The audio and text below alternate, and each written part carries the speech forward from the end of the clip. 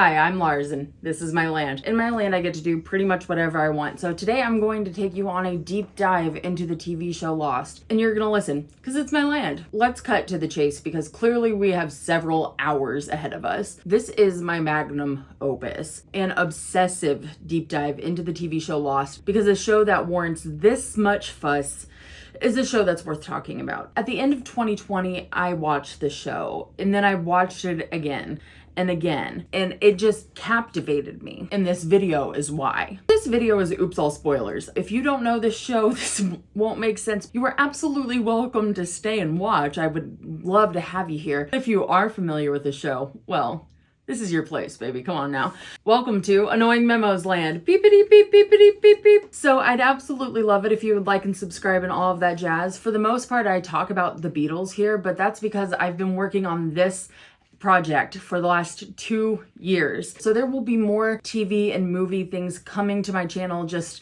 smaller.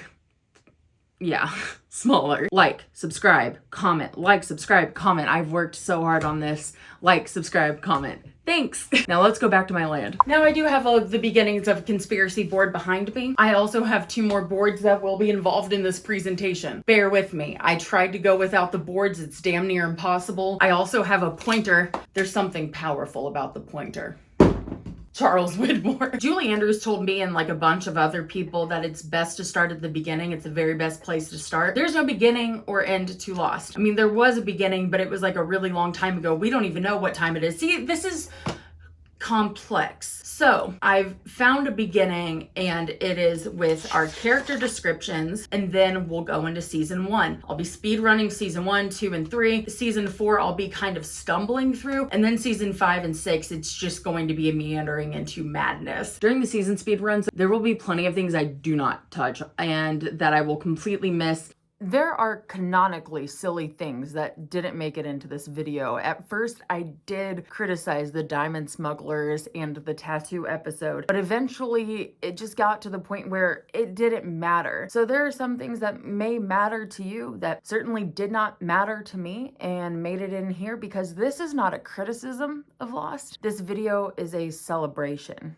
of Lost. These are speed runs over the seasons, so I just launch right into it. I'd say that the very beginning of season 1 is maybe the most egregious example of this. Just stay with me. I slow way down for the finales of each of the seasons, and once we get to like seasons 3 and 4, things change quite a bit. There's also a lot of meanwhiles, so I'll be telling one storyline and then we have to stop and go back here and then tell another storyline. So the stories are occasionally out of order. You get it. Okay, thanks. So anything that I don't add here, it will wind up being on the screen and it will be in a click. So if you want to comment and be like, me, it's not my fault if you miss the click. Okay, it's not my fault if you missed the click. However, I've done my very best to make this as listenable as possible because I know what it's like to want to listen while you do your chores, okay? But there will often be information coming up on the screen. Now, I did write physical descriptions of every single character that will be a big part of the show, and some that aren't as much a big part but still matter. And I will plan on introducing new characters as they come in. Real quick note about the character descriptions. Lost as a TV show works in an on-island storyline and off-island flashback. Then we go to flash forwards and then we go to flash sideways. My character descriptions include everything in the character backstories throughout season 1 through 3. Everything that the character brings to the island from which they will evolve will be in this character descriptions list. So if you haven't watched the show in a while and you kind of forgot, this will cover it all. By the way, these character descriptions are not in order of importance. I put Jack first and then I put Locke at the end because I liked how the story flowed and because I want him to be fresh on your mind and I want Jack to be fresh on your mind. Jack Shepherd. Jack Shepherd is our main guy. He's supposed to be our reluctant leader, a heavy as the head type, but he's a perfectionist and would never ever let anyone else call the shots. He's stubborn and a bit sanctimonious. He's always right. Jack is a spinal surgeon, and usually someone's career would not define their personality, but this is Jack. He is obsessed, not an exaggeration, with fixing people. That is the term that they use in the show. I'm gonna fix you. Whenever he failed impossible surgeries, he went on self-flagellating tours of pushing himself physically and mentally. Sometimes it worked though. One woman, Sarah, was in a serious car accident, so serious that the other driver died. Her future looked grim and Jack was sure that he failed to help her walk again. But he succeeded. She could walk and they fell in love and got married. They eventually divorced because he put fixing people over his marriage just like he puts fixing people over every other thing. This obsession, even I would argue it's a compulsion to fix things, stems from his childhood, as most things do. Now, this is the beginning of the theme of daddy issues. It's throughout the entire show. The more I watched the show, the more I saw the through lines. It's everywhere. Christian Shepherd is also a very successful surgeon, but a drunk and an asshole. In Jack's childhood flashbacks, his dad repeatedly tells him, "You just don't have what it takes." It's safe to say that Jack spent his whole life trying to show his dad that he was wrong. But that's not the only traumatic lesson that Jack was taught. Christian told an adult Jack that he doesn't know when to let go, shown by Jack doing chest compressions on dead patients over and over again, trying to fix impossible cases and holding on to the tattered shreds of his marriage in an insane spiral. Jack just couldn't let go. From the flashbacks, the audience gets the sense that Jack has no idea how to enforce or create boundaries for others or himself. He gets too attached, too passionate, to everything. Christian let his substance abuse leak into his work life when he operated under the influence. You tell me, if you were upstairs and I was in a restaurant having lunch, then why did they call me?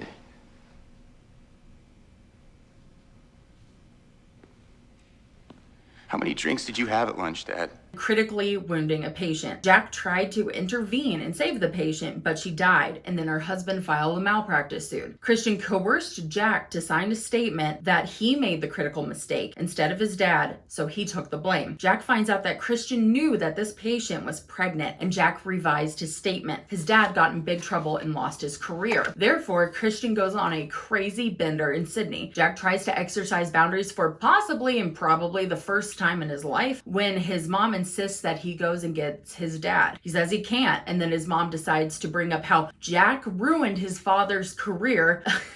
You know, when he told legal about how his dad was inebriated while operating and wound up killing that patient, that was definitely Jack's fault. But Jack doesn't know anything about boundaries, so the guilt trip works. When Jack goes to Sydney, he finds out that Christian died drunk alone in an alleyway. He wasn't even supposed to be on Oceanic Flight 815 because of customs issues with the casket, but he screamed at the flight clerk about his desperation to get this done, meaning he would bury his father that day, and so he got on the flight to LA. Kate Austen. Kate is an enigma. She's a total cipher. She's this adorable little lady, but we find out pretty early that she's wanted for murder. She's super cute, and she's a very pretty crier, so everyone is enamored with her as she continually subverts expectations. She's smart, resourceful, and strong, and she becomes one of the main guys going off on jungle excursions. She has a love with Dr. Good Guy and Mr. Bad Boy, and the whole thing isn't really resolved until season 6. Kate's backstory is confusing, and it's meant to be. She had a close relationship with her father, Sam, who's in the military, but her mom, Diane, cheated on him with a random man named Wayne. She marries the guy, and Wayne turns out to be a drunk who physically abuses Diane and is pervy with Kate.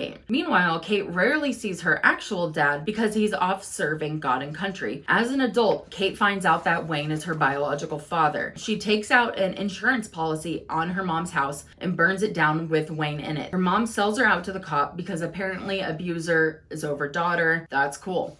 Not that I'm saying I condone murder or anything, but you get it. Kate is very guarded in her backstory and on the island. She lies about her background often, and she's convincing, so the audience doesn't really know what's true about her. What we do know is that the few people that Kate loves and holds dear are her entire world. Most of Kate's flashbacks revolve around her nearly getting caught and arrested for making, as I wrote in this script, Wayne McNuggets. Jesus Christ. But she's slippery and she gets away a lot. Eventually, her proclivity to run hurts every single person in her orbit. She lies about her name, her story, she dyes her hair, wears wigs, she fell in love once and then she ran out. When she was caught in Australia, she was Annie, taking a gap year and working as a farmhand for an older farmer named Ray. He calls her in for a $23,000 reward because he's got a hell of a mortgage. A U.S. Marshal named Edward, but I'm just gonna call him Marshall, who she seems to have like a very very interesting and borderline or very inappropriate relationship with, comes to get her and flies her back to LA on Oceanic Flight 815. Sawyer. Sawyer's a con man, a grifter, and his name isn't even Sawyer. It's James Ford, but we don't learn that until later. Sawyer pretends he's all mysterious and tough, but he has the most expressive face on the cast, so you always know when he's upset or angry or anything. He's a big part of all those jungle excursions I mentioned before. On the island, Sawyer takes on a tough guy, I don't have anyone back home approach. Kate isn't buying it because she has seen him scrupulously reading a letter over and over again. So she says, "You do love somebody." And he makes Kate read the letter aloud. But the letter is from a little boy vowing to kill Mr. Sawyer because Sawyer had sex with his mom, took all of his daddy's money, and then his dad killed his mom and then himself. But remember, I said that Kate is smart and resourceful. It doesn't take her long to figure out that Sawyer wrote this letter himself as a child. He took on the name of the con man who ruined his family, and like he wrote, he still vowed to hunt down and kill the real Sawyer. So you know, daddy issues. In the flashbacks, we don't learn a whole lot about Sawyer. We see what happened the night his parents died. He was under the bed when his dad took his own life. The rest of most of his flashbacks include him conning people and sometimes trying to save those people from his cons when he gets emotionally attached. That's really all we know. The backstory is kind of like, this guy's a scumbag. Sawyer got some information that the real Mr. Sawyer was working in Australia. So he goes and he shoots him, but before the guy dies, he tells him, "Hey, I'm not that guy. The dude that gave you this info wanted me dead, so you've been hired basically for free for a hit on me." Now, Sawyer is a scumbag, but he's not a murderer, so when he flies back to LA, he's feeling pretty bad about this. Saeed Jarrah. Saeed is serious, smart, and does everything. He can fix damn near anything, beat up damn near anyone, and survive damn near anywhere. He's a perfect second in command for Jack. He's loyal, willing to help, and gives great input, but he doesn't make big decisions on his own. He values the input of others. This is all pretty dry and unfunny, right? That's because Saeed is dry and unfunny. He grew up in Iraq and joined the Republican Guard, a highly specialized and trained militia that reported directly to Saddam Hussein during Desert Storm. When he first came to the island, he said he was a communications officer, but really he was an interrogator, a torturer. And he's got the best one-liners surrounding it, I swear. I thought you were a communications officer. Part of my training entailed getting the enemy to communicate. I think you've never actually tortured anybody in your life. Unfortunately for us both, you're wrong. You want to know who I am? My name is Saeed Jarrah, and I am a torturer. While Saeed was an interrogator, he was commanded to question a woman named Nadia, who he knew from childhood. And as far as Saeed's childhood goes, we know that he stood up for his brother Omar when he was forced to kill a chicken. Saeed just killed it for him. He broke the bird's neck and emotionlessly handed the bird to their dad. Saeed, barely out of toddlerhood, was then praised for his violence. Nadia knew that young Saeed, and he can't bring himself to hurt her because he thinks that she's beautiful, and he starts to fall in love with her, and he does his best to sneak her food and water. She's a good woman, and she never ever lets Saeed off the hook. Nadia. Go on, Saeed. Do your work. She won't forgive him for what he's doing, and he can never forgive himself when he's eventually forced to hurt her. She doesn't talk, and he's ordered to execute her. Instead, he shoots his commander dead and shoots himself in the leg and gives Nadia the gun and forces her to escape. Saeed spends all of his time from leaving the guard to the crash on the island trying to find information on Nadia so they can be together again. He had just finished a mission and found information about her living in LA, so he was flying on Oceanic 815 to try to find her. Jin and Sun Quan. Their relationship is so intertwined in their story that I'll have to tell it together. Jin and Sun are Korean, and familial and public shame is a great part of their story. Jin was the son of a fisherman and a sex worker. He spends his adult life saying that his parents are dead to avoid the shame, and working in the service industry to build up his reputation, where he eventually met Sun. Sun is the daughter of Mr. Peck. He owns an auto manufacturing business, does build cars, but that's not his real job, you know? It's likely that Sun's family is based off a Google pronunciation here. Chable. Chable. Sorry, I'm not risking it. It's a group of families that marry within each other, kind of run in the same circle, similar to a mafia, but more monopolistic, more politically powerful. Marrying out of this group is almost strictly forbidden. It is very important that these marriages are political. Marrying Jin would be completely out of the question. Think mob boss, pinhead. He has people deliver messages. Sun was trained to lie and pretended to be perfect to avoid her father's wrath. Jin and Sun fall in love quickly. He gets Mr. Peck's permission to marry her with the stipulation that he works for him for 2 years as an auto plant floor supervisor. A woman blackmails Sun for $100,000 to not reveal Jin's parentage. Spoiler, it was Jin's mom all along. What a douche. Sun's dad gives her the money in exchange for Jin working for Peck directly. This is Sun's decision, and she agrees. Then Jin becomes Peck's personal assistant, so now he's the one delivering messages. He comes home covered in blood, and Sun's concerned. He's washing blood off his hands in the bathroom when Sun is demanding answers. He's catatonic and eventually snaps at her. Jin withdraws entirely and becomes controlling and abusive. And Sun becomes submissive and afraid. But she starts learning English, hooks up with an ex, and plans to leave Jin. Small complication. Sun and the ex were banging when Mr. Peck shows up and catches them fully nude. Mr. Peck's pretty pissed. Sun does the ultimate walk of shame. Later on, Jin is in the office with Mr. Peck and he's told to take care of a problem that Mr. Peck has. It's clear that Jin does not want to kill the guy, but Peck doesn't take no as an answer. He pulls at Jin's heartstrings, calls him son, your shame is my shame, yada yada. He goes to take care of this problem but can't do it. Instead, Jin says, you are never to talk to Sun again, and the ex winds up jumping to his death later that night. Jin has an assignment in LA to deliver $25,000 in a fancy Rolex, so Sun goes with him. She has a getaway car in Sydney but doesn't take it, and she and Jin have a heart-to-heart and plan to run away after Jin's completed the assignment. So for a short moment,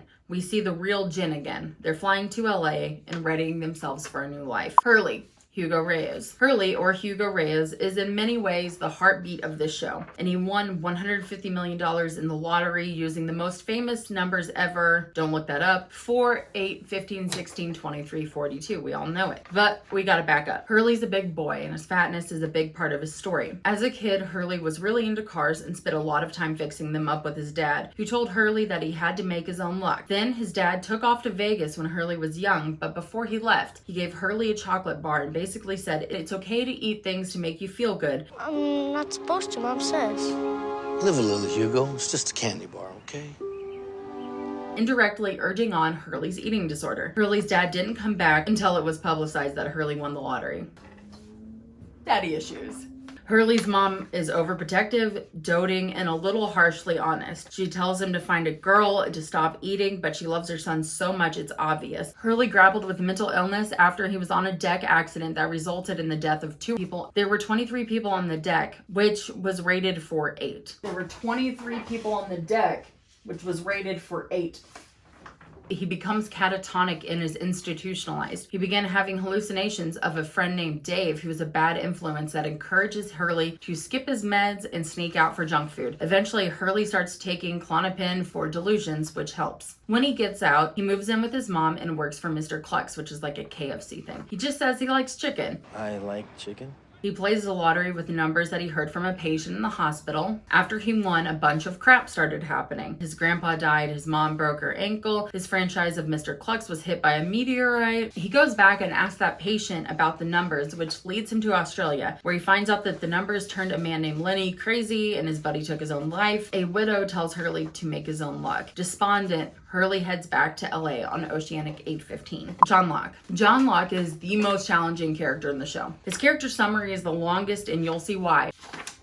Jesus Christ. Okay. Locke gets to the island. Everyone finds out that he's stashed several knives in his luggage. Actually, they weren't stashed away. They were legally carried, and I'm sure Locke would be happy to take licensing. How'd you get that knife on the plane? Checked it. You won't catch him off guard. He's got everything done properly, and he's super annoying that way. Stop for a second and consider all of these backstories. You know, Jack's dad blamed him for a patient he killed. Sawyer's dad killed his mother and then took his own life. Saeed was forced to torture the woman he loved. You're gonna have to put all of that somewhere over here and strap in for this one because it's a doozy. John Locke was in Australia to do a walkabout where a bunch of dudes go out into the jungle and kill for a week, but they refuse him because he uses a wheelchair. John freaks out and yells, "Don't tell me what I can't do." But wait, John is walking when he's on the island? Yeah, the island's magic. Okay, so he was planning that walkabout for months. He's bullied at work and he fell for a sex line operator who he calls Helen after his actual ex-girlfriend, Helen. We aren't even close to the worst yet. Locke grew up in the foster system and is stalked by his bio mom as an adult. He hires a PI to dig into his birth parents and winds up getting along really well with his bio dad, Anthony Cooper. They become buddies. Locke finds out his super rich dad is getting dialysis. He needed a kidney, so John offered his own. They're in a hospital room together, heading off for surgery together. It's really sweet. But when John wakes up in the hospital, Anthony isn't there. He's gone home for in-home care and didn't leave a message or anything. AMA, John goes to Anthony's house, but the door guy refuses him entrance. His dad used him to get a kidney. Locke doesn't let it go. He stalks his dad every night. He meets Helen in a grief survivors group, but he ruins it because he keeps stalking his dad. He joined a cult and said that he'd let go of his anger, but not really. Locke kind of moves on until a random guy asks John about Anthony. This guy is concerned because his mom is dating the con man. Locke confronts his father, tells him to stop conning, so Anthony pushes him out of a penthouse window. You know. John is paralyzed from the waist down. He's flying back to LA after being refused from the walkabout, despondent as well. Charlie Pace. Charlie is unofficially a main character, especially in the earlier seasons. He's supposed to be this washed up, one-hit wonder rock star with a heroin addiction, but Charlie is actually incredibly crucial to the camp's survival. He's a main component of many trips out to the jungle, and he's definitely part of the comic relief. Wait a minute. Polar bears don't usually live in the jungle. Spot on. Charlie was a man of faith. He has the most hilarious confession to a priest after a night of partying when playing with his band. Anything else? Yeah, right after that, I had relations with another girl. Straight after that, I watched while they had relations with each other. He's in a band with his brother Liam, who does lead vocals, but Charlie writes all of the music. In fact, he was given a piano as a child and told repeatedly that he was going to be the one to get his family out of squalor. No pressure. When Liam convinces Charlie to continue the band, Charlie makes a deal that if things get too out of hand, they stop the band. Liam develops a drug habit and Charlie pulls the cord, but Liam convinces Charlie to stay. Charlie eventually starts using out of resentment toward his brother. Addiction tears the band apart when Liam deteriorates. Charlie falls further into addiction as his life's work becomes a joke. Liam gets clean, but Charlie doesn't. He visits Liam, who's clean and sober with a wife and a kid in Sydney, and then agrees to go to rehab in LA, so he hopped on Oceanic Flight 815. Claire Littleton. Claire comes to the island pregnant. She was planning on giving up the baby after her boyfriend dumped her. He's a total prick, by the way. She saw a psychic who was super weird, but for some reason she came back. He insisted that Claire raise the baby herself and wound up stalking her and calling her nonstop. Jesus Christ. The psychic offers Claire $6,000 to fly to LA and give her baby to a specific couple. She would get an additional $6,000 upon arrival. Claire was driving when she and her mom got into a car crash while they were fighting. Her mom winds up in a coma and her aunt is a total jerk about it, but eventually her mom recovers. That's on for a later day. Claire's dad is Christian Shepherd. He wasn't really in her life, but he pays all relevant bills. Jack didn't know about this until much later post-Island, but it does come up. Walt and Michael and Vincent. How dare I forget? Walt is a 10-year-old boy whose mother just died, so he and his dog Vincent have to move from Sydney to the States with Michael, his biological father. That's because Walt's adoptive father decided that after Susan died, he no longer wanted to be a father. He only chose to adopt Walt because he wanted to be with Susan. What a douche. Daddy issues, okay. Michael didn't want to be a deadbeat dad. He meant to keep Walt in his life, but Walt's mom, Susan, hired a lawyer that completely eviscerated him in court, who's probably the worst character in the show. There's very evil characters in the show. And yet Susan's lawyer is probably my least favorite. For someone who wants to retain his paternal rights so badly, don't seem to know much about your son, Mr. Dawson. I'm his father. I'm sorry, could you say that louder, please, just for the record? I'm his father.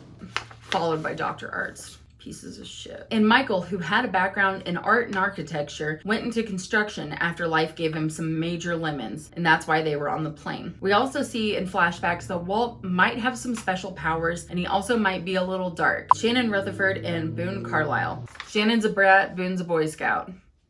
I could leave it there, but I won't. Boone is truly one of the only fully good characters in the show. As far as backstory goes, they're step siblings, but they call each other brother and sister. There's trust fund levels of money with these people. Boone's mom hates Shannon because she had a good relationship with her father. Her dad died in a car accident. Remember Sarah, her car accident, and the driver who died? And her stepmother immediately cut off Shannon.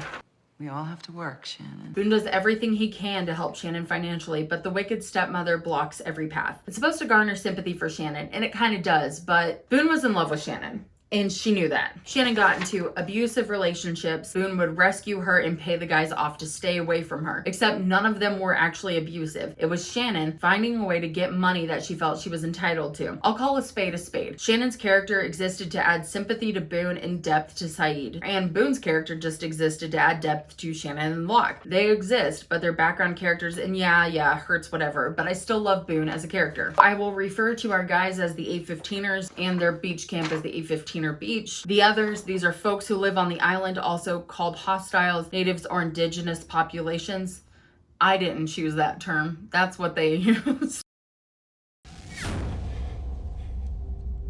Same me, same shirt, different day. So, on island, first night, crash and smoke monster. We also find out that they're looking in the wrong place. Our plane was 1,000 miles off course. There was polar bears and one of the best lines in the show. I saw a guy lying there with an ankle holster, so I took the gun. Thought it might come in handy. Guess what? I just shot a bear! Our guys find the French recording. This is Shannon's translation of the recording. Please help me. Please come get me. I'm alone now, on the island alone. Please someone come. The others, they're dead. It killed them. It killed them all. And then Saeed added up that iteration and found that it was 16 years because he's apparently a math whiz. When Saeed tried to triangulate the signal, he was attacked and the transceiver he had was destroyed. Walt and Michael fight a whole lot, and Walt and Locke connect, where we see a little bit of Walt's perhaps special powers. There's also an overarching theme of evil and good. We see Locke talking about, I think it's backgammon, but we've got dark and light, black and white. And of course, we'll also see in later seasons, dark and light, relatively. I wrote, Jen is a controlling prick, which is true. We also see miraculous and impossible healing. Locke had used a wheelchair before the plane crash. Rose had fatal cancer, and both of these folks found themselves to be better. Jack has apparitions of his dead father, which led him to the caves and a water source. Right at the set of Jack finding the caves, everyone was fighting for water. Boone gave Claire some water because she's pregnant and not doing well, and then everybody started attacking Boone. Jack comes back to the beach and has a speech that we all know. We can't do this. Every man for himself is not going to work. But if we can't live together, we're going to die alone. That theme of live together, die alone continues throughout the show. That was also the same day that Locke told him that he needed to be a leader. Jack was at that point very reluctant, but he'd already shown signs of leadership, and Locke said, will people trust you? Sawyer hoards all kinds of supplies, assuming medications for Shannon's asthma, and therefore Jack and Saeed wound up torturing Sawyer for the medication. Sawyer didn't have the medication, and then he winds up holding the information above Kate's head. Happy to tell you, as soon as I get that kiss. What? Are you serious? Baby, I'm tied to a tree in a jungle of mystery. Which seems oddly intimate and very uncomfortable. Now, here's something I'm speed run for and say. During that torture scene, it's difficult to watch. Continually, Jack and Saeed both say, we don't have to do this. You can just tell us. And then he says, oh, but we do. We do have to do this. It doesn't have to be this way. Yeah, it does.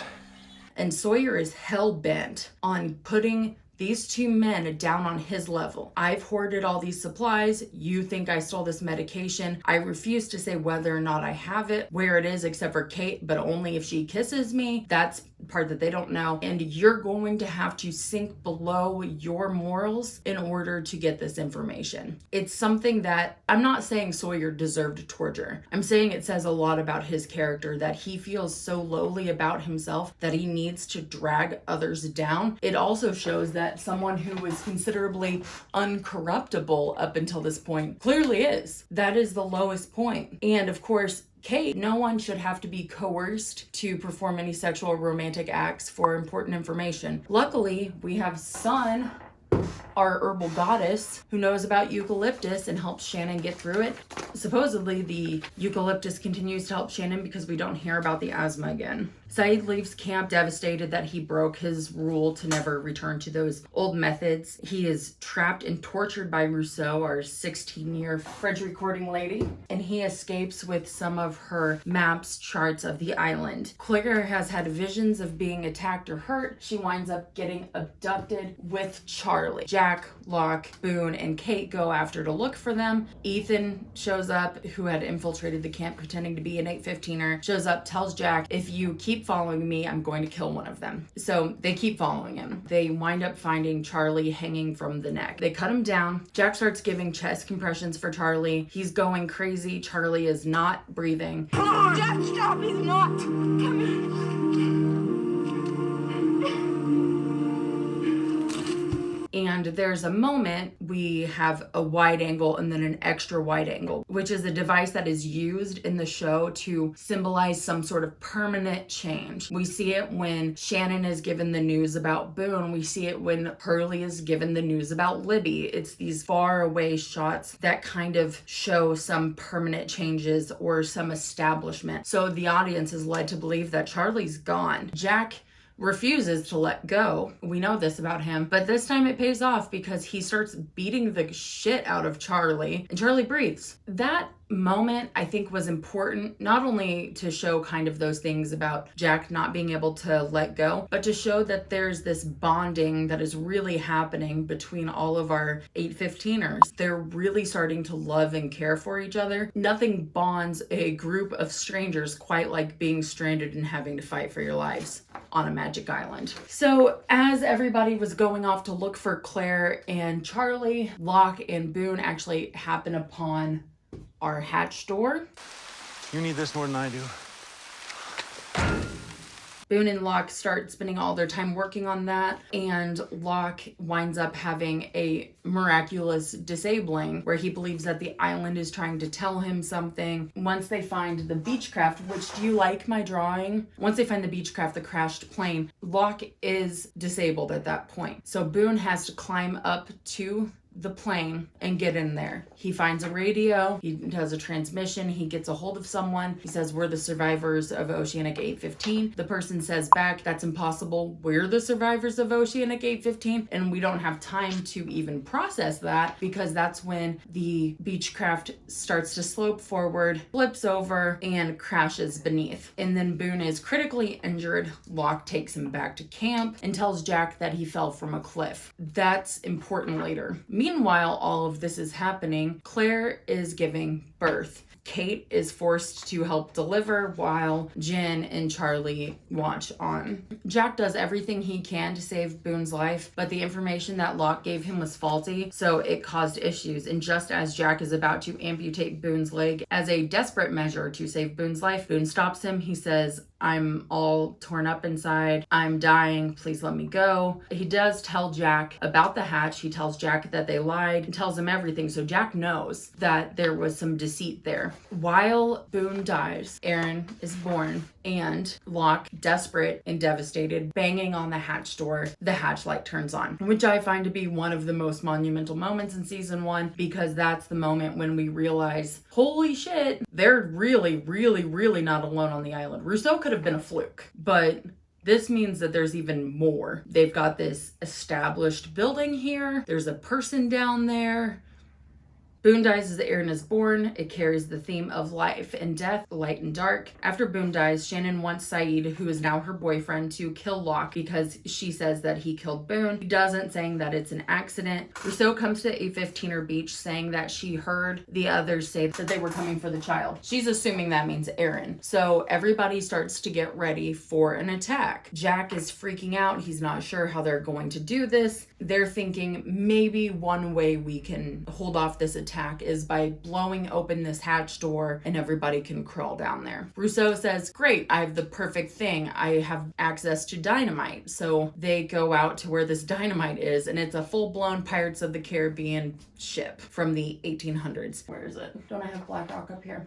Black Rock. Rousseau says that in the Jungle Whispers, that's when she hears, because there's the Jungle Whispers, that's how she heard. People think she's probably crazy. Jack and Saeed believe her, which is enough for the whole crew. As that's happening with the dynamite, my least favorite character gets blown up because this guy sucks. And oh, I forgot to mention, during all of this, Michael, our architect, construction man, has built a beautiful raft which was set on fire. We don't know this at the time, but we find out later that Walt burnt the raft because he was enjoying spending time with his dad. Michael and Walt begin building raft 2.0, better and stronger than ever before. So this is how Lost always ends all of their seasons. There's multiple things going on. The raft has to leave because it's about to be monsoon season. The others are coming, and Claire was attacked and somebody took the baby. So somebody has to go find the baby. We've got to get the hatch open so we can hide from the others, and the raft has to take off. There's like always at least 3 things going on. Rousseau, Hurley, Jack, Locke, and Kate go and get the dynamite. Right before they blow open the hatch door, Hurley sees the numbers. Hurley sees the numbers on the hatch door, but it's too late for them to stop blowing it up. And Saeed and Charlie go off to find Aaron. It turns out that the person who took Aaron was Rousseau, that thin plume of smoke. She was the one who set it up. And she said she was certain that these people were coming to take the boy, and she was hoping that she could use Aaron as a bargaining chip to get her daughter back. As much as Charlie wants to kill her there, the audience and Saeed understand that this is a woman acting in a trauma response, as upsetting, inappropriate, and flat out criminal that was. She doesn't deserve to die. Charlie comes back with Aaron back to the raft, which has taken off at this point. Our guys flip on the radio that Saeed has rigged up for them, and they get a signal. They get a beep. They fire off a flare, and a boat comes. Everybody's so excited because rescue seems to be here. Turns out that they're here for the boy. The boy that they were coming for was Walt. As everyone is fighting to keep Walt on the raft, Michael is pushed in the water, Sawyer is shot in the arm, Walt is forcibly taken, the others blow up the raft, and Michael, this devastated dad, in the water screaming.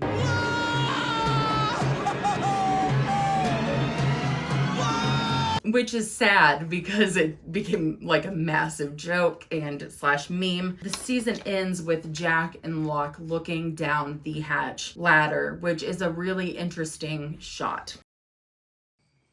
The sun comes up in 3 hours, and we're all gonna be here to see that happen. Season 2. I'm gonna give character description of one of my faves. Desmond Hume. It's really hard to describe Desmond. Desmond is a Scotsman who has done a year of medical school, took a vow of silence and became a monk, joined the Royal Scots Army, and was later dishonorably discharged for not obeying commands. He's a passionate, flighty guy who tried to do everything and has finished very little. He tends to get inklings and realizes he needs to do something else, something greater. When we're watching, we see the purpose of what he's talking about and why he might need to do something so fanatical and crazy-eyed. But to the people in his life, and especially to the women that he's loved, he's an asshole. He has a tendency to commit, really commit, and then he ghosts. Desmond's backstory is confusing, but it all boils down to one thing, really. He really loves Penelope Penny Widmore, but it's not enough. Her father, Charles Widmore, is a richer than Mr. Peck and very powerful man. In Charles's eyes, Desmond is just not good enough. He tells him as much and leaves Desmond feeling like he's unworthy with no honor, which is a sticking point for Desmond. Des is going to propose to Penny when he has a strange encounter while ring shopping. Suddenly, the ring clerk snaps and tells him that he's not supposed to buy the ring. He's not supposed to marry Penny. That woman, Eloise, shows Desmond that she has some sort of psychic power and then says he won't marry Penny because that's not what's supposed to happen. Later, Des and Penny go out on the town and get photos taken. As Desmond looks at their photo, he realizes that Eloise was right. He breaks up with Penny and joins the army. Then he's discharged, serves time for his crime, and Charles Widmore shows up as Desmond is being discharged and tells him that he has intercepted every letter that Des wrote Penny while he was incarcerated. Desmond decides that he's going to enter Widmore's round-the-world sailing competition to regain his his honor and finally be with Penny, who was engaged to another guy at this time, by the way. And Desmond winds up crashing his boat on the island. When we first see Desmond on island, it's at the very beginning of season 2, and he's coming at Jack and Locke with an amount of ferocity that is hard to understand until you realize his circumstances. Desmond has been in this hatch for 3 years, believing that the island is quarantined from some fatal sickness. Through his on-island flashbacks, he's the only one who has these, I guess, other than Ben. We see that his hatchmate, Kelvin Inman, who had been lying to Desmond for 2 weeks about his plans to leave the island, he was just like la-di-da. Desmond finds out that the island is not quarantined, but he's still kind of in denial, and then suddenly our guys are showing up in the hatch. Now we're caught up to where Desmond is right before we find him in season 2. Basically, we find him immediately, and then he's gone, and then he's back like almost immediately as well. Mr. Echo. I wish I could spend more time on his character. I'm positive I'm gonna make a video dedicated just to him alone because he's so interesting. And overall, I just didn't get enough time with him. So I can't find her. I will pray for her. Where the hell are the rescue planes? I will pray for them too.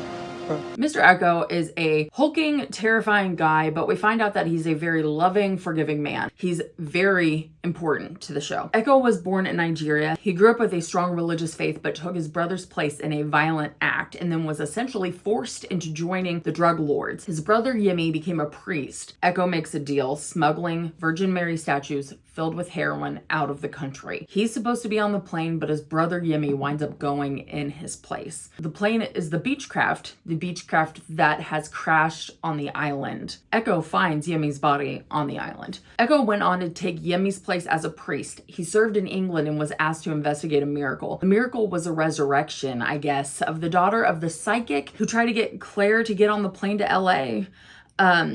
It's weird. While he's investigating this miracle in Australia, he takes confession and someone gave Echo a passport so he could go to Los Angeles, and therefore he boarded Flight 815. It is so convoluted, but ultimately the underlying message is to keep the faith. Do not close the doors on the mystical. The thing about Mr. Echo is that he was supposed to overtake Locke's position in the later seasons. However, the actor from Mr. Echo really didn't like living in Hawaii. I mean, these actors had to commit, I think, at least 6 months of a year in Hawaii for 6 years straight. That's a lot to take on. The weather in Hawaii is not easy. You know, it's a beautiful place, but it can't be easy to live, and also he just preferred living in London. So he worked with the writers to come up with a natural end for his character. Mr. Echo is a really important character. He's a religious man who brings a lot of magic to the island. I would love to spend more time on his backstory. I just don't have it. Ana Lucia was a police officer that was involved in a shooting where a freaking horrible guy shot her for basically no reason. He just didn't want to get in trouble. So this puts Ana Lucia into a very heightened sense of PTSD. What is particularly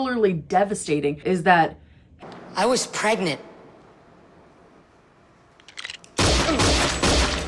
Anna's instincts keep the tail enders alive in bad situations, and oh my god, they are in many bad situations. But it also makes her overreact in a way that's very scary. She's completely unpredictable, and her intensity comes off as very unlikable. Her character arc is so short that she barely gets redemption, like barely at all. So Ana Lucia met up with Christian Shepherd, like that's right, Jack's dad, and became his bodyguard when they went to Australia. Okay, so Christian went to Australia because he's also Claire's dad and he wanted to see Claire, but Claire's aunt is like a raging bitch and wouldn't let Christian see Claire, and there was like this drunken interaction, and Ana Lucia, who had been like paid big bucks for this trip, she intervenes. Everything's fine. Christian dies on this trip. Why are you here? I'm here because I can't apologize to my son. He tried to help me, so I thanked him by cutting him off. I thanked him by hating him. And then Ana Lucia meets Jack at the bar before Oceanic Flight 815, and they board the flight. Libby, what's Libby's last name? Libby.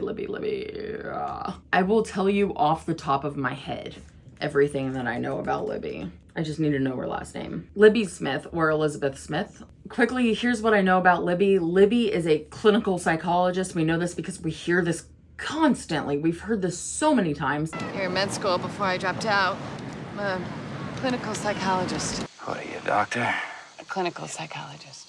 I'm a clinical psychologist, but shrink works too. She was in a year of med school. She was married to a man who had a sailboat called the Elizabeth. She was apparently very rich and gifted Desmond the sailboat so Desmond could go on a sailing trip. In the Flash Sideways, Libby has a history of mental health issues that we find out about. That's all we know. And that she broke her leg on a skiing accident. That's literally all. The only time we see her in flashbacks are in Desmond's and Hurley's. She doesn't have her own. And I think probably a few others that I'm forgetting about right now. Now let's begin the season 2 speed run. That's when we find out about the Dharma Initiative. So we find out that the Dharma Initiative exists. It seems like it had been ran in the 70s according to this orientation film. Dharma Initiative was a compound of scientists, philosophers, medical personnel, all kinds of folks who had lived on the island in order to study certain properties of this island. The Hatch is actually a Dharma station, the Swan, but we always call it the Hatch. The rest of them I just call Dharma stations because that's what they call them. The other Dharma stations are the Hydra, the Pearl, the Arrow, the Flame, the Orchid, the Looking Glass, the Tempest, and the Lamppost. However, the Lamppost is off island in a church basement in Los Angeles, so, you know.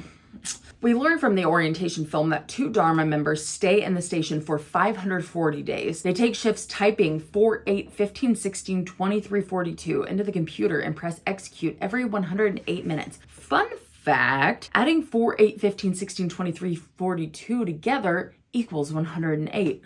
Apparently they do this because there had been a catastrophic event and pressing this button keeps that from happening again. And there are clearly pieces of the orientation film that are missing. Once Desmond realizes that he doesn't need to be in the Hatch, he's like, see ya. He says, press the button, don't press the button, I don't give a shit. I do think that the fillings thing meant something to Jack. But the film says this is an electromagnetic station.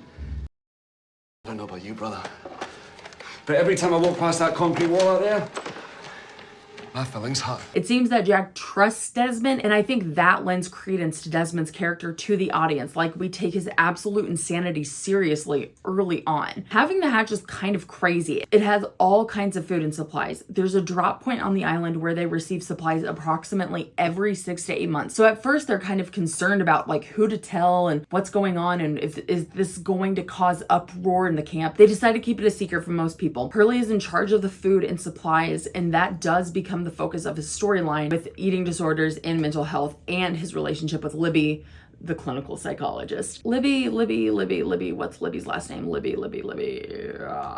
Anyway, on the literal other side of the island, Michael, Jen, and Sawyer are navigating the situation with the others, which is tense because of Ana Lucia. The others have been picking off their group, and she's trying to protect the Tailenders from anyone who can hurt them. So she's not very likable, like I just said. The Tailenders are clearly dealing with a much different situation than the 815ers. I know everything you've done for us, and I wouldn't even be alive if it weren't for you. But I'm going. Sawyer, Michael, and Jen find the tail end survivors. We meet Ana Lucia, Mr. Echo, Libby, and Bernard, who enter the picture. We find out from the tail enders that the others have stolen people from their camp, 9 in total. The kids! We took the kids!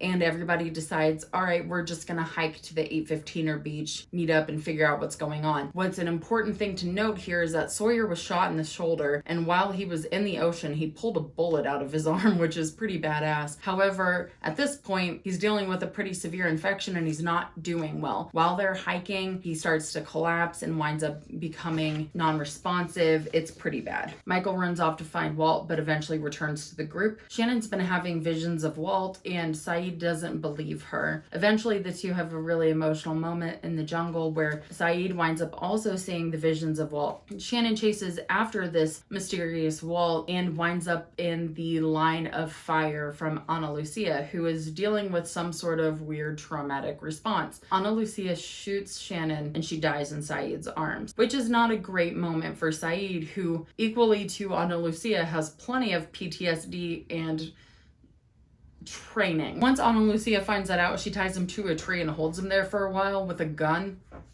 It's not great. Sawyer almost dies from the gunshot wound, but once they get to the camp, he is taken down to the hatch and Jack is tasked with caring for him. And thank God that the hatch is loaded with plenty of supplies, including a gun safe. Jack and Locke fight over and over about the gun safe combination to the point where there's a lot of contention between the two of them. I want to interject that Michael is not interested in failing Walt again. Michael always wanted to be the father that he can be now. He has the opportunity to be a dad to Walt again. He's not interested in screwing this up again. He wants to fight to find his son, and you can see that. He is very concerned about getting Walt back, and this becomes a big plot point throughout season 2. When Michael is pushing the button, he finds out that the computers work for something else. Maybe we're finding out about what was cut from that orientation film. So he starts AOL instant messaging his son, and they start making plans. He gets shooting practice from Locke, and well, like Walt, Michael is weirdly decent at hitting a target. It takes a minute for Sawyer to get better from his gunshot wound. It was pretty severe. There's some Kate, Sawyer, Jack stuff here, but I'm just gonna say this here, and I've mentioned it a couple times. I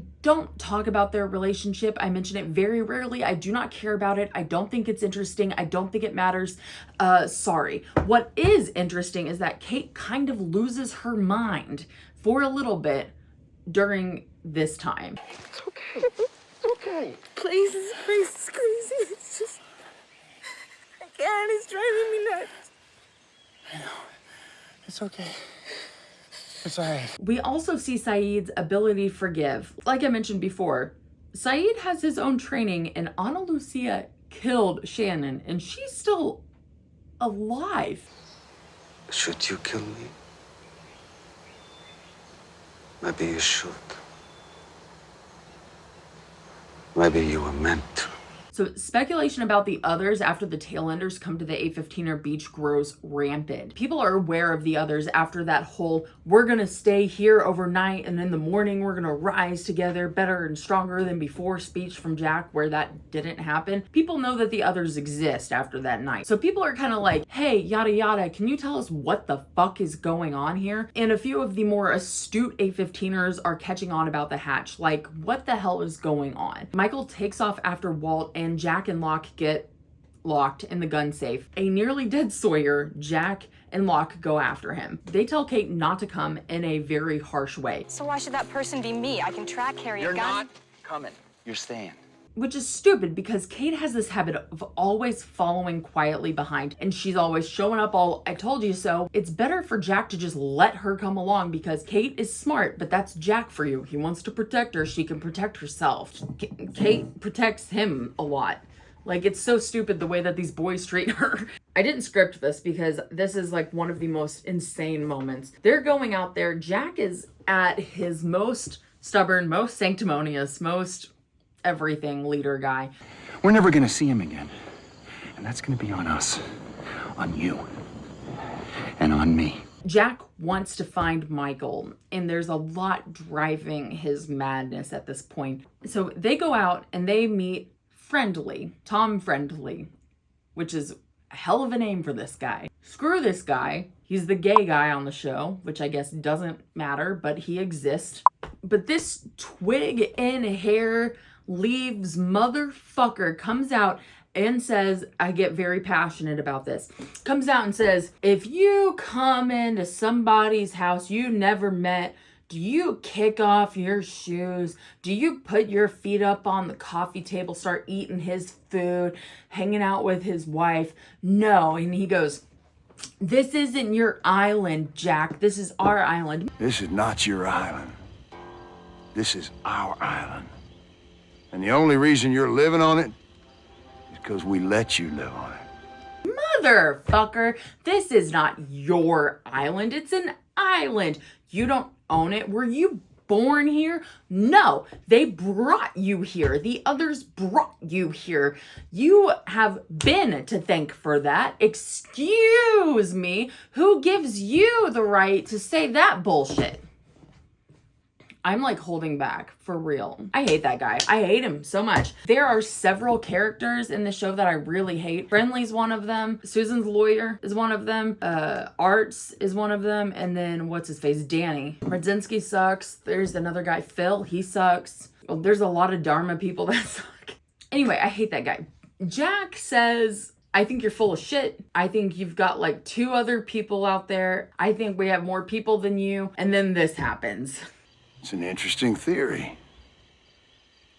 Light 'em up! And the whole world collectively shit their pants. Seriously, so scary.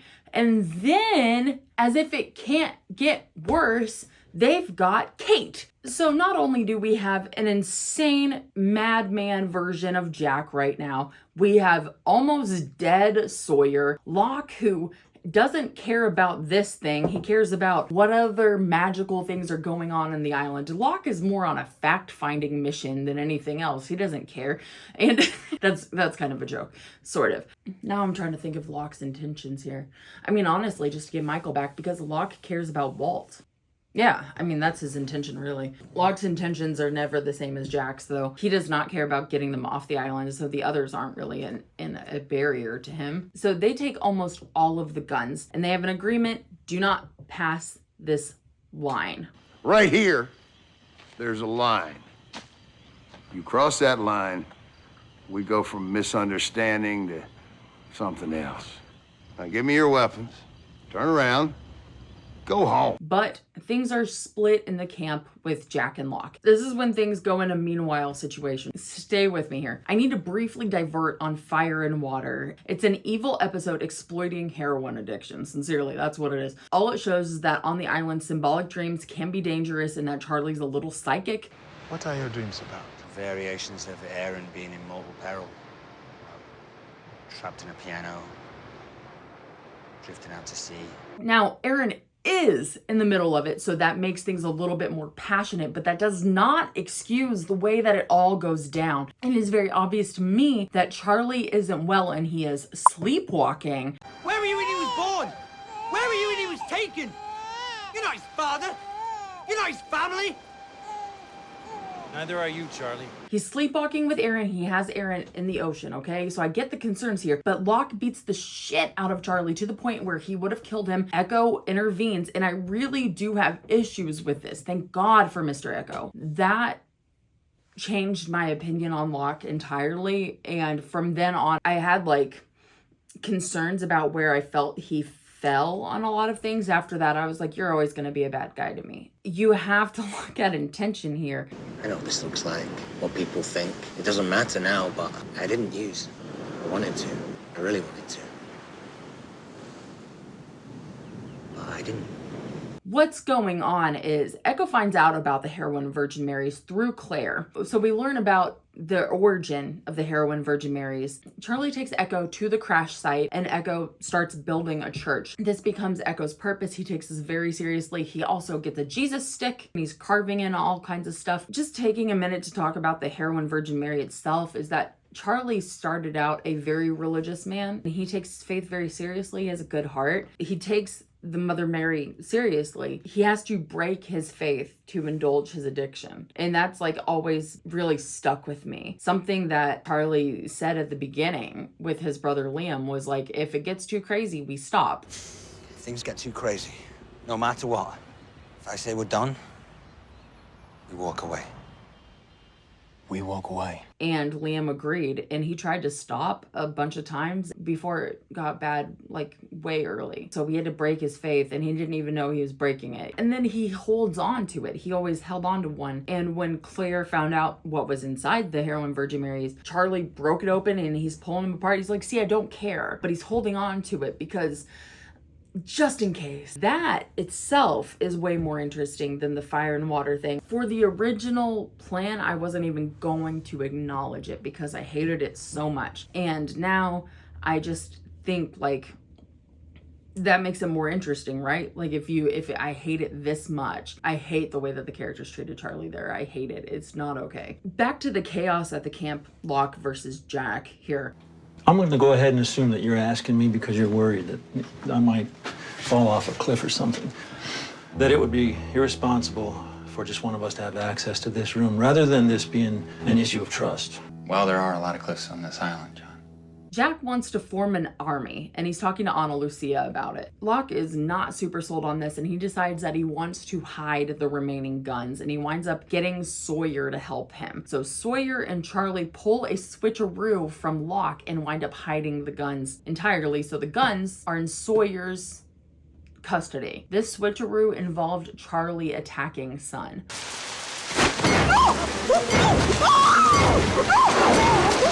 They get the guns. Jin, by the way, not happy. Now Sawyer has his stash back.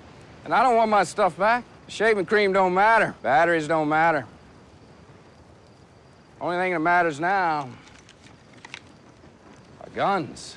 And Charlie feels like he got some power back. He gets Son's forgiveness, and we kind of forget it happened because what Locke did is so bad. Charlie and Echo start working together on the temple, and it's Charlie's road to redemption. The guns stay in Sawyer's possession until season 3 when he wasn't at camp. Rousseau traps a man named Henry Gale and gets Saeed to come get him. Henry says that he's from Minnesota and crashed on the island in a balloon accident. Saeed does not believe him, and everyone gets time alone to question him, but Saeed's is more, you know, Saeed. Hey, what the hell are you doing? What needs to be done? What if he's telling the truth, John? What if he's not? So they find out that Henry Gale is for sure not Henry Gale. During an accident, Locke gets trapped under the door. A UV map was revealed on a blast door. Locke asks Henry to go push the button for him, and Henry later tells John that he didn't push the button and that nothing happened. This sows a seed of doubt in John, but John starts trying to figure out what he saw on the door, and he starts drawing a map. He draws a map and sees a question mark. This question mark is also in one of Echo's visions, so these two go out and look for it. Locke and Mr. Echo go to look for the question mark where they find the Beechcraft, and Echo finds his dead brother Yemi. When Locke and Mr. Echo find the pearl, they learn that the station's purpose were to observe the folks in the Swan, fill up composition notebooks cover to cover, and send them in a pneumatic tube for, I guess, collection or whatever. At that point, Locke is pissed off because he believes that the button is fake. Mr. Echo thinks that the button is so important and so real that he abandons his church building endeavors to move into the hatch and begin pushing the button. Michael returns from the others' camp and he shoots Ana Lucia and Libby. He shoots himself in the arm and frees Henry Gale. At that point, Michael is desperate to go get Walt. He's asking specifically for Jack, Kate, Sawyer, and Hurley to go with him. He's like, let's go, let's go. And Hurley, who almost never puts his foot down, stops and says, they're dead!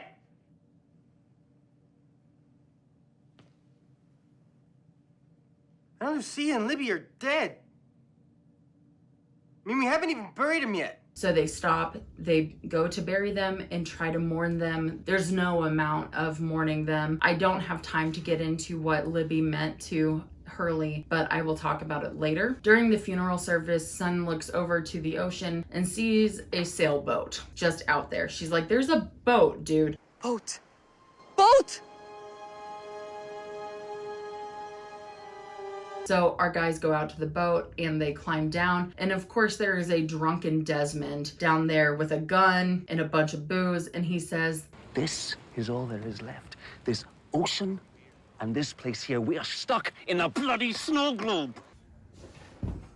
he says he's been sailing for like 15 days and he should have been to Fiji by now. He'd gotten far enough away and winds up back there. This thing is a bloody snow globe. You can't get out. Before Jack, Sawyer, Kate, and Hurley accompany Michael to find Walt, Saeed talks to Michael and realizes that Michael is working as a double agent. So Saeed, Jin, and Sun decide to sail over to the other side of the island so they can be backups. Locke and Desmond decide to lock out Echo and Charlie so they can't push the button. So the thing just happens. They think that the button is fake. They're like, screw it, we're not going to push the button. At that point, Echo decides that he's going to try to blow open the hatch doors, which, by the way, seems impossible. Those are blast doors with reinforced concrete, but he takes dynamite from the black rock, of course, and is unable to blow it up in time. Echo and Charlie are trying to do this whole thing to blow up the hatch doors, but it seems like it gets completely skipped over with everything else that's going on. When we realize what Michael is doing, it's absolutely infuriating. We are past heartbreak at this point.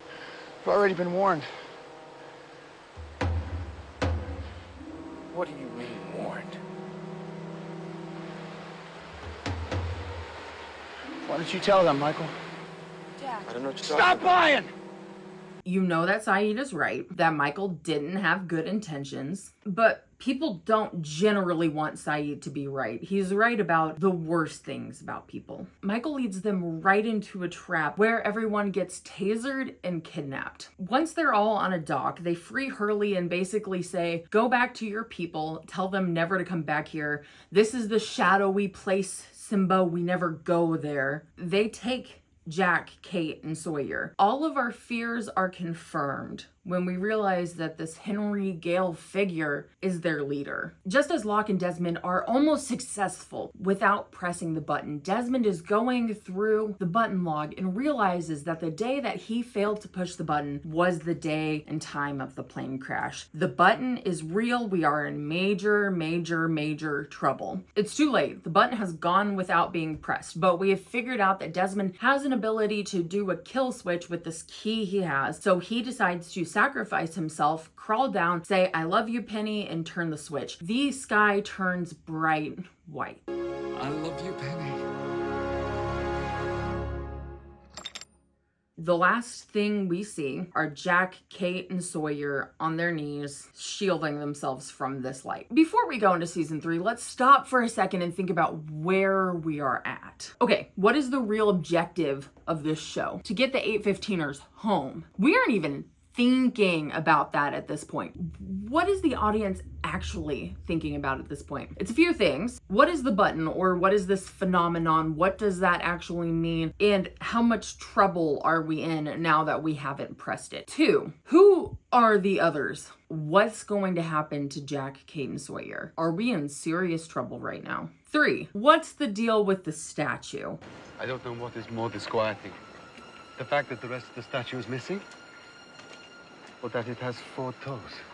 That's kind of a tangential thought, but still. And finally, character-wise, the most upsetting, what the fuck, Michael? I do have to say that if Michael wasn't taking Walt off the island at this point, I think we would forget that going home is even one of the objectives, because we are so far into the weeds of what is going on with the island that this isn't part of the priority anymore. What a way to go into season 3, goddamn.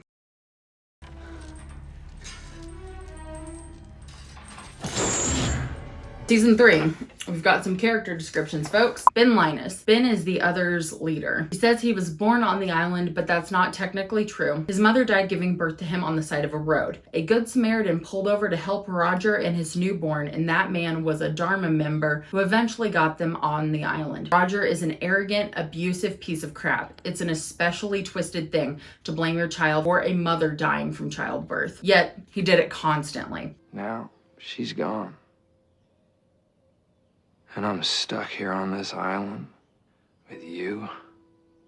When Ben was around 10, he met Richard Alpert and begged to join the others. Alpert said that he can, but he'd have to be very patient. A few years later, the others gassed the Dharma compound, killing anyone who didn't have a gas mask. They buried everyone in a mass grave and then took over the premises. Ben was tasked with killing Rousseau, but he didn't know that she had a baby. So instead of killing her, he takes the baby and left her alive. Rousseau begs Ben not to take her Alex, and Ben gets in trouble for taking the child, but instead he keeps Alexandra and raises her as his own. Ben is a very sly, manipulative, slippery type of guy. He's very, very good at what he does. One of his themes is his plans. He's always got a plan, even when he's taking plan. He won't go out of his way to kill innocent people, but he'll do anything to win, so he doesn't always care about human life. Ben seems impenetrable. Another thing that I didn't write in here, but I want to mention, is Ben always has information, intel on everyone, and he goes through these lists of information on all these people. Charlotte Staples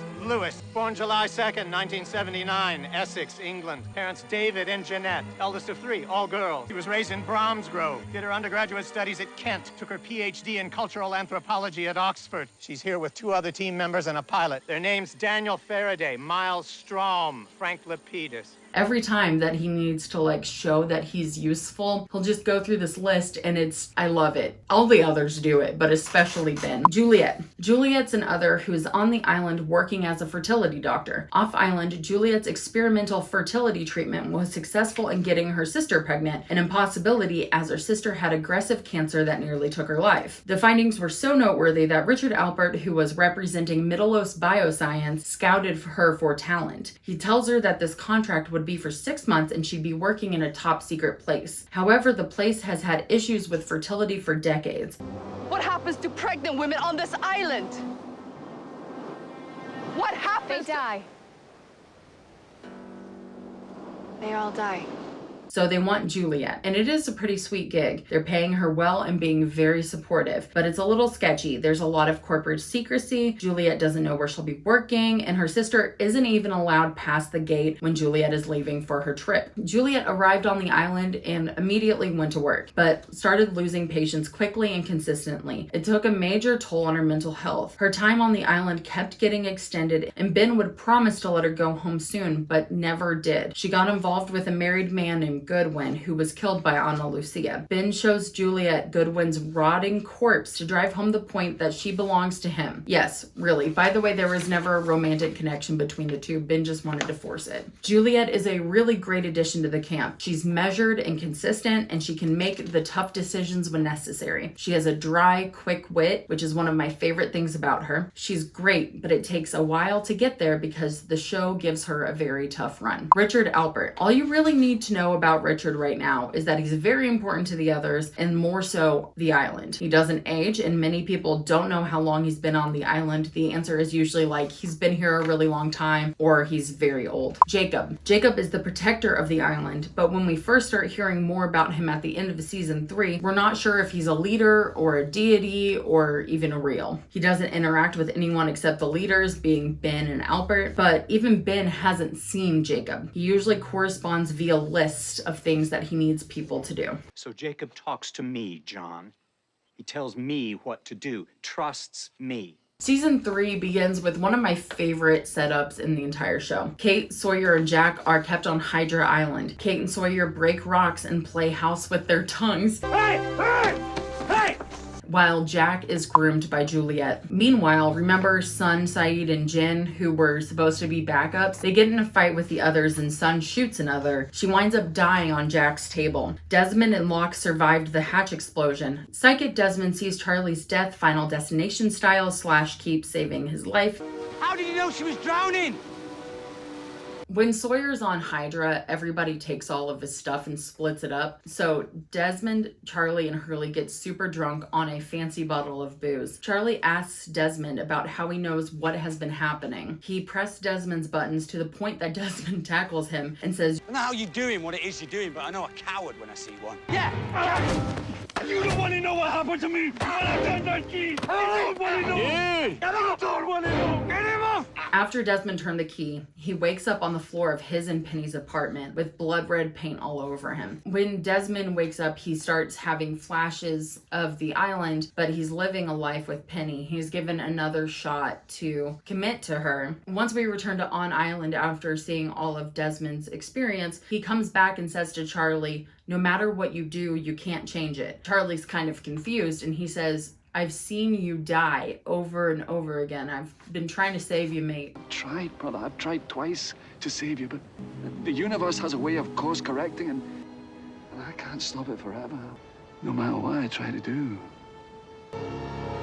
You're gonna die, Charlie. So this is what I refer to as like Final Destination for Charlie. Kate, Juliet, and Ben coerce Jack to operate on Ben's fatal spinal tumor because you don't get sick on the Magic Island. Mr. Echo dies by the smoke monster and is buried by Yemi. Everybody goes down to the Pearl and there's another guy looking through the Pearl camera, which is super scary. Hurley finds a van and gets it working. Jack holds Ben hostage mid-surgery to get Sawyer and Kate off island. Juliet helps them and winds up shooting this asshole named Danny, and that was punishable by death. Ben has a serious infection from the surgery. You don't get sick on Magic Island. Jack agrees to stay on and treat his infection in exchange for Juliet's life and tickets for them both off the island. Saeed, Locke, Kate, and Rousseau head out to go find him, and they find Mikhail. Mikhail is working at the Flame, which is another Dharma station that actually has access to communicate with the outside world. However, all of the comms are down. It seems like they hadn't been down for a very long time, but they were down. Mikhail tries to lie and say that he's the last living member of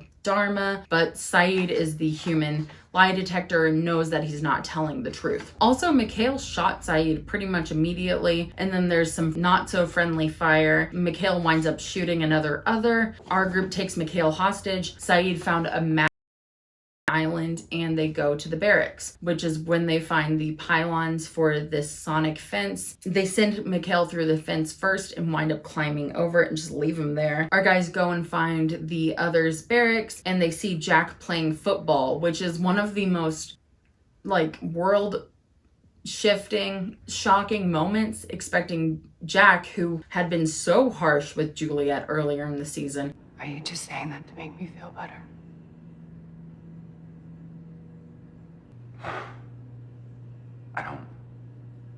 I don't care about making you feel better. Seemingly happy, shaking hands with Ben, who is in a wheelchair at this point. Locke stops and says that he has faith in Jack, that if Jack is doing this, he's doing it for a good reason. Saeed and Kate get caught looking for Jack, and they are questioned. Meanwhile, Locke sneaks into Ben's house, and they question each other. Ben tells Locke that he's special. Ben says, what if I told you that there was a magic box on this island, and you could open it and find the thing you wanted most in this world? And Locke is like, and Ben says, there is this box, and we found what you wanted more than anything in this world. And Locke goes ahead, blows up the submarine. What would you say about that, John? I'd say I hope that box is big enough to imagine yourself up a new submarine. Kate and Saeed are still being locked up, and the others wind up deciding that they're going to desert the camp, which means that they gas, not as in murder gas, but as in pass out gas everybody. Kate and Juliet wake up handcuffed together. They get in a fight. Kate dislocates Juliet's shoulder. They have a little girl spat over Jack. Ben and Richard Albert take John to see what was in that magic box, and it was his father, Anthony Cooper. Ben is convinced that what Locke needs to do is kill Anthony Cooper. He needs to kill his dad. Ben says that Locke can join the others, but he needs to bring Anthony Cooper's body back with him in order to be accepted. However, Locke can't bring himself to do it, so Richard Albert just sort of slides Sawyer's folder over to Locke and is like, you might find some interesting information over there, because Anthony Cooper is Mr. Sawyer. Locke brings Sawyer into the Black Rock where Anthony Cooper is being held, and Sawyer gets to make him read the letter and kills him, and it's actually really gratifying. It ain't my fault your dad overreacted. If he pulled the old murder-suicide, then I'm sure he's down here somewhere. You wanna go to hell? You wanna go to hell? Locke brings back his father's corpse to the camp and convinces Ben to take him to Jacob's cabin, where no one is there. It's kind of creepy. There's kind of some haunted house vibes, but Locke hears somebody say, "Help me." And Ben didn't hear it, so we don't really know what's going on there. Meanwhile, Jack, Saeed, Kate, and Juliet are hiking back to the 815ers beach. Jack says that Juliet is under his protection, which causes jealousy and confusion among the camp. She'll answer your questions when she's ready, and you'll wait until she is. She's under my protection. We find out that Sun is pregnant. Juliet takes Sun over to the Dharma station where Claire was kept. They do an ultrasound and they find out that the baby was Jin's. They had fertility issues off island, so the magic island allowed them to make a baby. 나한테는 언제 말해줄 거야? 테이프대로 제 줄리엣이 우리 이름을 걸어놔둔대. 모두 다 당신을 보고 있었어. This is a problem though, because Sun can't carry the baby to term on island or she'll die. Then we find out that Juliet is actually at the beach to get information on pregnant women and fertile women, because she is using a cassette tape to record information to give to Ben. At the others' camp, Locke finds the cassette tape that has Ben's message back saying, "We're coming to take the women in 2 days' time." Locke grabs the cassette tape, gives it to Sawyer. Sawyer is super pissed off and tells everybody about this. As our 815er beach prepares to rig tents with dynamite, so when the others come, they'll just get blown up instead of taking the ladies. They're just gonna keep coming back, so I went out and I found some help. For the very first time, we know exactly what they want, when they're coming to get it, and they have no idea. And we're gonna be waiting for them. Desmond has a vision that Penny comes to the island. Unfortunately, that vision also intertwines with another one of Charlie's death traps, but he still convinces them all to go out, and they wind up finding a parachutist. It's not Penny, but there's a picture of Desmond and Penny on her person. And once they open up her helmet, she is injured. Her name is Naomi. She says,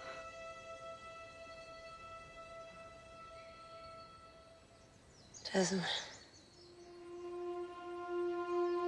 and then she collapses. Now, our guys run into Mikhail, so he's not dead, even though we thought he was, and he nurses Naomi back to health, or sort of, and they take her back to camp. Naomi has a satellite phone. She's got a freighter just a few miles off the coast. They can get in touch with them, but Naomi says, the signal's blocked. Something's blocking the signal. I don't know what to do. So Jack says, oh, that's probably because of Rousseau's radio transmission. And Juliet says, wait a minute, there's actually another reason we're blocking a signal from the looking glass. Desmond has a vision of Charlie dying while flipping off the signal and drowning. You sure you want to know? It might be easier if you just... Yeah, I want to know. You're inside a hatch. It's a room full of equipment. There's a blinking yellow light above a switch. You flick the switch, light goes off, and then you drown. And he also has a vision of Claire and the baby getting onto a helicopter. I'm sorry, brother. But this time you have to die. Hi, it's November 22nd, 2023 at 4:08 a.m. I just wanted to say that the season 3 finale is a complete mess, and I'm sorry. It is pulled from 3 different sections, filmed over the course of a year. Dates are on screen, and the quality will waver. However, I needed all 3 to tell this properly, and honestly, I think refilming it might make it worse. So I wanted to do this properly. I know it's weird. Stick with me because it is worth it. Please. I'm begging you. Ooh, did I say 3? I meant 4. Just later the same day. When Ben realizes that Locke gave the camp that tape, he's not happy. When Ben meets back up with Locke, he's like,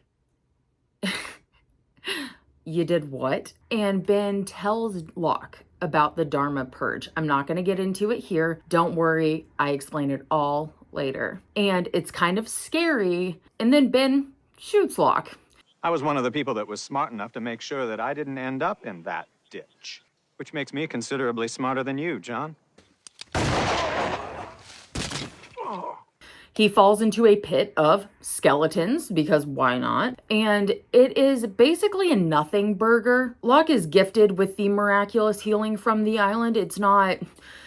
It matters so little in the big scheme of things, this shooting, that I didn't mention it the first time.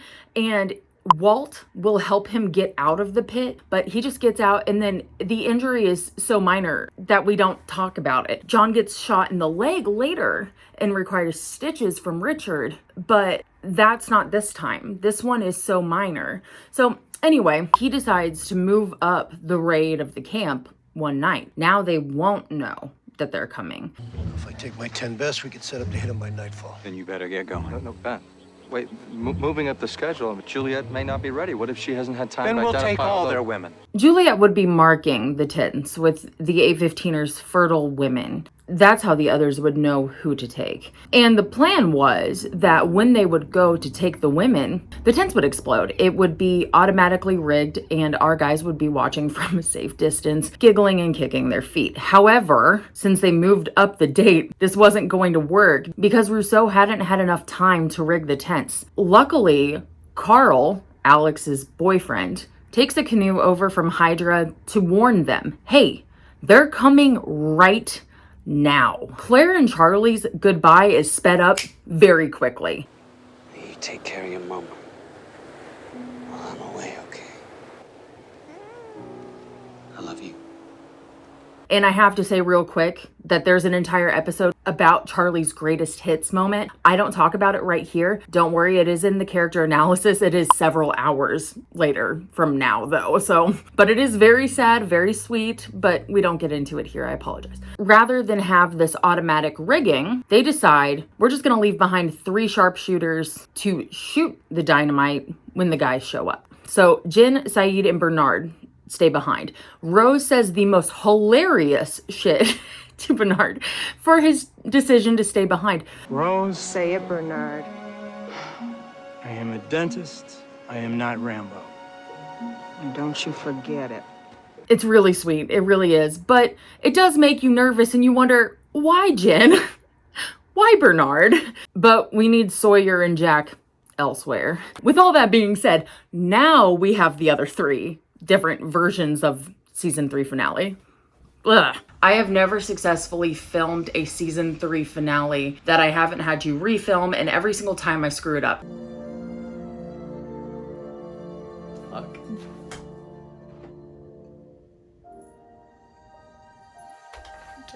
Like I said, end of every season, we have 3 things going on. Right now, Charlie has to go down to the looking glass so he can turn off the signal jammer. So once Jack, who is taking all of our 815ers up to the radio tower, turns off Rousseau's signal transmission, then Naomi's sat phone can make a call to the freighter. The third thing is that the others are coming to get the pregnant women, right? So these are our 3 setups going into the end of the show. Now, the end of season 3 is devastating.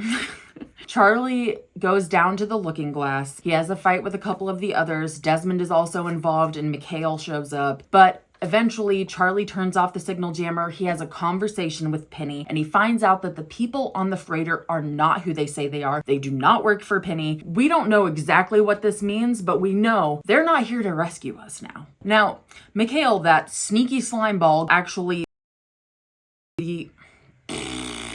out of the looking glass. Like, Mikhail disappears, goes out of the looking glass, grenade. Okay. While Charlie's on the phone with Penny, Mikhail actually grabs a scuba suit and goes out. He is right next to a window where Charlie is talking. He has a grenade and he winds up blowing up the window. Charlie is in the control room as it's filling with water, and just in time, he closes the door so Desmond unfortunately doesn't get to talk to Penny, but he can't stop the situation because Desmond is always hell-bent on ending that final destination thing. He actually tries to save Charlie's life right before they go down. He's like, maybe I'm supposed to take your place. And Charlie winds up knocking him out with an oar and says, You and I both know I'm supposed to take my place, brother.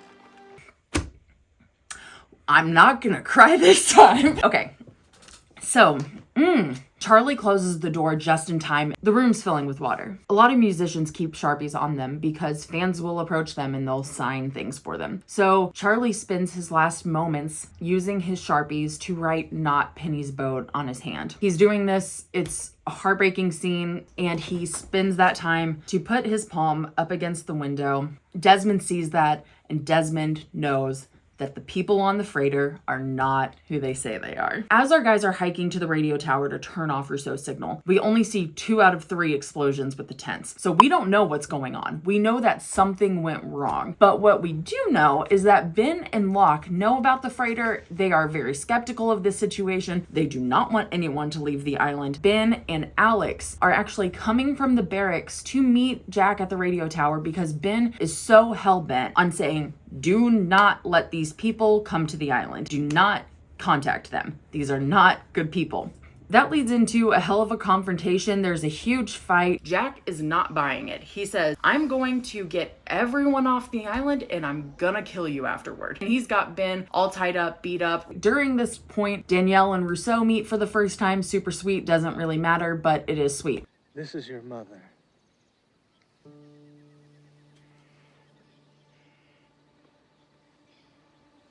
Ben has the others from the beach on walkie-talkies. We find out that Saeed, Jen, and Bernard are being held at gunpoint. Ben makes Jack and everyone believe that the others shot Jen, Bernard, and Saeed.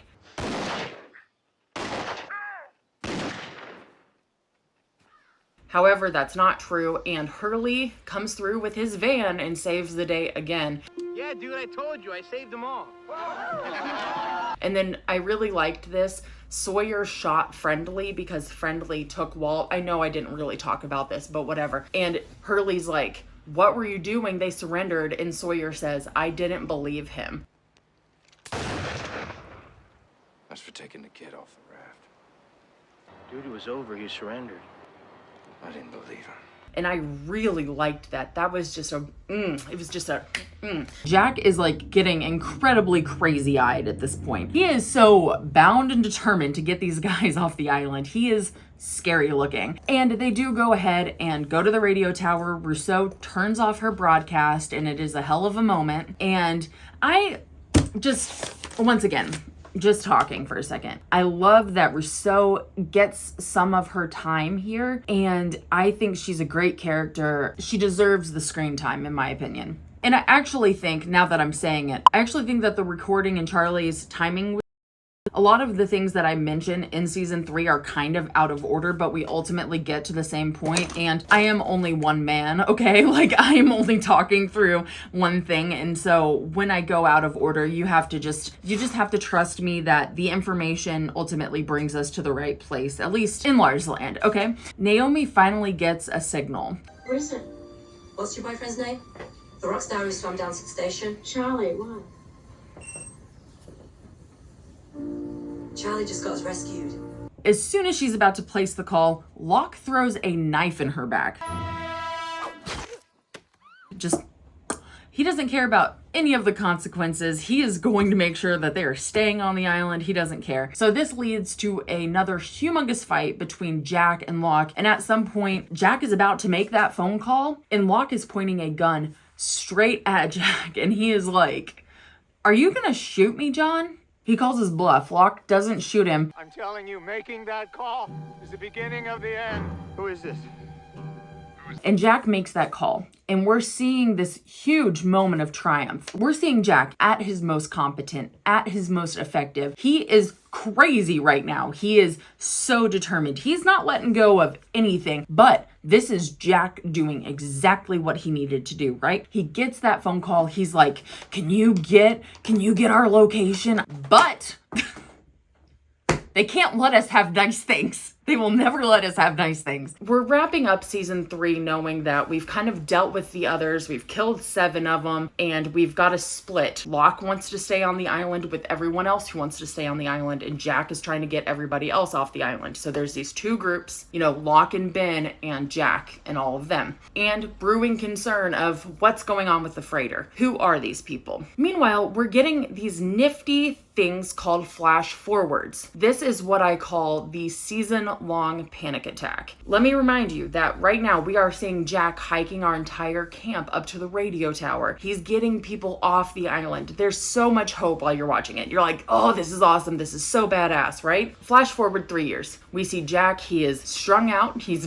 bearded. He's dry swallowing pills, flying over the ocean, hoping to get back to the island. He's a complete mess. We see him about to jump from a bridge. We see him stealing drugs from a hospital. We see him freaking out at CVS. We see him in his apartment, which is covered with alcohol bottles and maps, dialing Kate over and over and over again, who isn't answering. We also know that Kate and Jack got engaged, and now she won't even answer his calls. What happened? How many times have we seen Kate's tonsils in Sawyer's mouth? How many times have we seen Kate's tonsils in Sawyer's mouth in front of Jack? At least twice. I would have never pinned him as the one that would bomb a relationship, but apparently.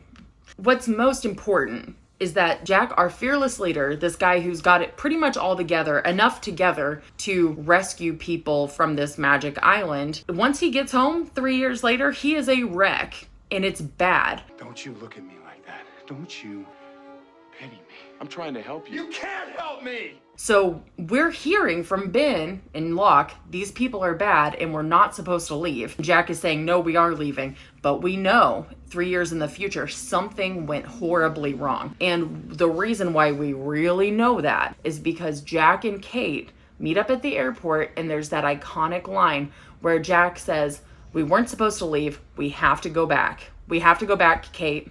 We have to go back. We have to go back, Kate. We have to go back! That is horrifying. This completely unanchors you because Jack has been the anchor so far. His whole purpose throughout this has been to keep the camp safe and then ultimately get them off the island, right? And now we see that Jack can't keep himself safe and he's trying to get on the island. What happened? There has been something so destabilizing, and now every constant that we could Jack's side of the story has been shifted and rocked, so we don't know what's coming up. All we know is that Ben and Locke are right, or at least sort of right. That's how we start season 4. There's these huge question marks. Naomi is bleeding out. We've got the sat phone. We don't know what's going on. And the season-long panic attack technically will not end until season 5, episode 6. It's always hard to wrap up season 3 because we are about to start a totally different part of the show. What the most important takeaways are, while we're getting off the island and we want to be excited, it's not the right thing. And there's a lot to go ahead. There's no easy waters to tread going forward. All I can tell you is that we've got a very heavy divide between Locke and Jack. All we know is that we are going into bad. Bad. That is my official, final, hopefully, season 3 wrap up. The people on the boat aren't who they say they are. What? Who are they? I don't know, but we need to get in touch with I'm not going through the other flash forwards. I'm actually going to talk about them after season 4 during the recap before season 5. There is no way to speedrun season 4. The more I try, the less likely it happens. In fact, in the script, it says, bear with me, I'm gonna do this in the dumbest way possible.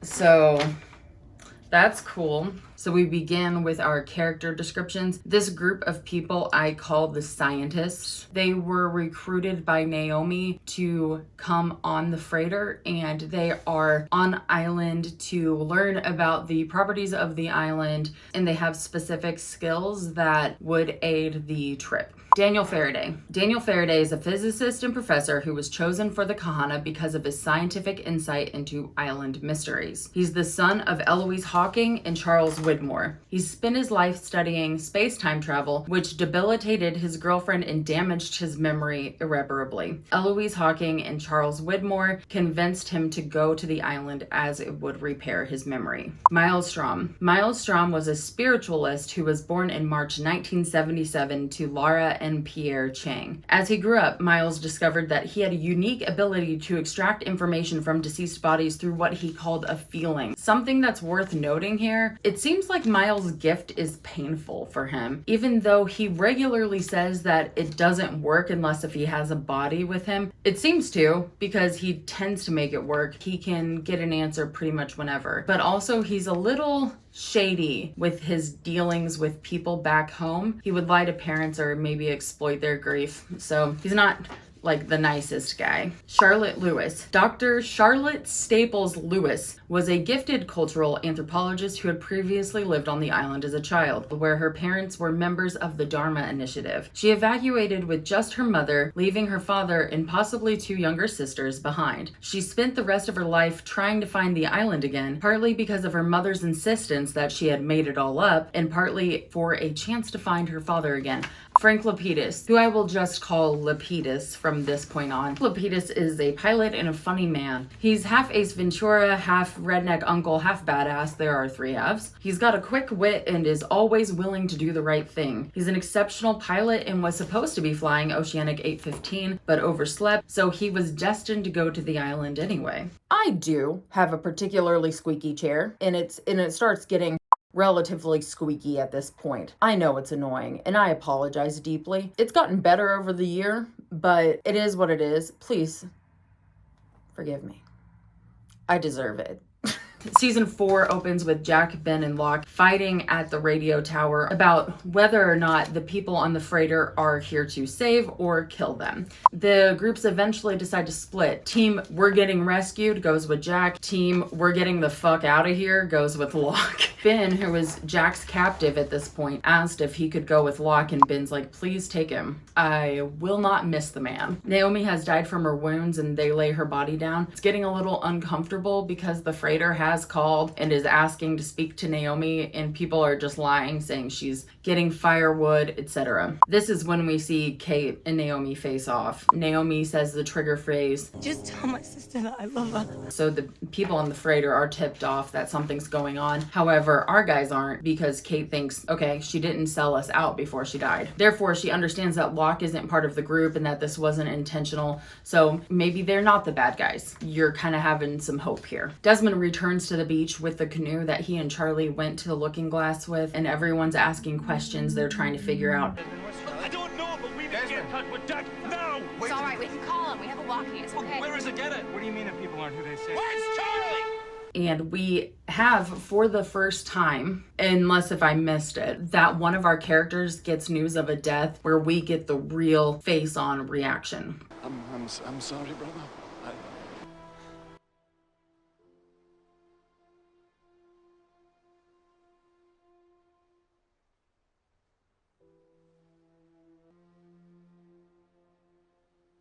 The two that I can think of in the big establishing shots were Shannon and Hurley, and it always stuck out to me because I wanted to see their faces. I think it wound up being more powerful with the faraway shots, if only because I feel like this really punched it in. Everyone is heartbroken. This isn't Day 9 Charlie. This isn't Homecoming Charlie. This isn't being hung by Ethan Charlie.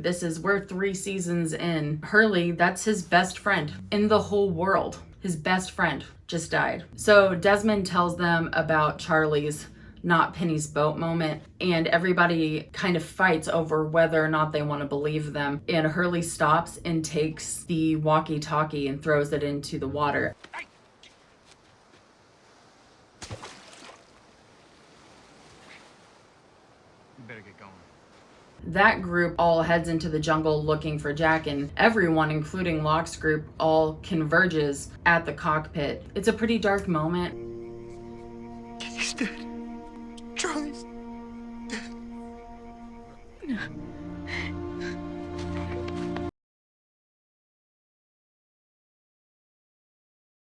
Hurley tells Claire that Charlie's dead. There's a really somber realization there. That's also when Hurley tells everyone that he's not going with Locke, he's going with Charlie. Because the last thing he did was to warn us that the people in that boat are not who they said they were. Listening to Charlie. So as much as he might want to go with Jack, he chooses to go with Locke because Charlie says that's not Penny's boat. So I'm not listening to you. Listening to my friend. Just as everyone meets at the cockpit, the scientists begin to land on the island during a storm. Daniel Faraday comes down. Are you Jack? It's a little daunting because we've all been hearing about how bad these guys are. Kate notices that Daniel has a gun, which doesn't soothe anyone's fears. He says that the rest of his group have GPS locators on them, and so he asked, hey, would you help me find them? And Jack's like, absolutely. Charlotte's GPS locator actually turned up wrapped around Vincent's neck, so they couldn't find her, but Charlotte landed with Locke's group. She's so excited to be there, and she's excited that everybody's getting rescued, and this group is so suspicious of the freighter that they are being like so standoffish. How many of you are there? Why do you want to know? Why wouldn't I want to know? And she just doesn't realize that she's probably in the worst position she could be. When they find Miles, he attacks Jack because Naomi used the tell my sister I love her phrase. He was very suspicious of the 815ers. He's just a jerk, but Daniel is able to kind of calm him down. Everybody in that group goes and meets Lapidus at the helicopter. Saeed isn't really sure how he feels about all of this, who's the bad guys, and he asks Lapidus, hey, will you take me to your freighter? Therefore, he can be a human lie detector on all these folks and figure out what the deal is. Lapidus agrees, but only after Charlotte is rescued from Locke. So Saeed, Miles, and Kate head off to Locke's camp to get Charlotte. Maybe you can tell me how you managed to split your happy little family in half. There was a fundamental debate as to whether your people were coming to rescue us or kill us. And which side did you land on? I'll let you know when I decide. They wind up just exchanging Charlotte for Miles. Seems like a bad deal at first, but Miles actually wanted to be there, and he reveals that the purpose of the freighter's trip is to get Ben. This could go two ways here. Them wanting Ben is not like a big deal. Oh, you want the bad guy? Oh, damn, why don't you just take him? Okay, so you take him. Are you taking us, or are you just here to grab the guy and go? If you're just here to grab the guy and go, are you also gassing the island? What's the deal? There's kind of this dark, sad, upsetting confessional with the entire group. We're here for him. Problem solved. How soon do we turn him over? We can't turn him over. And why the hell not? Because once they have me, their orders are to kill everyone else on the island.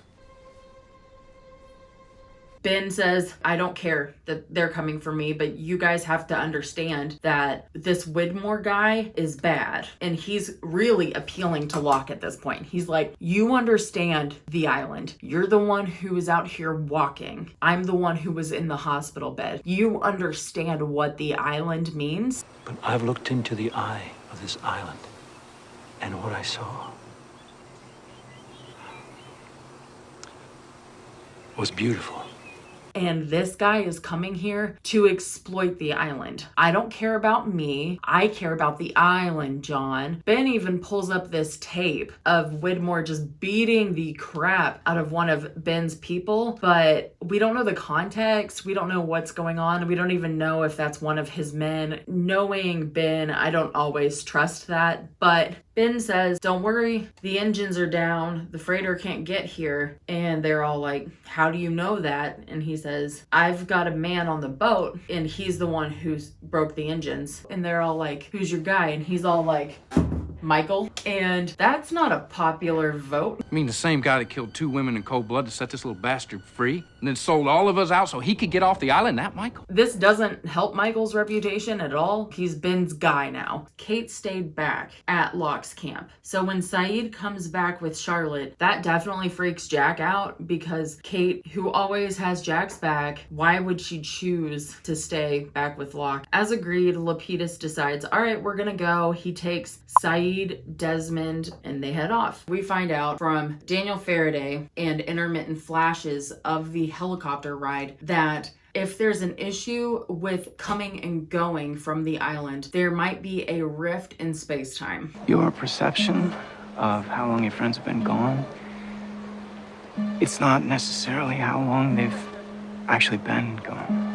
And that's important to know because the helicopter plane flight is about 30 minutes. And despite the fact that Jack has a satellite phone and so do the folks on the freighter, they haven't heard from Saeed or Desmond in over 24 hours. Daniel and Charlotte are really hesitant to talk about this, and it's frustrating to be like, just tell us what's going on. The audience is getting that information just as we're seeing Desmond be affected by this rift in time space. And that's where the Constant comes in. This is one of the most important, heartbreaking, profoundly painful episodes of this entire show. We see Lapidus and Desmond and Saeed flying to the freighter. Lapidus has to fly them through a thunderhead while maintaining a bearing of 305. As the storm gets really strong, something happens and Desmond goes through a flash. Your sudden fate! I'm just gonna mark this because I've never counted. So he flashes to 1996 and he is in the Royal Scots boot camp. He doesn't wake up on time. He and his group go out to do drills and then there's a flash. I asked you a question!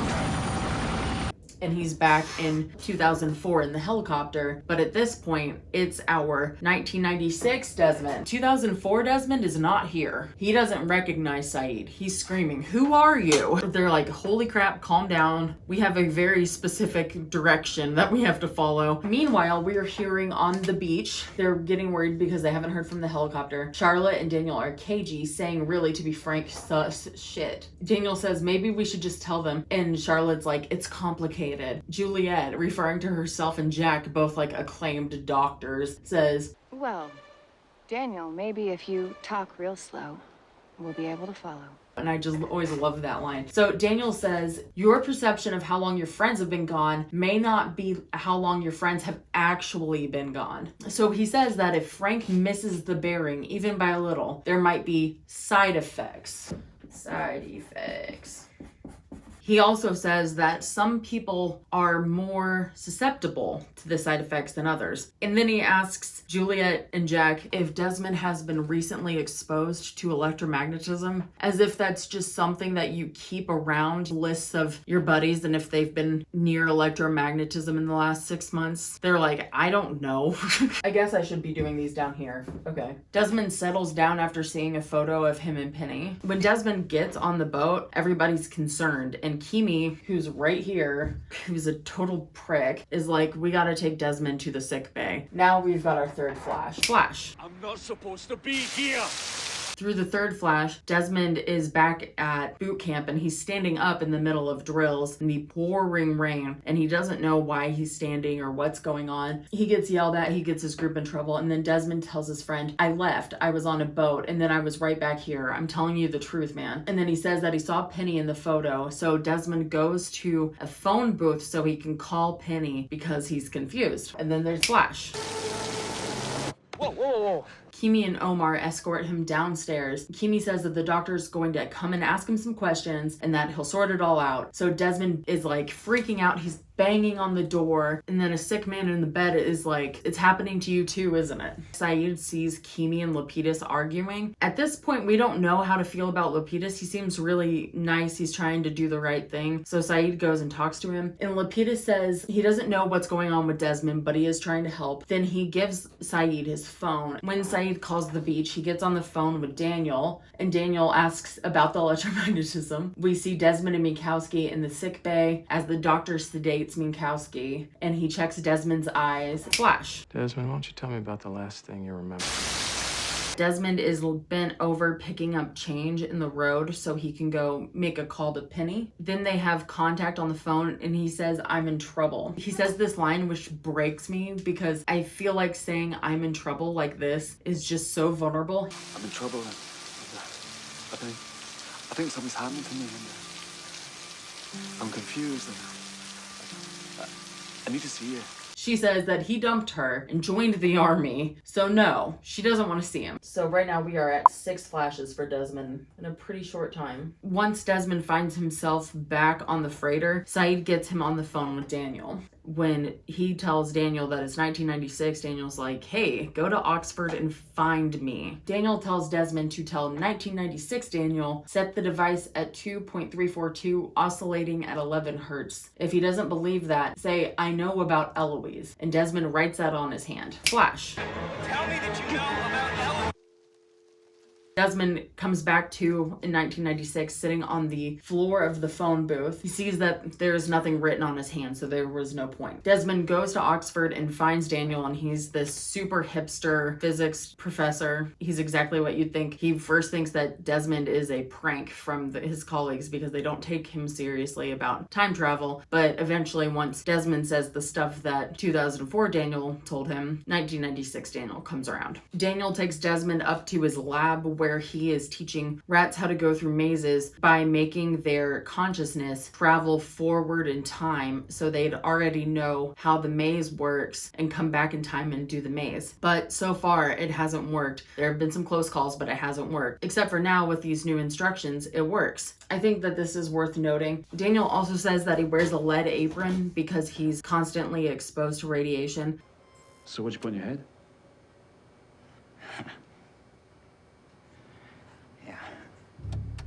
But I think that was worth noting because Daniel's work during this time at Oxford actually debilitates him to the point where he doesn't have memory. And like he mentioned, this displacement, it could last a lifetime. Well, his girlfriend, who he did this study on, actually is constantly skipping in time. She's kept alive and comfortable in her home where she occasionally comes to consciousness, and sometimes she'll think that she's 3 or sometimes she'll be her own age. It's just impossible to know. Daniel explains that Eloise's body didn't time travel, just her consciousness. So her mind goes to 2 hours ahead. As Desmond is skipping in time, it's not Desmond moving in time, it's Desmond's mind waking up in 1996 and coming back. Flash. What island?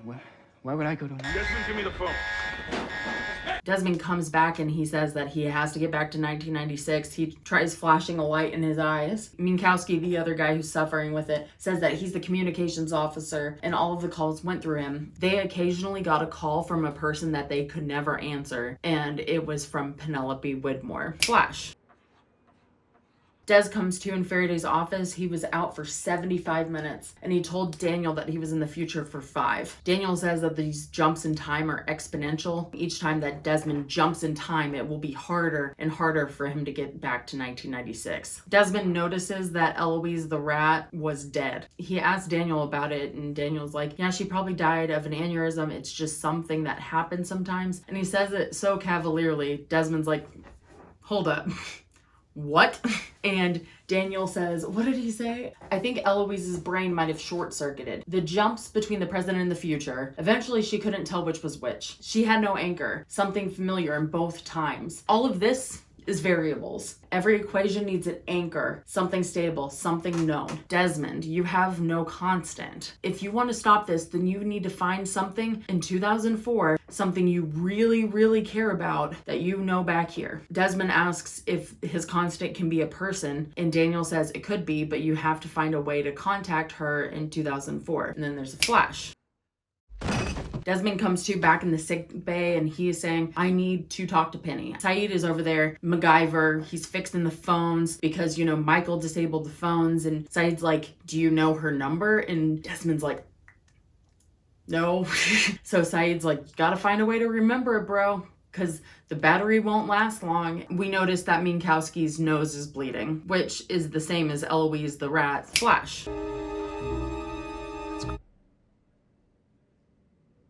Desmond comes to in the stairwell at Oxford. We see him go to an auction of an artifact from the Black Rock, you know, the ship on the island. It is the artifact from the first mate, completely untouched. So of course, Charles Widmore is there, so he bids on it and wins it. And in the bathroom, Desmond confronts him and they kind of have like a dick off about everything. But eventually, Widmore gives Desmond Penny's address. Flash. Desmond comes to back in the freighter and he sees Minkowski, who is not looking good. He's got blood coming out both nostrils and he's like, it's happening faster, isn't it? Minkowski goes on to say that this started happening when he and a crew member named Brandon decided to take the Zodiac, just a little rescue boat, out to the island because they wanted to see the island. And halfway there, Brandon started freaking out and they had to go back. Desmond was like, what happened to him? And George says, well, he's dead. While Saeed works on the phones, he points out that Desmond's nose is bleeding. Then George flashes out again. He comes back to, he's bleeding out, he's freaking out. He keeps saying, I need to get back, I can't get back. He seizes and he dies in Desmond's lap and Saeed's like, what happened to him? And Desmond goes, the same thing that's gonna happen to me. Flash. Desmond comes back to with the sink overflowing and we see him going to Penny's house. He bangs on Penny's door and he is begging Penny, let me in, please. And she eventually lets him in and I'm just gonna read this. He begs for her number. 8 years from now, I need to call you. If there's any part of you that still believes in us, give me your number. Back in the last flash, Desmond noticed that the calendar said it was Christmas Eve 2004. So this is how we know the date. Desmond says it'll be Christmas Eve 2004. I won't call for 8 years. And Penny is just like, get out. She gives him the number and Desmond keeps repeating it over and over again. And Penny goes, all of that and you're not going to write it down? And Desmond says it wouldn't do him any good. You can't change Get that out! number for 8 Get years. out! Just remember, December the 24th, 2004. Look, Penny, if you still care about me, you have to answer. I'm not crazy, Penny. And then he says, you can't change that number. Flash. Trust me. I do trust you. Desmond comes back to you on the freighter. The phones are up and he remembers Penny's numbers. Desmond starts calling and we're hearing the phone ringing and it rings forever and ever. And this is interspersed with Desmond walking away from Penny's house. Penny?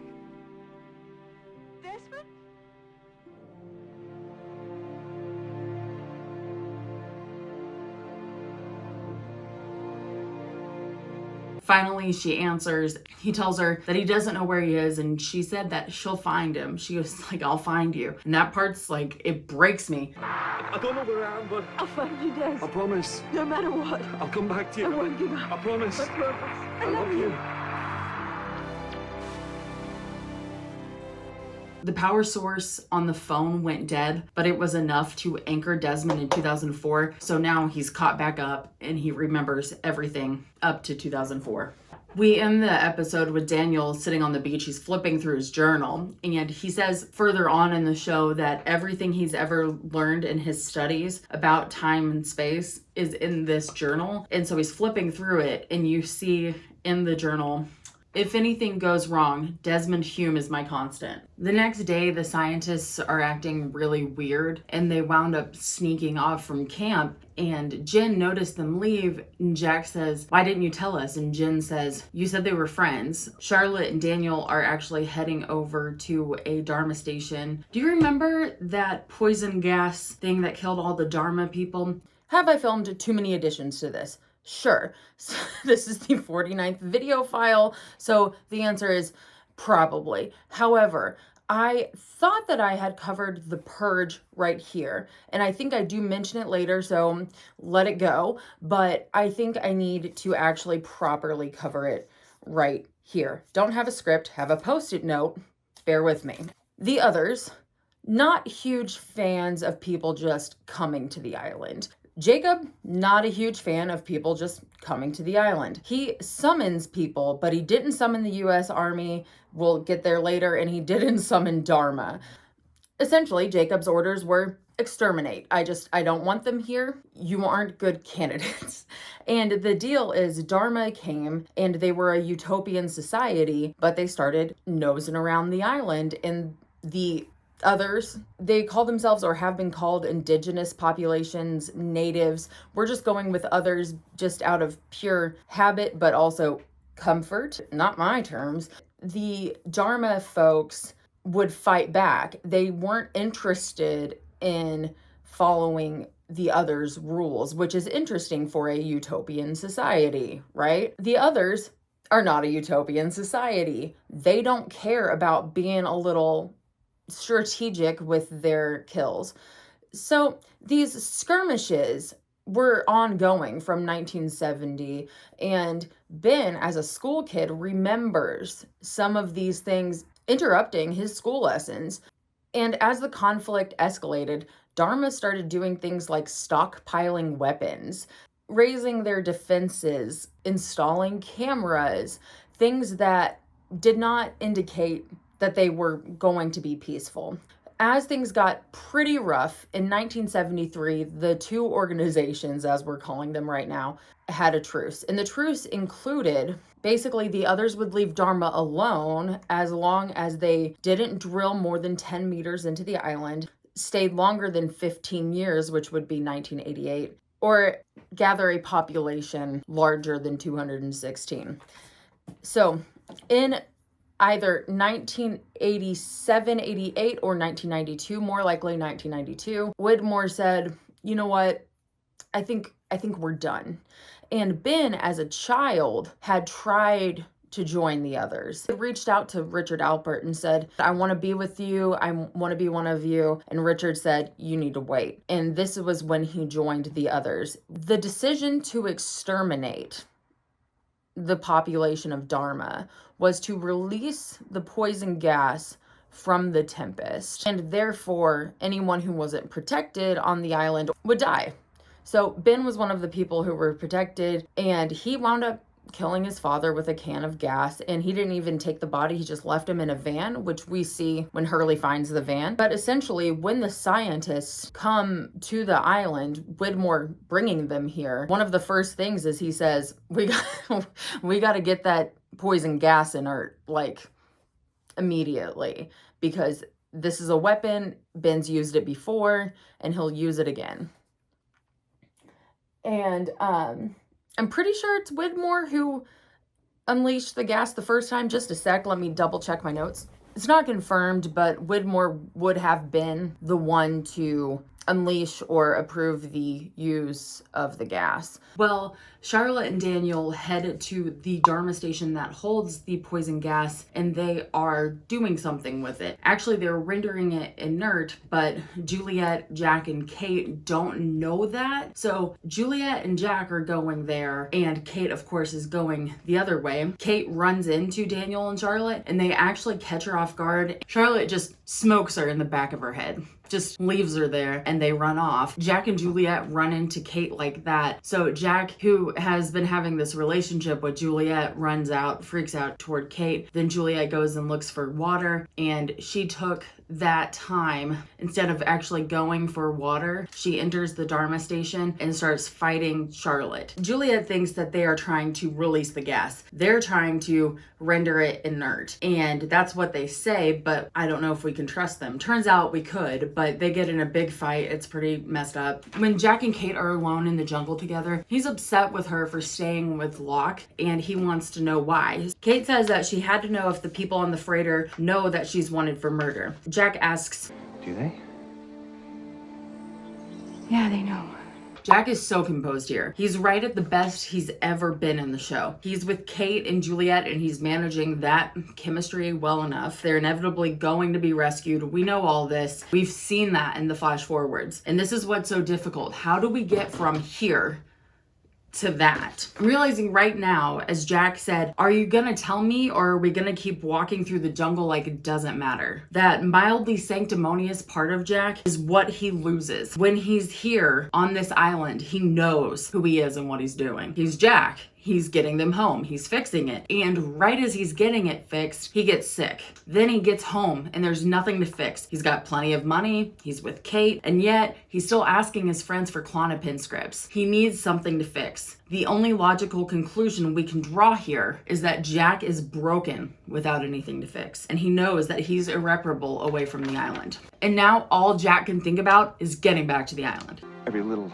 bump we hit or turbulence, I actually close my eyes and I pray that I can get back.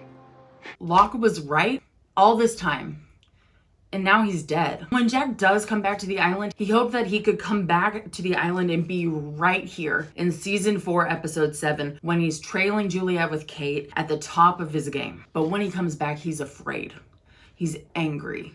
He's bitter because he's no longer in the right. He's lost his belief in himself. And that whole ongoing theme of belief and faith and destiny turns on its head with Jack right here, with John dead. It took the death of John Locke to bring that broken realization around, which is pretty intense. Jack is back on the beach. He's not feeling great and he gets appendicitis. You don't get sick on Magic Island. Hi, Editing Lars here, and there's a lot of shit happening on the other side of the island right now. Like, a lot of shit. I'm gonna get there in a minute, but right around this time where Jack is like super sick, things are still so sketchy with the scientists because we don't know what's going on.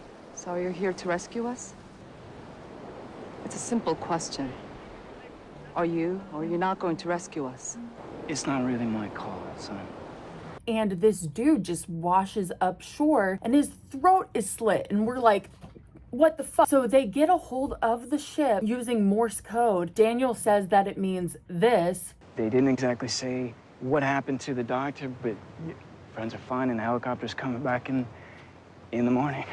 And Bernard has his absolute goat moment because he knows that's not what it said. He's lying. What the message said was, what are you talking about? The doctor is fine. Still weird.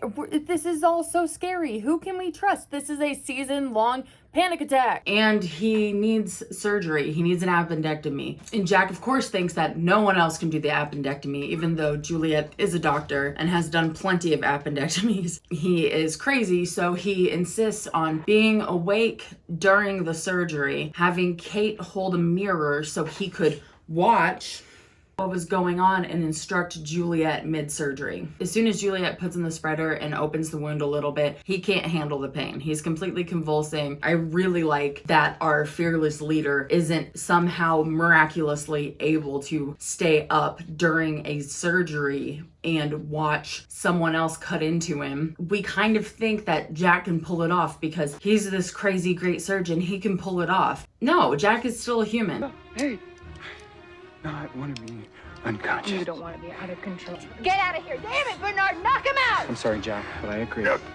He's been so tough here, so stubborn about getting everyone off the island, and he's screaming in pain. Juliet immediately calls it. Kate, get out of here. Bernard, knock him out. Juliet was adamant. Kate had to leave and Jack had to go down. Here's the thing. The only people that weren't going to do the right thing in this situation were Kate and Jack. It's his need for control and her need to have his back that causes the toxicity here. And yet she wants to let him have his way because she has his back.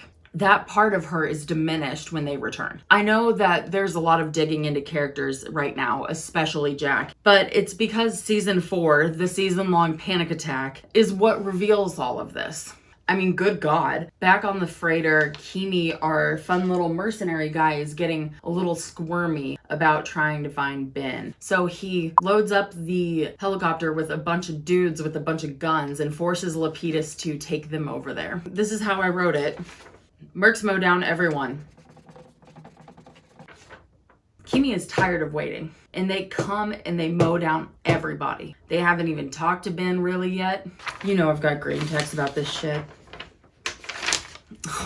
I'm going to read about Michael's flashbacks. This is just what we've learned about Michael's time off island since he took off with Walt. In Michael's flashbacks, we see that Michael continues to make attempts on his own life, but he can't die. A gun won't go off, a car crash won't do enough, and when he wakes up in the hospital, he won't talk, walk, anything. He tries to go see Walt. Walt is staying with his grandmother because Michael wound up trying to assuage his guilt by telling his young son, hey, I killed Anna, Lucia, and Libby to get you home. Daddy issues. Walt is devastated and he won't talk to his dad, so he goes and lives with his grandma. Michael can't handle the pain of what he's done, and he can't handle the fact that he's lost his son as well. Out of nowhere, Friendly shows up and recruits Michael to help Ben on the freighter, and he says, everyone on the island is going to die without your help. You know, the huge. So Michael is Kevin Johnson and he gets to work. Naomi tells Michael that he's got this big crate delivered to go with him on the ship. Michael was under the impression that it was basically a self-bomb situation. He was planning to go down with the ship. They give him this big crate. They tell him to press execute on it. So Michael does it. It's a terrifying moment. And this little flag pops up and says, not yet, which is just like, what in the fuckery is this? Michael gets a call on the freighter and it's from a man named Walt, but of course it's Ben. I had to show you the difference between him and me. When I'm at war, I'll do what I need to do to win, but I will not kill innocent people.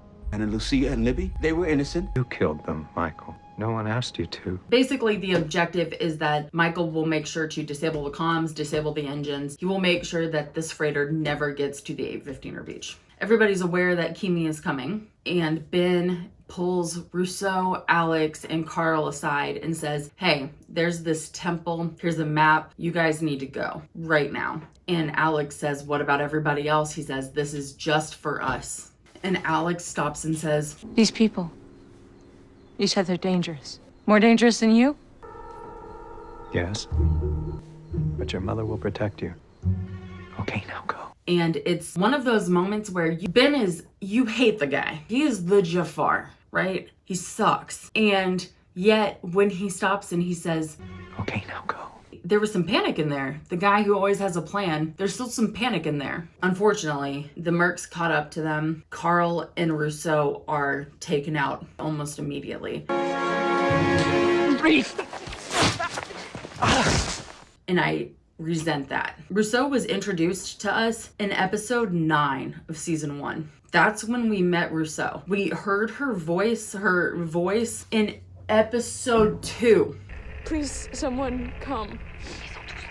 The others, they're dead. She has been a part of the show since the beginning, and yet she is taken out in a shot just right then with Carl, who's been in, oh God, I don't know, 5 episodes? Where's the justice there? Because immediately, Alex is being held at gunpoint. They're pulling her off the ground and she's like, Wait, don't! I'm Ben's daughter! I'm his daughter! because she's just like Ben and she has a plan too. But we don't revisit that. We don't get to stop and breathe. There's no moment for that. And that is one of my gripes. That was stupid. They could have made that such a bigger deal, and they should have. It wasn't fair to just shut her down like, oh, Rousseau's just the old crazy lady from season 1. I just wanted my Alex back. I thought if I gave them the baby. No, Rousseau is much bigger than the old crazy lady from season 1. She's gotten us through some crazy stuff. It just leaving her death like that, it was a disservice. The Mercs obviously force Alex to disarm the pylon code, but she enters the warning code, which goes to a phone at Locke's house, which would be Ben's house, and it was a code 14J. It was supposed to be a 5-minute head start. The guys blew their 5 minutes by bickering over whether or not they should tell Ben, and Ben comes out like completely strapped. He whips out this big ass gun out from a piano bench. He's throwing guns everywhere. They're pulling blinds. They're getting everything set up because they know that the cavalry's coming. Hurley's got Aaron, and Sawyer realizes that Claire is in the other house. So Sawyer went out to Claire, but he didn't make it in time, and the Mercs are shooting everyone. They completely torched Claire's house just so they could kill Sawyer. Overkill. But Sawyer still gets to Claire under the rubble, and when he brings her back to the house, when she wakes up, she's like, Charlie? When the mercenaries raid the barracks, no one was expecting Sawyer to be the hero. Who would expect Sawyer to be the one to put his ass on the line? Ever. He's always said that he's in it for himself, that he's surviving. What are you doing? Same thing I've always done, Kate.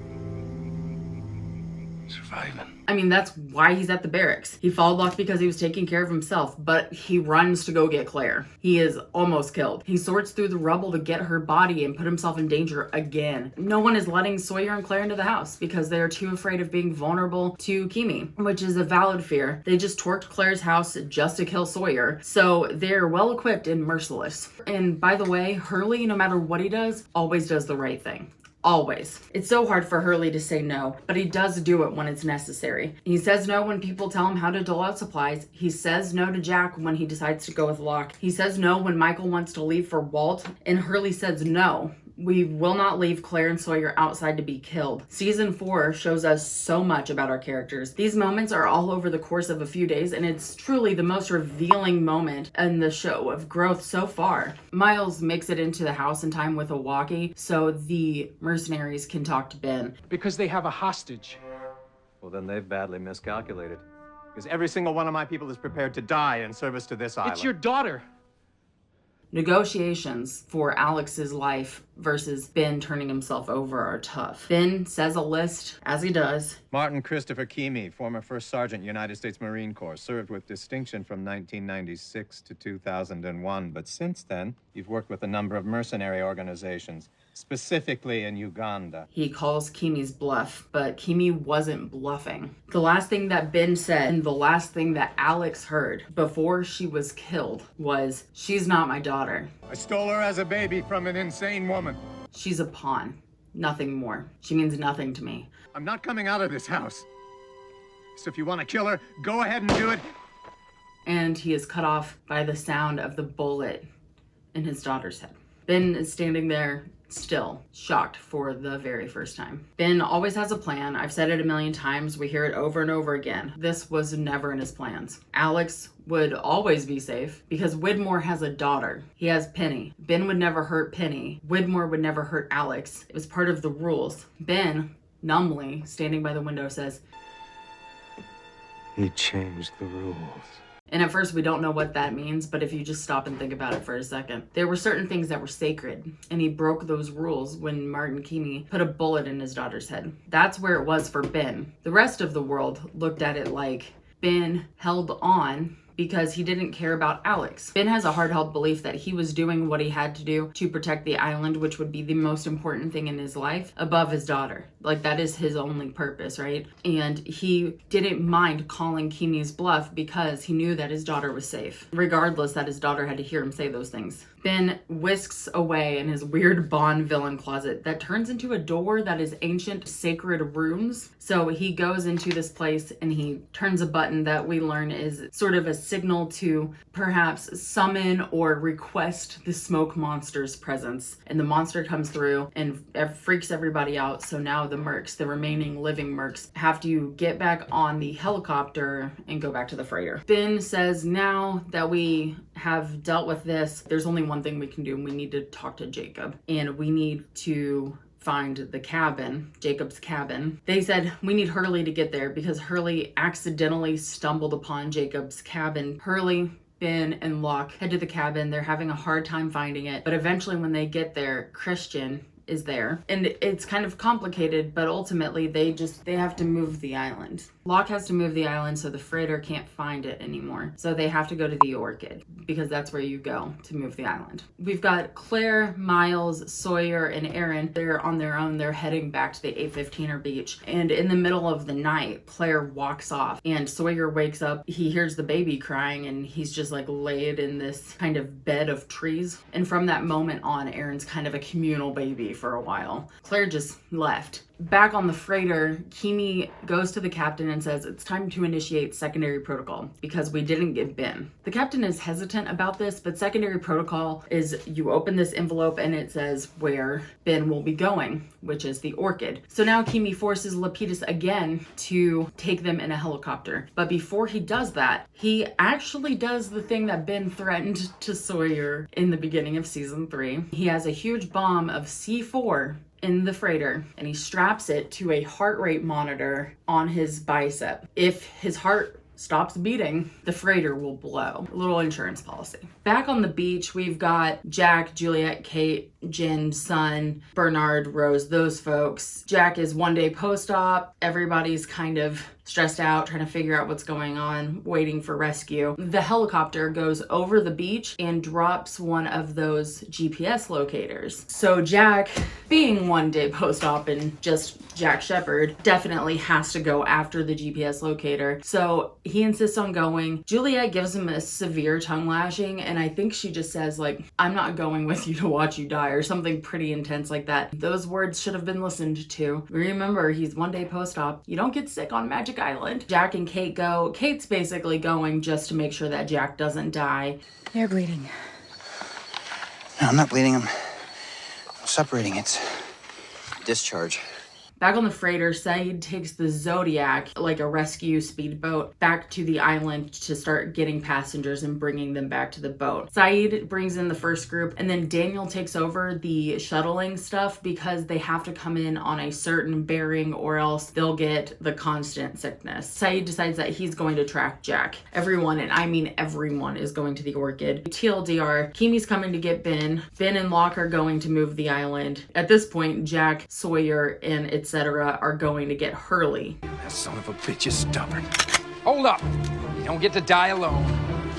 Back on the freighter, they realize that there's a big ass bomb on the boat and they were like, yikes. So Michael, Jen, and Desmond decide we're gonna try to James Bond this bomb situation. Luckily, Desmond does have some bomb training. So Michael, Jen, and Desmond work on Kimi's bomb, freezing it with, I think, nitrous oxide, which will give them a few minutes head start. Jack, Kate, Hurley, Sawyer, and Saeed get on the chopper. And at this point, we already know who the Oceanic Six are, okay? So we know that Sawyer is not one of them and Sun is. And so, like, how are we gonna get our group together here? On the way to the freighter, they realize that the helicopter is actually leaking gas because Kimi's team shot at the copter. So at the copter. So there were bullet holes in the helicopter.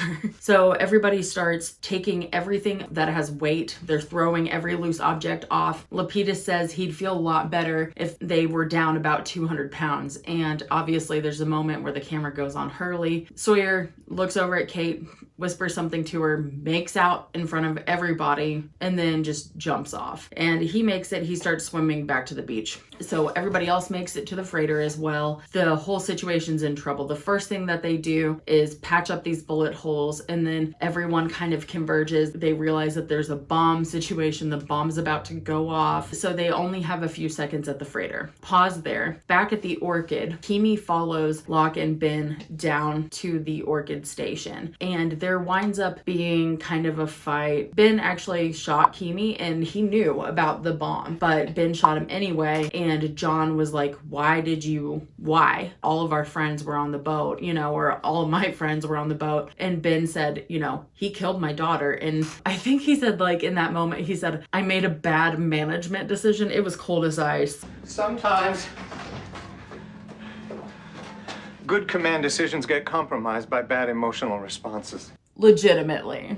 I always talk about how there's three things going on. We've got the freighter bomb, we've got the helicopter folks, and we've got the Orchid folks. Down in the Orchid, Ben and Locke are getting ready to move the island. Even though Locke thought that he was the one, Ben is like, you know what? I've done enough. Like, I need to go. Ben tells Locke, I'm gonna move the island, not you, because you're gonna stay here and lead the others. You'll do a better job than I would. As Ben goes to do this Orchid thing, he goes down some very old, ancient sort of tunnel, and then he comes to a room with a wheel that's sort of like this, but it's sideways. He finds the ancient wheel, he turns it, the sky lights up, blah, blah, blah, and here's what happened. They did have a few minutes head start, but everybody got off except for Jen and Michael. So here in the helicopter, we have Lapidus, Desmond, Kate, Aaron, Jack, Hurley, and Son, and Saeed. The good thing is that Penny was already looking for Desmond at this point. Once the helicopter did run out of gas, Lapidus was able to at least get them to crash in such a way that they had to brace for impact, probably had some pretty bad whiplash, some bruising, but everybody got out of that okay, so that was crazy. And another thing that was just crazy visually was, you know, the sky flashes, and then the just smoking bombed freighter is gone. The island is gone. And not to just skip over the fact that Jen was on this boat that blew up, that I was like, that's not real. I just assumed that he jumped off the boat. He was running out there. I just figured the blast, he would wind up in the water. So I wasn't worried about it at all at that point. I don't know, maybe other people were, but I sure as hell wasn't. As the island moves, Juliet and Sawyer see that the boat is gone, then the camp is gone, and Locke wakes up in the middle of the jungle right by the Beechcraft. Nobody knows what's going on. And now is the time for a different kind of board.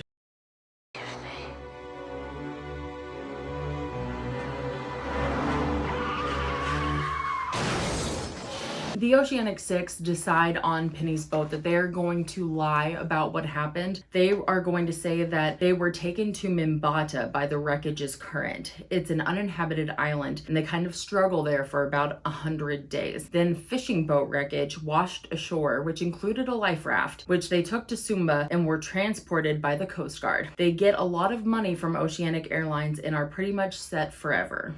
I'll be honest, this section of the story bores me and in some ways infuriates me. I'm going to just give a run through of everything that happens while the Oceanic Six are off island, and then we'll get back to what everyone cares about. The only part that really matters is more about my island mysteries. Oh my god, I hate myself. There's only two things I need to add for this part. Is one, about the 3 years off island, things continued to spiral for the Oceanic Six. Well, 5. I mean, Aaron didn't really know what was going on, but things continued to spiral. Things were always kind of dangerous, and they were always afraid. They chose and made an agreement to lie. Hey! We're gonna have to lie. What? We're gonna have to lie about what had happened, and it was kind of a controversial decision between the 6 of them, but Jack made no bones about why they thought they should do that. And now, I know I'm new to this group and everything, but isn't Peter, Those men came to the island to kill us, all of us. You said that our plane was discovered on the bottom of the ocean. Well, someone put it there. Someone who wants everyone to think that we're dead. They chose to lie, therefore telling everyone else in the world that the rest of the survivors, the ones that are still back on the island, they're all dead. And that lie seems to haunt them. And they spend those 3 years in fear. All right, so we'll just get through this real quick. Saeed marries Nadia and they are married for 9 months until someone who works for Charles Widmore just mows her down in the middle of a street. I'm sorry, I think I'm lost. Are you from Los Angeles? What are you looking for? I found them!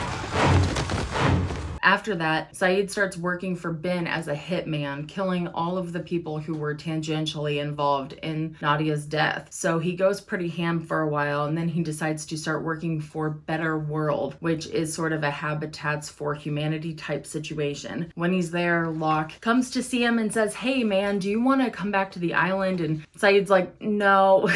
And then later, Ben comes back and says, "Hey dude, Locke's dead. And by the way, Hurley's not safe. Somebody's watching him." And that's when Saeed comes back. So Jack and Kate, I'm just going to read them together. This is the whole thing. Jack is great early on. He buries his dad. He finds out that he's Claire's half-brother. He gets Kate acquitted by telling everyone she's the best person ever. He can't really wrap his head about her relationship with Aaron. Your son is beautiful. Thank you. And some other things that she does. Plus, he can't handle not being on the island. He falls into addiction and he unravels till he gets back to the island and no one has to convince him to leave. And he told me that it was my fault for leaving. And he said that I had to come back. Yes, I heard that you've been flying on passenger planes. Hoping that you'd crash. Kate is essentially a mother. She just calls Aaron her family. Kate went to court for murder and she was given 10 years parole probation where she was just restricted to stay in her state. No, wait, Kate. Give me something to sign and I'll sign it. And then I walk out the back door. I just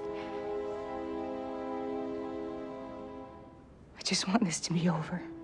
And I do have a rant about her motherhood, and I don't know where it goes. I believe it is in character analysis. I hate that the thing that changed her or that grounded her or that stopped Kate from running was a child. Oh, motherhood fixes her. When she was presented with the ability to get a better deal by using her relationship with Aaron, her relationship as a mother, in court, she declined to do that and she became very offended by that. All right, you want to make this about me, about my character? Fine. You are not using my son.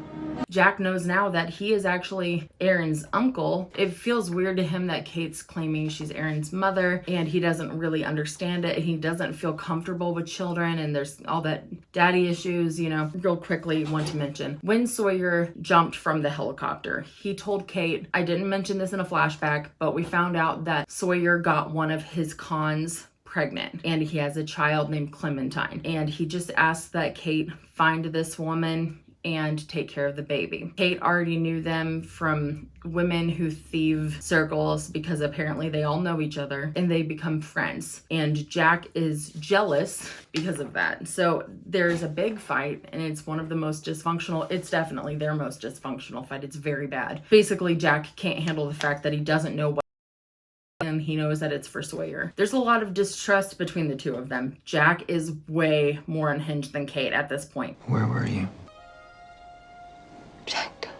Oh, I heard you on the phone last night.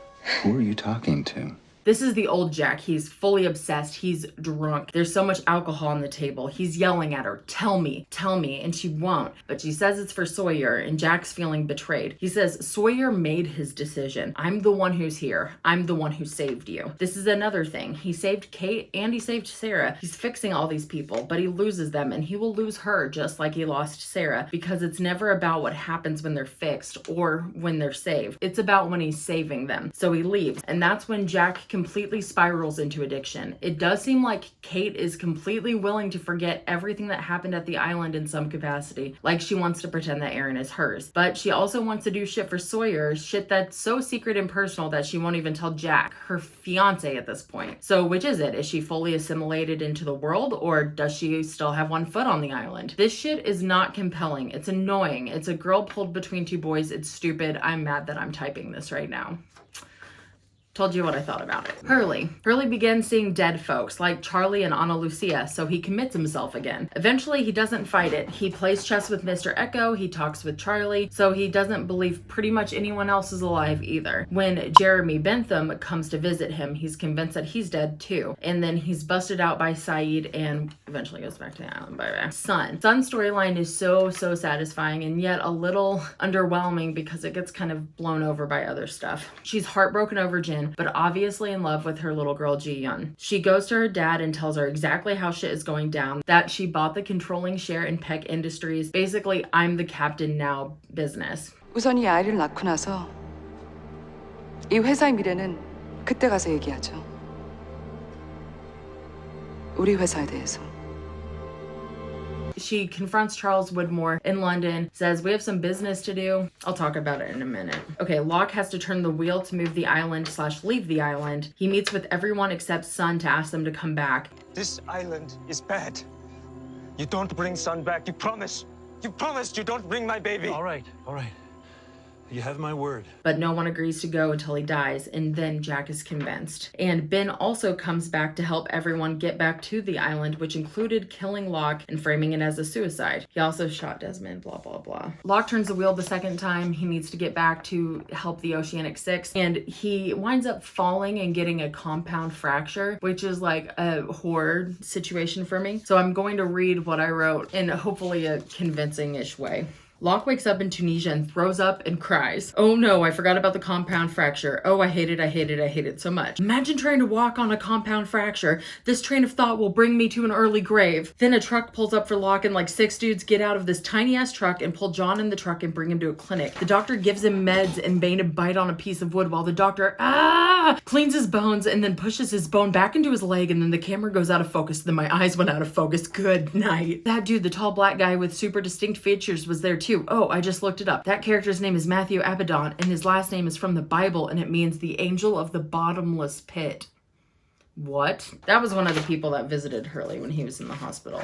So that's what happened to Locke when he came back. And this timeline here is basically what happened when Locke returned. So now Locke is being chauffeured around the world by Abaddon with the expenses paid by Widmore, and his goal is to get the Oceanic Six back to the island. First, Locke goes and visits Saeed, who says, no thanks, I'm not gonna go. Then he goes and checks on Walt, but doesn't invite him. He just wants to make sure the guy's okay. Then he goes to visit Hurley. Hurley's convinced that Locke is dead, but then sees Abaddon and is like, I don't want to talk to you. Then he speaks with Kate, and Kate also refuses. Then Locke runs into Ben. Ben kills Abaddon, saying that he was trying to protect Locke because to him, Charles Widmore is the bad guy. Then Locke gets in a car crash and he sees Jack at the hospital and they have a big fight. Jack is probably his meanest, worst self here. John, it's over.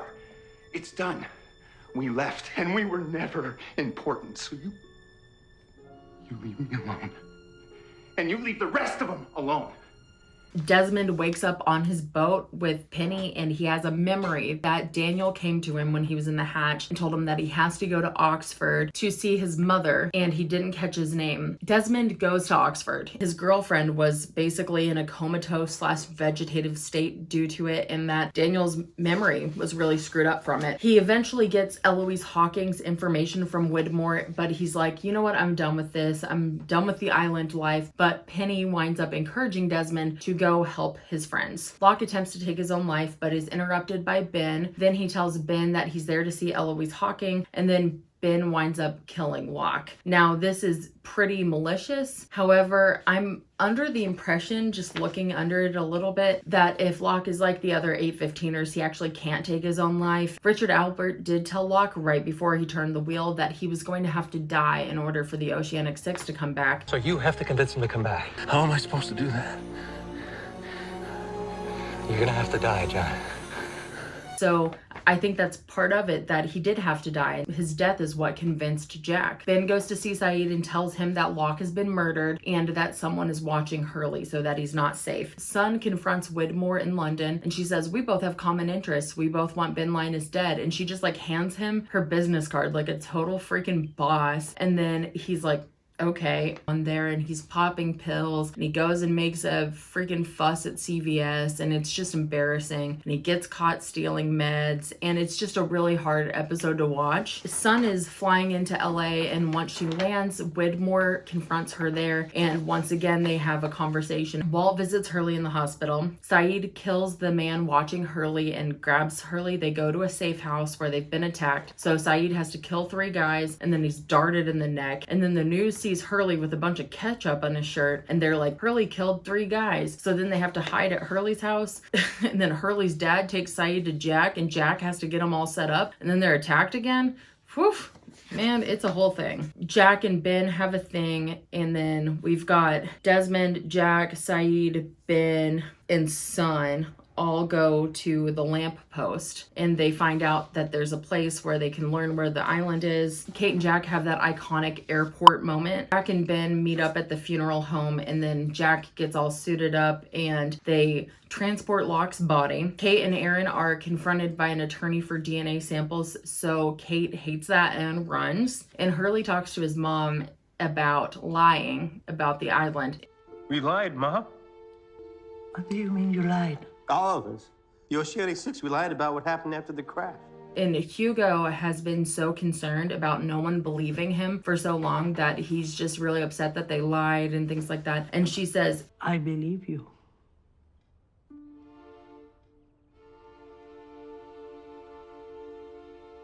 I don't understand you, but I believe you. That moment was really important for Hurley. So there's a whole thing where Saeed was attacked by the guy who needs to attack Kate. Kate finds out that the attorney was actually Ben's attorney. They were trying to take Aaron, and that Claire's mom is also in town. So essentially everybody meets with Eloise Hawking and finds out that they've got 36 hours to get back to the island.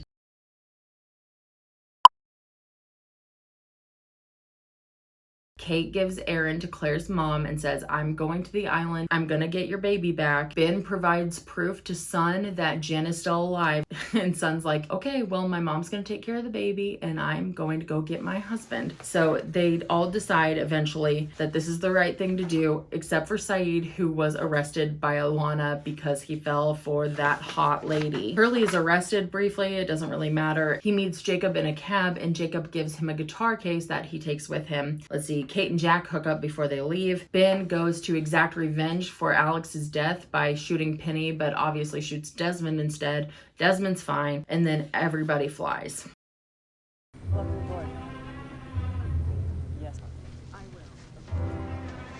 So we're about to go into season 5. So we'll start with some character descriptions here. And the first is Alana. And Alana is someone who works for Jacob, apparently off island. But we aren't really clear on that. She's hired the scientist for the Kahana. And she takes Ajira Airways 316 with a group of people who also work for Jacob, apparently. I refer to them as Alana and Co. Man in Black is Jacob's brother, and you might see him as a boy wearing brown or black, or a man wearing black, or the smoke monster, and he's basically evil incarnate. He inhabits Locke's body in seasons 5 and 6, so I refer to him as Locke and the Man in Black interchangeably once that happens. So because Lost Land is similar to Whose Line Is It Anyway, where everything is made up and the points don't matter, basically it's all out of order. The Oceanic 6 came back in season 5 episode 6, and I know that because that's when the season-long panic attack ends. And the anxiety attack begins because, baby, we get no relief.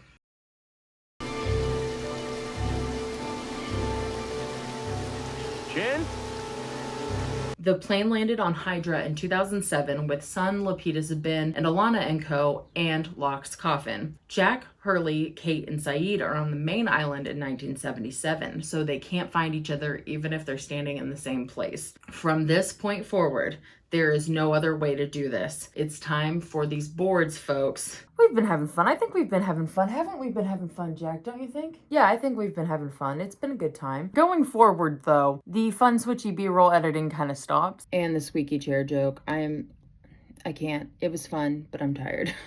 And will be used for the purposes of like packing punches, because the descending into the pit of madness begins now. And then season 5 and 6, it's just going to be a meandering into madness. And I can't B-roll for this. So you'll see the conspiracy board gets more and more involved. I will admit that it did become more of just a prop for me to have, but it is good to see the connections while I'm talking about all this shit. So this, if anything, was the real conclusion to what the video was going to be at the very beginning, and all of it put together is where we're headed now. No matter what, don't let them bring her back. This place is dead. It's time for the pointer. Our time skips here begin when Ben moves the island. I have the wrong date here. It is December 31st, 2004. Ben moves the island.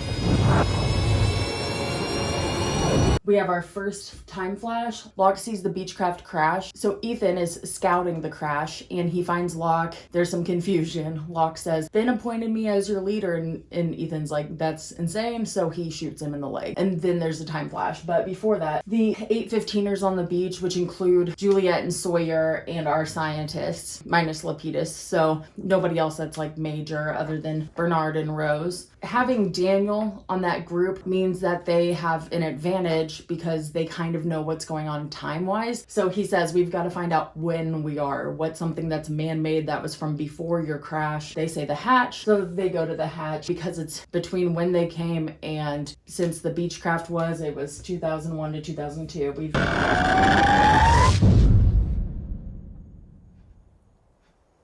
Locke is still at the Beechcraft tending to his wounds when Richard shows up with a torch. He treats the gunshot wound. He gives Locke a compass and says, you're going to give this to me later on, so I will believe what you're saying. He tells John that he has to move the island and then he has to go bring the Oceanic 6 back, and he says, you have to die, John. Locke knows, I've got to move the island, got to go to the Orchid, and I'm going to die doing this. What we also see is the Swan Hatch is destroyed here, and Daniel explains that with time, you can move along a street, but you can't create side streets. What happened happened. So if you were to try to intervene with something in the past, it couldn't change anything in the future because what has happened has happened. We don't remember what we're going through because we're experiencing it. I don't know how to describe it. So you have to convince him to come back. How am I supposed to do that? You're gonna have to die, John. And it seems like they're back to the first flash, so Locke is still there. The 815ers see that the hatch is rebuilt now, so we're back 2002, 2001, or whatever. While everyone is going back to the beach, Daniel stays behind and decides that because rules don't typically apply to Desmond, and because maybe I had a kind of a weird epiphany about this earlier. I thought that maybe because Daniel and Desmond are constants, that maybe this is why it would work. So that's possible that Desmond in a way has already met Daniel. I don't know, okay? Anyway, so Daniel knocks on the Swan Hatch door hoping that he will answer, and he does. He looks freaking psychotic, but he says, the rules don't apply to you. Please, you need to go to Oxford. You need to find my mother. Desmond's like, who's your mother? Her name? At the beach, it's nighttime. Charlotte has a nosebleed and she's telling Dan, I don't remember my mother's maiden name. I'm having a hard time remembering things. And Juliet also has a nosebleed. Dan looks very nervous. It might have something to do with Eloise the mouse dying of a brain aneurysm and having nose and ear bleed. Just a thought. Why have the pointer if you don't even use it?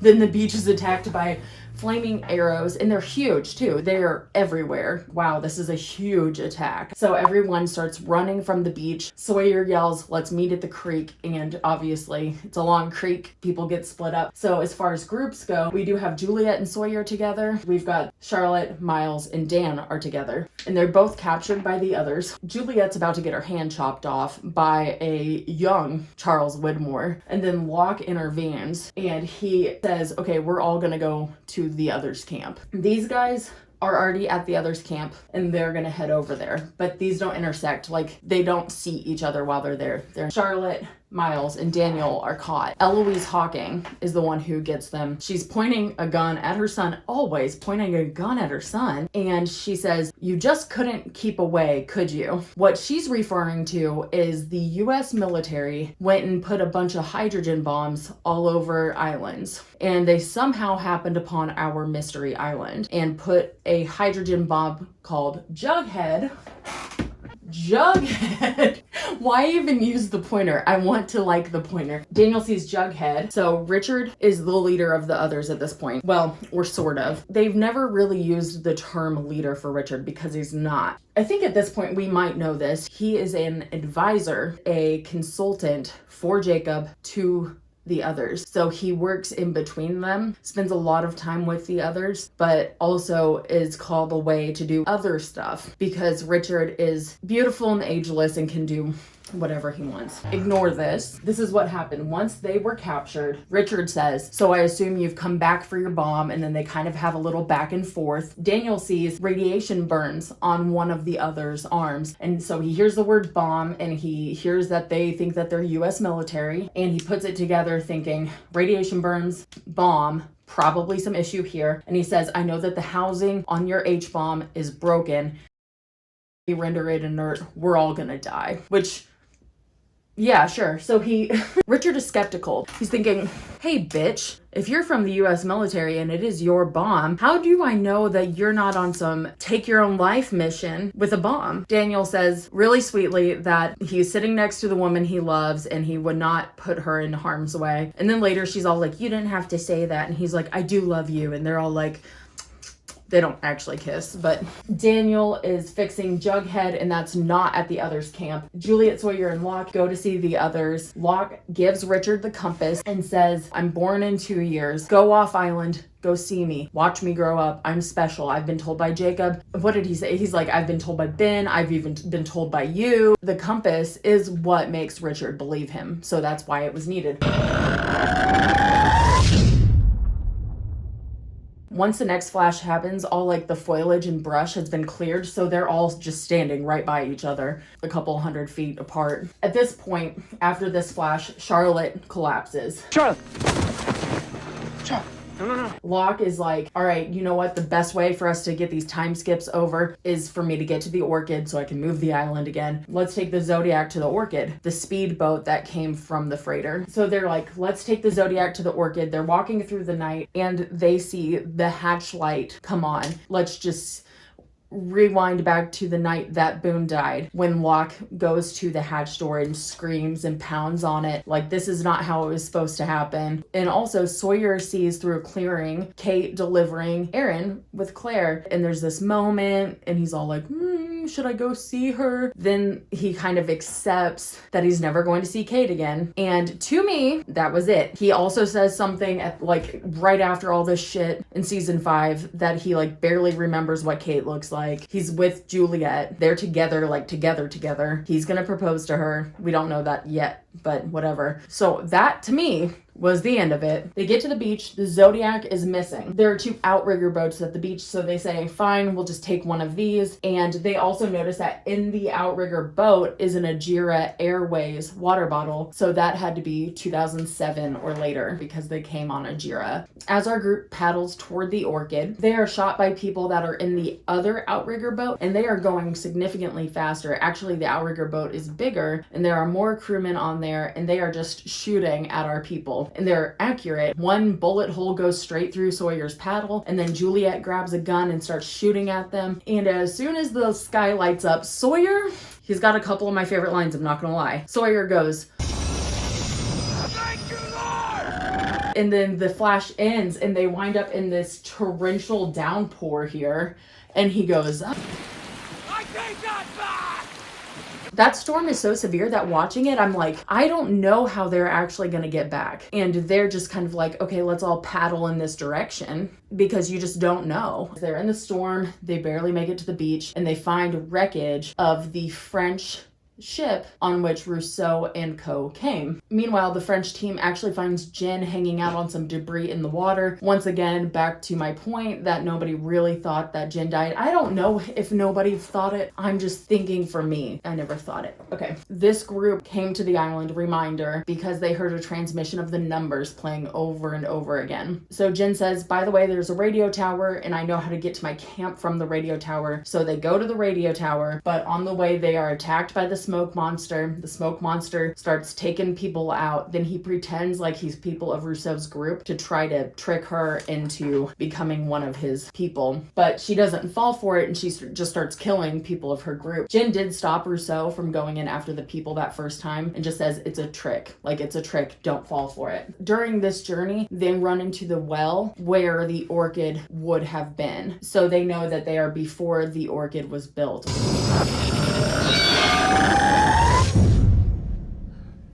We have another flash here where Jin finds Rousseau shooting at her partner, saying that everyone is sick, that they all have to die. And it's true that her partner was actually the smoke monster in disguise. However, she didn't know that. Then she does shoot him, and then she sees Jin and assumes that he's sick. So she starts shooting at Jin, and then the time skipped again. And he winds up running into Sawyer and such, and they're all just heading to the orchid. So here's where things get really messy. Oh no! We've got 3 flashbacks pretty much simultaneously. Come on! Everyone has nosebleeds at this point. Charlotte is completely delirious. She's speaking like it's a different time, and she tells Jin that they have to find the well. That's where the orchid is. And she also says to him in Korean, do not let them bring your wife back here. Do not, no matter what, do not let them bring Sun back here. Sawyer's like, can you translate? And she just says, this place is dead. We haven't known Charlotte very long at all. The 24th was a constant. Wait, no, Ben moves the island on the 31st. We've only known her for like a week and a half at this point. You feel for her hardcore. We don't even have any flashbacks about her. Maybe one flashback on the getting to know you episode. You really feel for her as Charlotte is dying. Daniel stays with her and everyone heads to the orchid, which at this point is in ruins or pre-built. Nobody knows, or this was confusing. Okay, everyone is in the orchid. I wrote in ruins, but I think what I meant was under construction because this is after 1975. And before 1974, there was the well. They find the orchid and Locke starts going down the well. Sawyer is lowering him with a rope. Then there's another flash.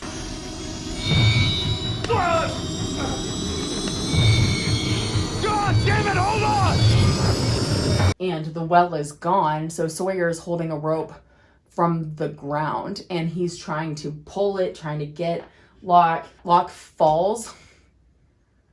I think I already read it, the compound fracture thing. Oh my god, it's my fucking nightmare. Anyway, this is the first time I think that we see the statue of Taweret.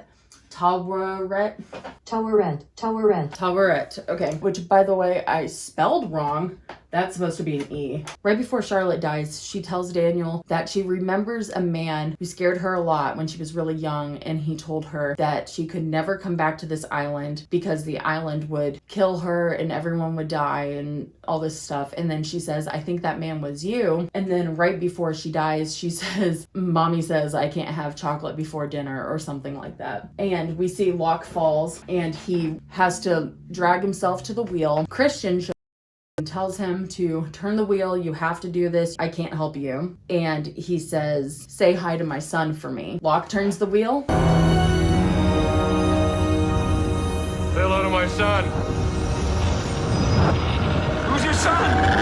And the time is fixed at 1974, baby, which is Dharma times. Daniel was holding Charlotte, but her body disappears after this final flash. The group starts walking and they're kind of hoping to find the beach or find somebody. Just real quick, back here, as Locke turns the wheel, everyone is just now waiting for Locke to return to the island so they can finish what they need to do so they can leave the island. But they need Jack and all of them to come back. They're waiting on Locke. All right. The group finds Amy, a Dharma person, at gunpoint from a hostel, which is what the Dharma people call the others. Sawyer kind of takes charge and shoots the bad guys. They have to bury the bad guys because of some treaty that they have with the hostels. Don't know what that means. Tell her red. Okay, we get it. So they bury him. Then they get to the pylon's fence and Amy goes through it and she walks through fine. And then once all of our people go through it, they're just knocked out. And we see that that's because Amy put cotton swabs in her ears. So our guys are just knocked out and Sawyer tells Horace, who is like the Dharma leader, that he is Jim LaFleur and that is shipwrecked on the island and that he's looking for his crew. Later that night, Richard Alpert, because of the truce, shows up at the camp. He needs justice. It's honestly kind of badass.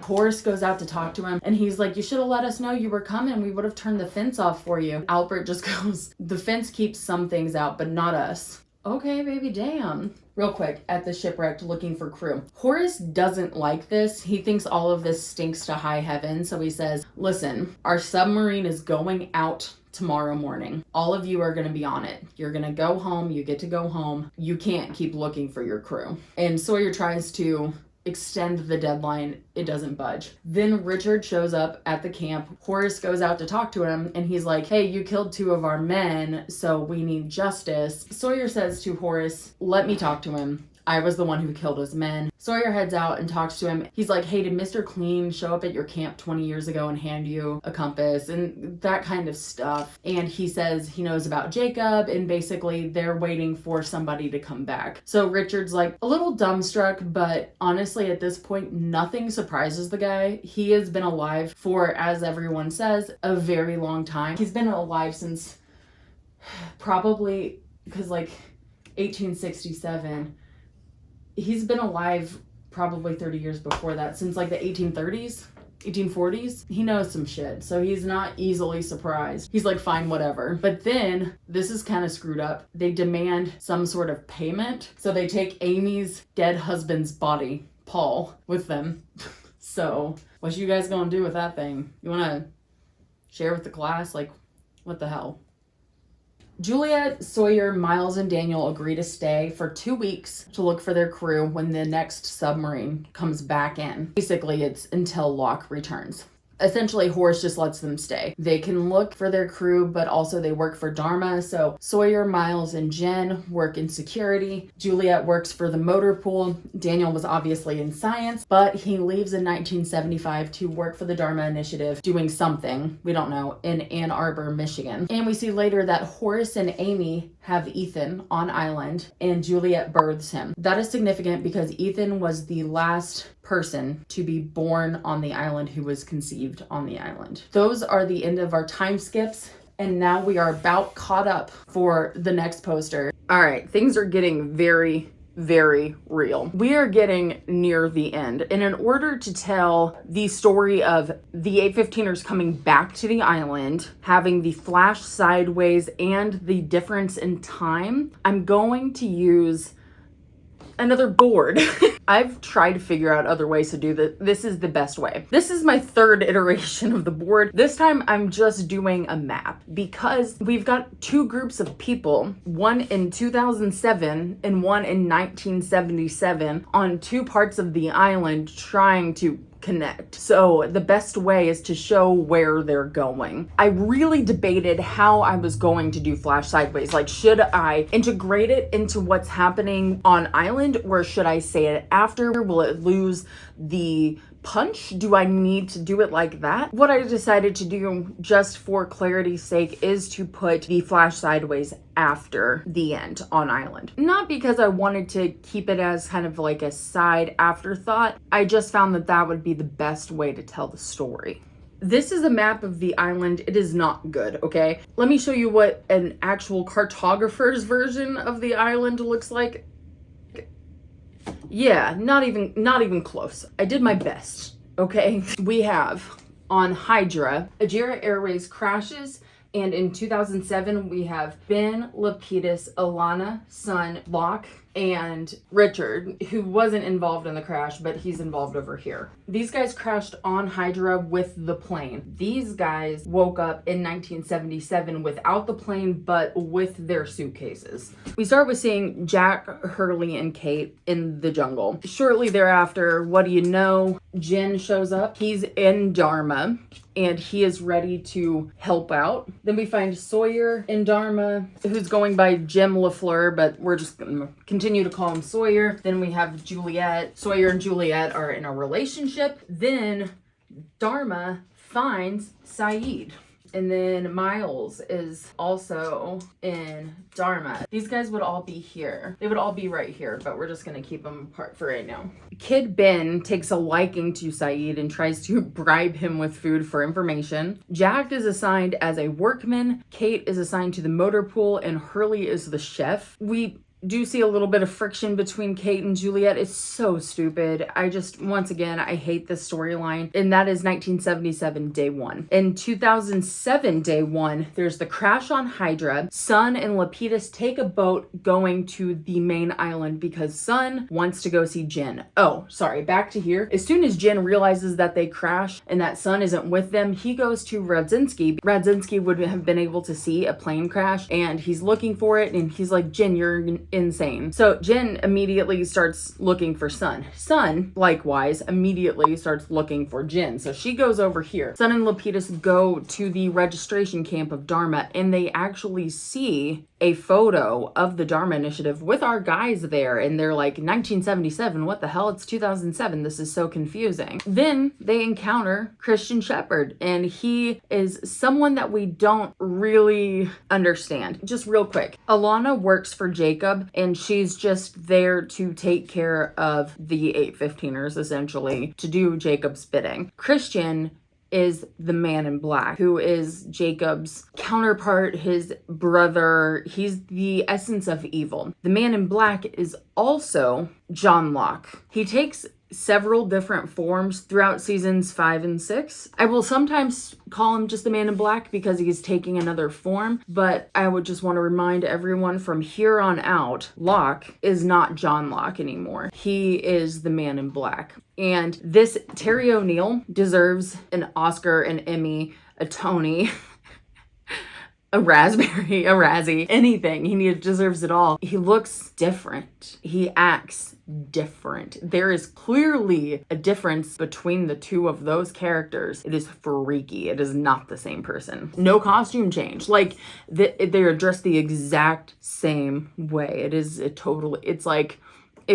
almost like it's a different actor. It's wild. Steals the show. Absolutely steals the show. At the end of day one, Locke shows up at Hydra, and he's just standing in the water, knee deep, like, what's up? And Alana's kind of intrigued by him. And everyone's a little confused as to what happened here. Ben, who is more intimately familiar with the island than almost anyone except for Richard and Jacob, but Richard says, dead is dead. Like, there's nothing I don't know what happened here. And I want to be clear that the season-long panic attack has now ended. And now we are going into what I call the season-long anxiety attack, which is different as in it is longer, more drawn out, and it is tension-filled. So you're just waiting for something to happen, whereas the season-long panic attack was such dread that it just... That's what it was like for me personally. I don't know how it was for you, but let's go to day 2, 1977. Saeed is brought to Oldham, and he is interrogated. Saeed asks, who is Oldham? And Sawyer says, he's our you. Then Saeed, this interrogation scene, let's talk about it. It is so interesting because we don't see Saeed break. Saeed breaks like 3 times. This is like one of the very few times that we've seen Saeed crack. And Saeed says, I'm from the future. And they're like, I think maybe we gave you too much drugs. Maybe I should use half a dropper. You used exactly enough. So this does not inspire any confidence with the Dharma Initiative, and they have kind of a tough policy. If you're one of the others, you're dead. We take you out. Everybody votes to kill Saeed. So everybody votes on this. Everybody says yay, except for Sawyer, who says nay, and then finally says okay. Everybody's very confused as to why Sawyer voted against killing Saeed, because in any other circumstance he would have been okay with it. This situation is putting our guys who have been in the Dharma Initiative in a really uncomfortable spot, because they have had lives here for the past 3 years. Juliet and Sawyer are in a serious relationship, and these boys continue to look for their party. They continue to look for the 815ers. They're doing a grid search. And even Miles is kind of like, when are we gonna stop doing this? This is our home now. We're here. Juliet's been assigned to the motor pool. Nobody knows that she's an obstetrician, in fact, which is crazy because we see the final live birth on the island from a baby that was conceived on island, and that child was Ethan. That was Horace's and what's-her-face's baby. And the woman almost died from the birth, but Juliet was able to deliver. That was quite historic. However, other than that, these guys have completely left their lives behind. They just have lived their lives doing security and keeping the camp safe, and they have completely acclimated. They're trusted members of the Dharma Initiative, and suddenly they're acting really protective of these people.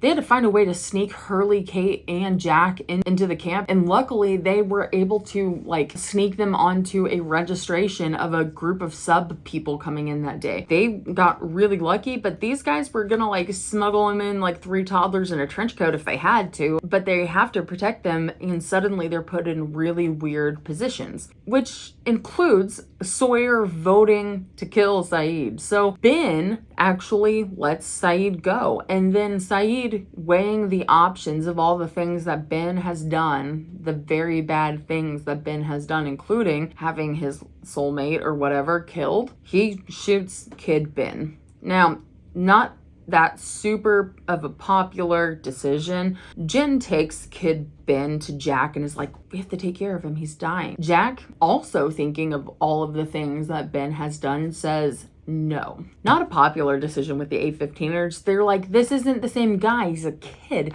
He's a kid. You have to help him. And Jack says no. And this is very shocking to the audience because this is Jack. He will save anybody. And then you realize that Jack is making a big difficult decision here to save everybody. That's what he thinks he's doing. Not cool with everybody. So they take Ben to Juliet. This is not going well. Ben is losing lots of blood. It's not a good situation. Day 2 on Hydra, Locke essentially gets all of Alana's intel. He finds out that she's been sent there by Jacob, who she's protecting and why, and she's feeling comfortable with Locke because he seems to be completely frank, and the questions that she's asking are not the right questions, knowing what he is. But she doesn't know that. He has no reason to tell her. Day 3 in 1977, Ben is dying, and it is not going well. Kate, Juliet, and Sawyer, I believe, take Ben to the others. And here is something that I've been basing a lot of my theories on. I realized just a couple days ago, because this happened in 1977, the second time with our guys, it didn't happen in the first timeline. So all of the things that adult Ben had been saying don't make sense. So my theory doesn't fit, but like, let's just pretend that it does. That because this happened in our 1977, it happened in the future. Can we just like, let me have this? Thank you. Richard takes Ben, takes him to the temple, and the water in the temple heals Ben and saves his life. Ben regularly says that he was born on this island, and he wasn't, but the way that I always interpreted that was here he was reborn on this island. But in adult Ben's life, this actually didn't happen in his childhood because Saeed didn't kill him in his childhood, right? But I kind of forgot this during some of my madness. We're gonna let Past Lars really just have that theory because Past Lars really liked it. I still like it. Just let me have it. I worked so hard on this. Okay, anyway, Miles and Hurley are taking a Dharma van, and Miles is taking a body from one of the Dharma stations from the Swan to the Orchid. During this drive, a few things are realized. One is that Miles is Dr. Chang's son. Two is that the guy who's dead in the back of the van was killed by his cavity going through his brain. Remember what Desmond said about his fillings? Sawyer is continuing to try to walk this line of protecting the A-15ers and appeasing the Dharma Initiative. Phil, who is a jerk, confronts Sawyer, and it does not go well. By the way, that actor, I can't remember his name, he's the best asshole. He plays the best asshole. Anyway, this confrontation does not go well. Daniel returns.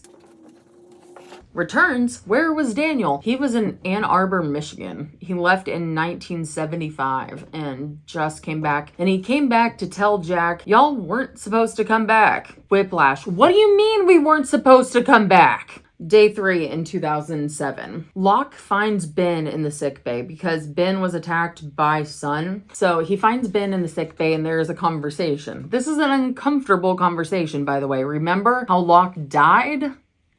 Yeah. I don't know if I read this, but I'm going to reread it here. In order to stick with YouTube's terms of service, you're just going to have to fill in blanks for words. So it's the night that Locke dies. That night, Locke writes his note. He sticks it in his back pocket and gets ready to die. Then Ben comes in and does probably the shittiest thing ever, which I stand by. He talks John down to the point that he's in tears. Locke says that there's no helping him. He's a failure and that he couldn't get any person to go to the island. But Ben tells whatever he said to Jack had worked, so that he talks him down in a really nice way. And John is very comfortable and vulnerable, and then he kills him. The tragedy here is that Locke has to die. It's the only way that Jack agrees. It's the only way that he caught Jack's attention. It's the only way.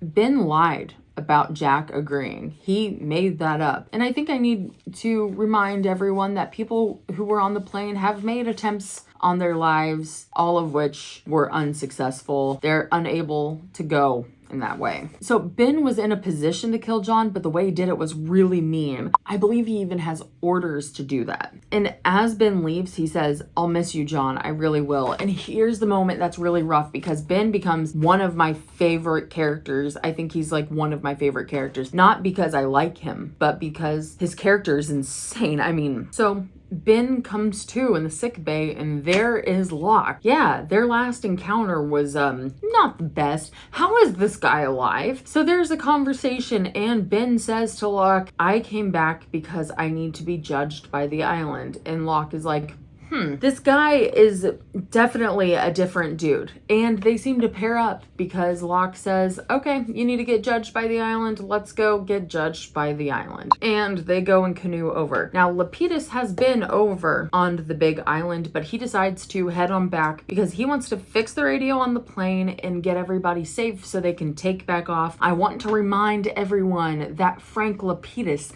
is the world's best pilot in this world. He is our Sully. He is our Miracle on the Hudson. That guy, I mean, the crash landing of Ajira. My God. Okay. When Ben goes to be judged by the island, he fails to summon the smoke monster, so it's kind of uncomfortable because he's standing there with Locke like, "I'm gonna do this thing," and then nothing happens. Now, pony up because day 4 is crazy. So Dan says that the Swan incident is imminent, that there is no stopping it, that it's gonna happen. And he says that the variables thing, he says that the constant, he got something wrong. Daniel goes to the Swan, is saying, "Do not drill." And he's trying to get this through to Chang. Chang is realizing, holy crap, he's right, do not drill. Radzinski has been working on the Swan for so long. Radzinski is another piece of shit Dharma person. There are so many. I wish I could just talk about them forever, but we just really do not have time. And he's just like, "No, this is my baby. I'm done. I'm not gonna stop now." And he doesn't seem to give a shit. But Chang agrees with Daniel and says, "We're going to evacuate. We're gonna get everybody off the island." He says, "We're gonna load up the submarine, get off the island, everybody get off the island." Daniel, on the other hand, is like, "I gotta go find my mom." Reminder that his mom is Eloise Hawking, Charles Widmore's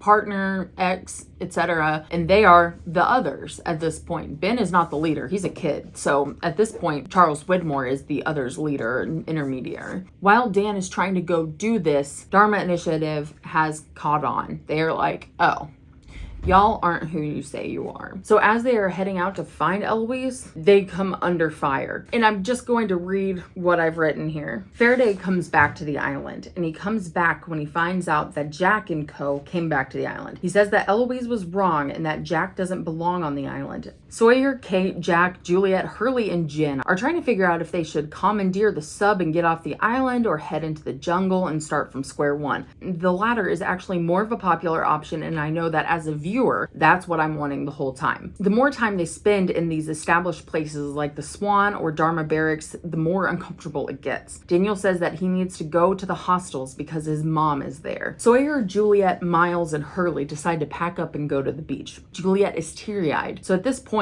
by the way, Juliet has been on the island for 6 years. Half of that, she's pretty much been with Sawyer. Daniel, Jack, and Kate are trying to strap up and get out, but Radzinski and co catch them, so they have a gunfire fight, and someone blows up a bunch of gas barrels. Faraday got shot, but it was only grazed, so he's fine. He said that we can't be so naive to think that nothing can happen to us. So just because they're in the wrong period of time doesn't mean that they can't die. Juliet and Sawyer have a very tense, are we still together conversation exchange right before they leave the compound, but it gets interrupted by an alarm. Radzinski shows up at Juliet and Sawyer's because they got y'all, which is really uncomfortable for Sawyer. When he gets got, he gets nervous and he gets clumsy with his lies. Daniel says that in 4 hours the Swan incident will happen and that the button will be made and Desmond will fail to push it. And basically he says the crash, the freighter, all of our friends dying starts today. We can't change the past, can't do it. Whatever happened, happened. I spent so much time focusing on the constant, I forgot about the variable, he said. We are the variable. He said he thinks that he can destroy the pocket of energy by setting off the H-bomb. They go to the others' camp, and Eloise shoots Daniel. Kate and Jack talk to Eloise Hawking, and Eloise realizes that she had shot her son, and she has his journal. So now she has this prescient ability to know what his life is like until this moment. Kate and Jack talk to Eloise Hawking. He said what Eloise did was an accident and he thinks that there's a way to fix it. Jack says if they follow what Daniel wrote in his journal, none of this bad stuff will ever have to have happened. Kate is all petty and upset that Jack would want to take back the crash because she loves him. So stupid. Kate decides that right before they get to the bomb, she wants to turn around and leave. So they pull a gun on her, and then Saeed shows up out of the blue and kills that guy. Kate is mad about killing Ben and blowing up the Swan. There's a mix of morality, objectivity, and destiny among the three of them. Kate doesn't think that killing kids is okay. Jack thinks it's crucial to make it so none of this ever happened, so no one ever gets hurt to begin with. And Saeed is obviously in agreement with that because he tried to kill Ben. It's an interesting split here, and we don't even know how Jen or Hurley feel about that. And we won't know about Sun. And there's no clear us versus them here. So the camp is super divided, and it's uncomfortable to watch and go through because if there's no unity, then there's just no damn hope. Then, unfortunately, Saeed is shot. Badly shot. As the drilling continues, Eloise takes our boys to Jughead and they disassemble it and they take the warhead or whatever it's called. And the plan is to drop it into where the Swan is drilling. And if they blow up the energy pocket, then they can stop the incident from ever happening. So now they're all rushing to the Swan. Radzinski is still drilling. They're hoping that they can blow this up. But then there's this fight between Kate and Sawyer and Juliet on whether or not they want to do this. It's all coming to a head. And Saeed is dying. But that division among the camp quickly doesn't matter. As soon as there is gunfire toward our guys, they are immediately united. As the incident starts happening and everything gets pulled in, the most devastating thing happens. Juliet is yanked into the hole with the chain, and Sawyer tries so hard to pull her out, and it just can't happen. Now, Jughead is down at the bottom of the hole, and once Juliet falls down there, we realize that Juliet is still alive. This is when Juliet makes her sacrifice. Juliet's sacrifice is one of the biggest things in this entire show. Sincerely, she grabs a rock and she beats it until the bomb goes off, and that creates a time flash, and now they are in 2007. Hello, Richard. It's good to see you out of those chains.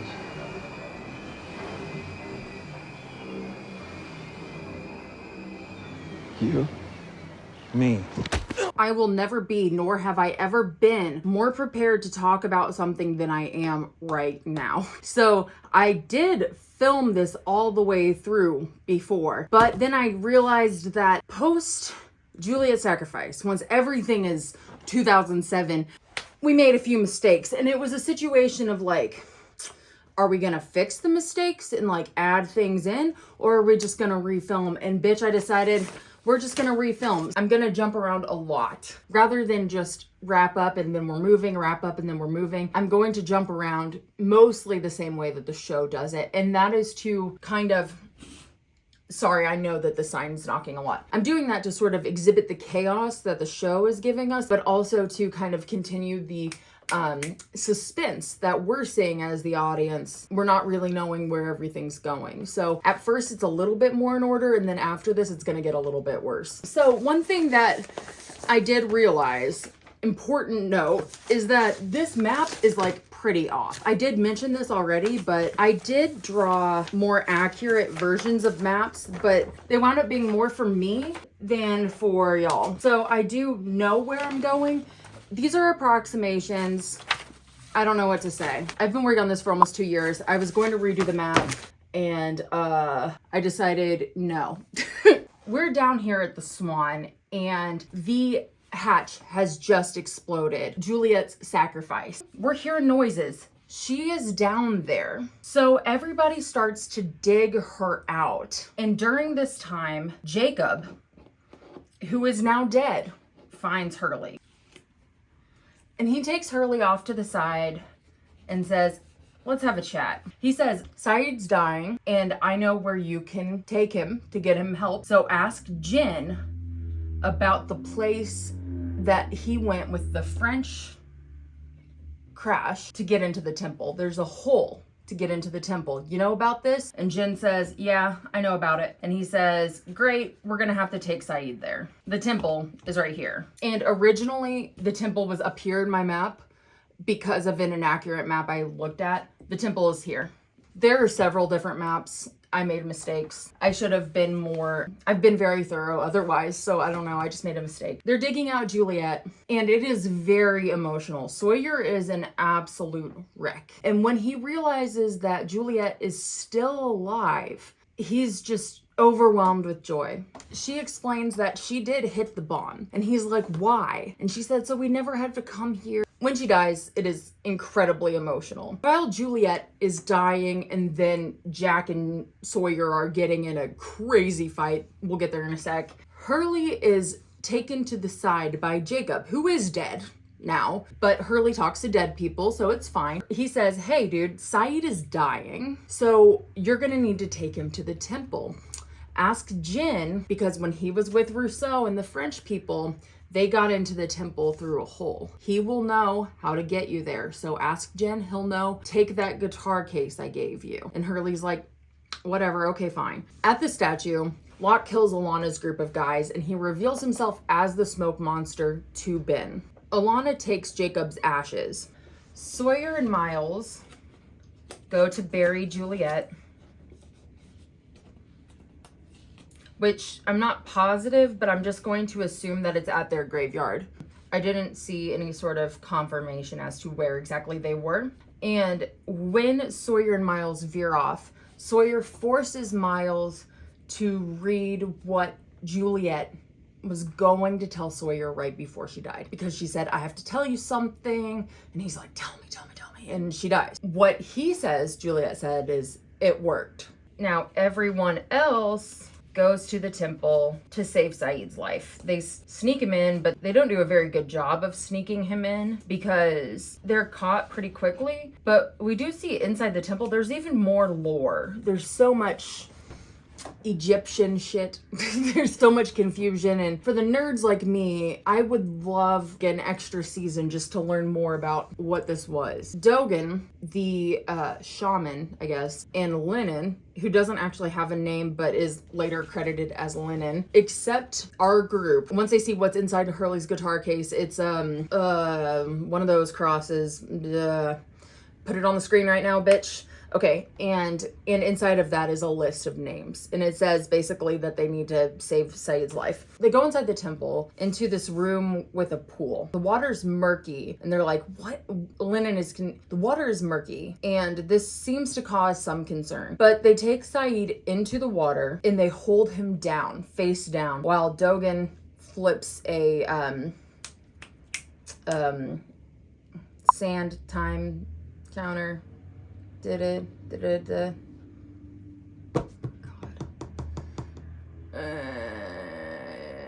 I want to say time turner as if that's not what those called. Anyway, at first nothing's happening. Saeed is just laying there and there's these men holding him down. Our guys are freaking out. They're like, what are you doing? What are you doing? And then Saeed starts to thrash. And they're like, let him up. He's living. Let him up. Let him up. And they wait until he stops moving, until the sand hits the bottom to let Saeed up, and he is dead. Jack is devastated.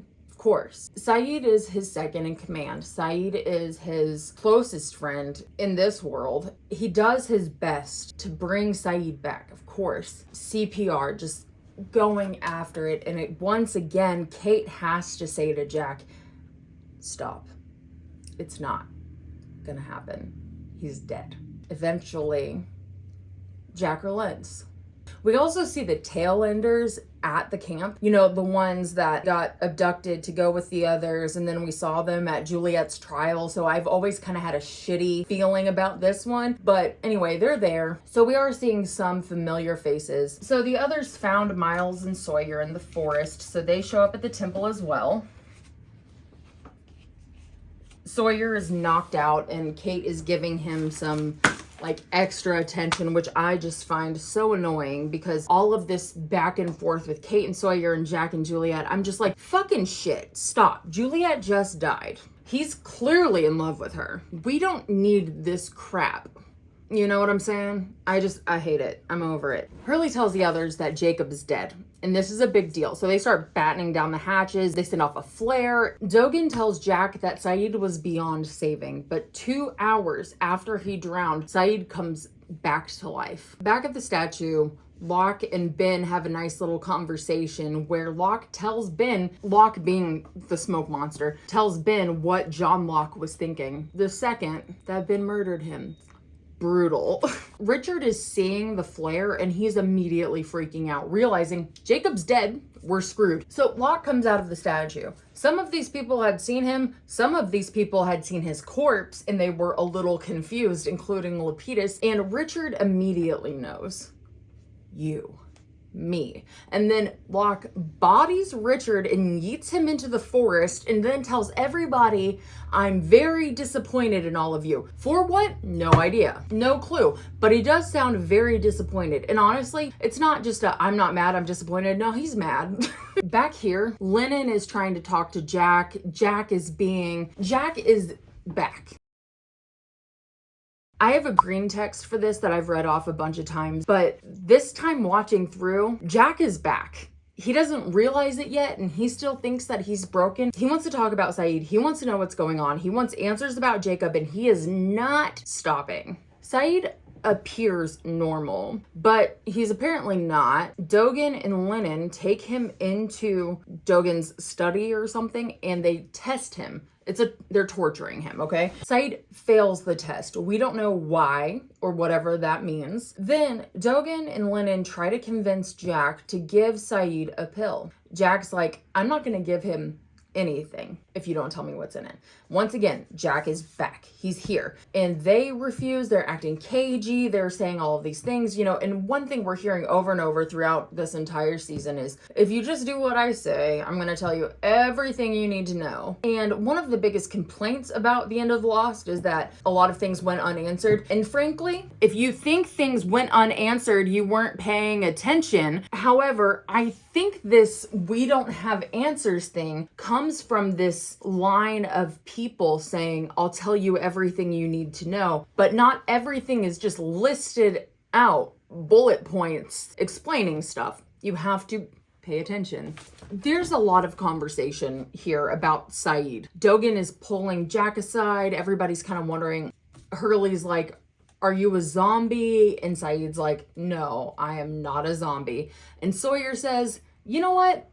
Deuces, and he leaves. And he goes to the barracks, which actually, in actuality, is more like right here, okay? But we're just gonna stick with where the map is. Everybody's pretty pissed off about this. Sawyer says, I'm leaving, tells Kate, don't come after me. Now, Kate and Jen decide to go after Sawyer with some others, and they wind up ditching them. Kate goes off this way, and Jen, getting caught with the others again, is over here. The conversation between Jack and Saeed with the poison pills, we're kind of jumping back and forth because the poison pill is still a conversation here. Jack says, Saeed, I didn't save you, they saved you. And Saeed says, I don't care who saved me, I care about who I trust. And if you're telling me you don't think I should take this pill, I'm not gonna take it. So Saeed doesn't take it. Dogan and Jack have yet another conversation, and he says Saeed is infected, he's sick, he's going to be worse, he should be dead. And Jack is wondering, why should I care? And Dogan says, it happened to your sister. Jump cut over to where Jen and the others are having some sort of argument. Something happens, they get ambushed, Jen winds up in a bear trap, and Claire shows up with the most upsetting hair wig situation I have seen. It's viscerally disturbing, but it really drives it home how crazy she is at this point. So right now we know Saeed's evil, Claire's evil. They're infected with something bad enough that the good guys think that they should be dead. We don't know what that means. Saeed seems completely normal. Claire seems a little like she needs a hairbrush, but not, you know what I'm saying? Kate finds Sawyer drinking. They fight. And then he asks her, why'd you come back? And Kate says, I came back to get Claire and to bring her home to Aaron. And so they take a walk, these two, over to the submarine dock, where Sawyer tells Kate that he was going to propose to Juliet and that he thinks he's just one of those people that needs to be alone. And it's very emotional. He throws Juliet's ring into the water. Kate heads back. Forgot to move him, but when Locke yeeted Richard, he put him into a trap in the trees. And then he comes and finds Richard and asks him about the candidates, meaning our people who are candidates to take over for Jacob when Jacob is killed by Locke or passes on or whatever. They're candidates. He tries to talk to Richard about them, and Richard seems oblivious. Locke says, I would have never done that to you. I'm so sorry that Jacob never told you. And he starts narrative of Jacob being the bad guy who's manipulative and controlling the situation. Now, kid Jacob shows up. Richard can't see him. Locke goes after him. And Richard's like, and we don't know where Locke goes. Back at the statue, Alana asks Ben, did Locke kill Jacob? And Ben says yes. Ben wonders, where did Locke go? And Alana says, he's recruiting. We're seeing Locke going to the barracks to go talk to Sawyer. And Kate is on her way back to the temple. Locke goes to talk to Sawyer at the barracks, and Sawyer is really hard to convince because the only thing he gave a fuck about just died earlier, you know, the day before. So he's like, what can I promise you? And he's like, I don't fucking care. Like, there's nothing you can promise me. He goes, Locke was scared. You ain't scared. And then the man in black says, Locke says, let me show you. Come with me. and I'll show you why you're on this island. I'm gonna give you some answers. Back here at the statue, they decide that they're going to bury the real John Locke's body. So these two are headed to the caves when Kid Jacob shows up again. Locke chases after him. And in that point, Richard is like, come on, dude, you and me, we're going to the temple. And he's like, nah, I'm good. I'm gonna go to the caves with Locke. And Richard's like, he's going to kill you. He says, he wants you dead. He won't tell you anything. Sawyer's not buying it, and as they head down, Sawyer tells Locke about Of Mice and Men and says he kind of feels like he's walking into a trap, and he pulls a gun on Locke and says, I wonder what happens if I shoot you. And Locke's like, let's find out. Locke just says that he's trapped, that he's been trapped on the island for a long time. All he wants is to be free and off the island, which is something that Sawyer kind of agrees with at this point. Back here, Alana tells Ben that the man in black is trapped and he can't change bodies now. So he's stuck as Locke, even though in the past he's been Christian and 80,000 other people, honestly. When they bury Locke, Ben eulogizes him and says, he was a believer, a man of faith, a much better man than I will ever be, and I'm very sorry I murdered him. The weird character growth, I love to see it with Ben. Locke and Sawyer go to the cliffside caves here, which is super sketchy. There is a point when they're climbing down that Locke had a chance to kill Sawyer, and he doesn't. So Sawyer's like, he could have killed me, but he didn't.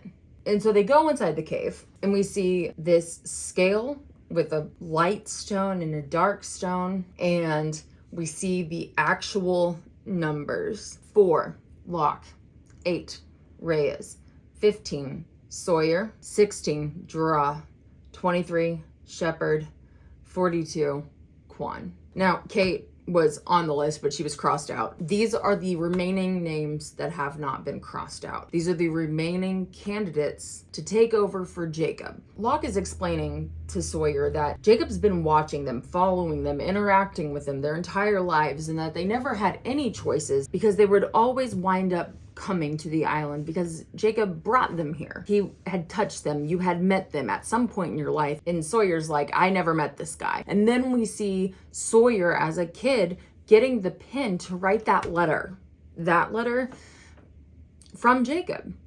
Jacob has interacted with all of them. He tells Sawyer that he has 3 choices. 1, he can do nothing, see how it plays out, and potentially have his name crossed off. 2, he can become the new Jacob, become the new protector. Or 3, he can get off the island. All of them together. This, enough, convinces Sawyer.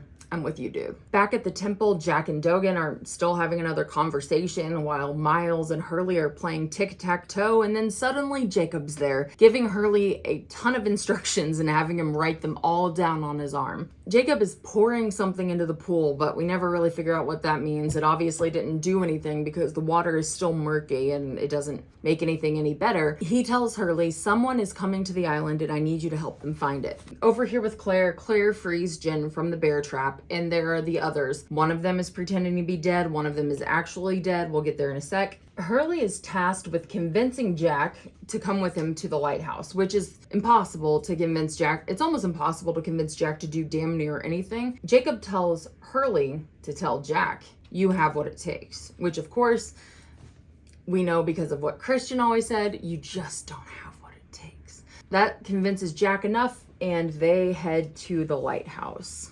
When Jack and Hurley are heading to the lighthouse, they do run into Kate. So once again, map issues. And Kate says that she's heading back. She said Sawyer didn't come.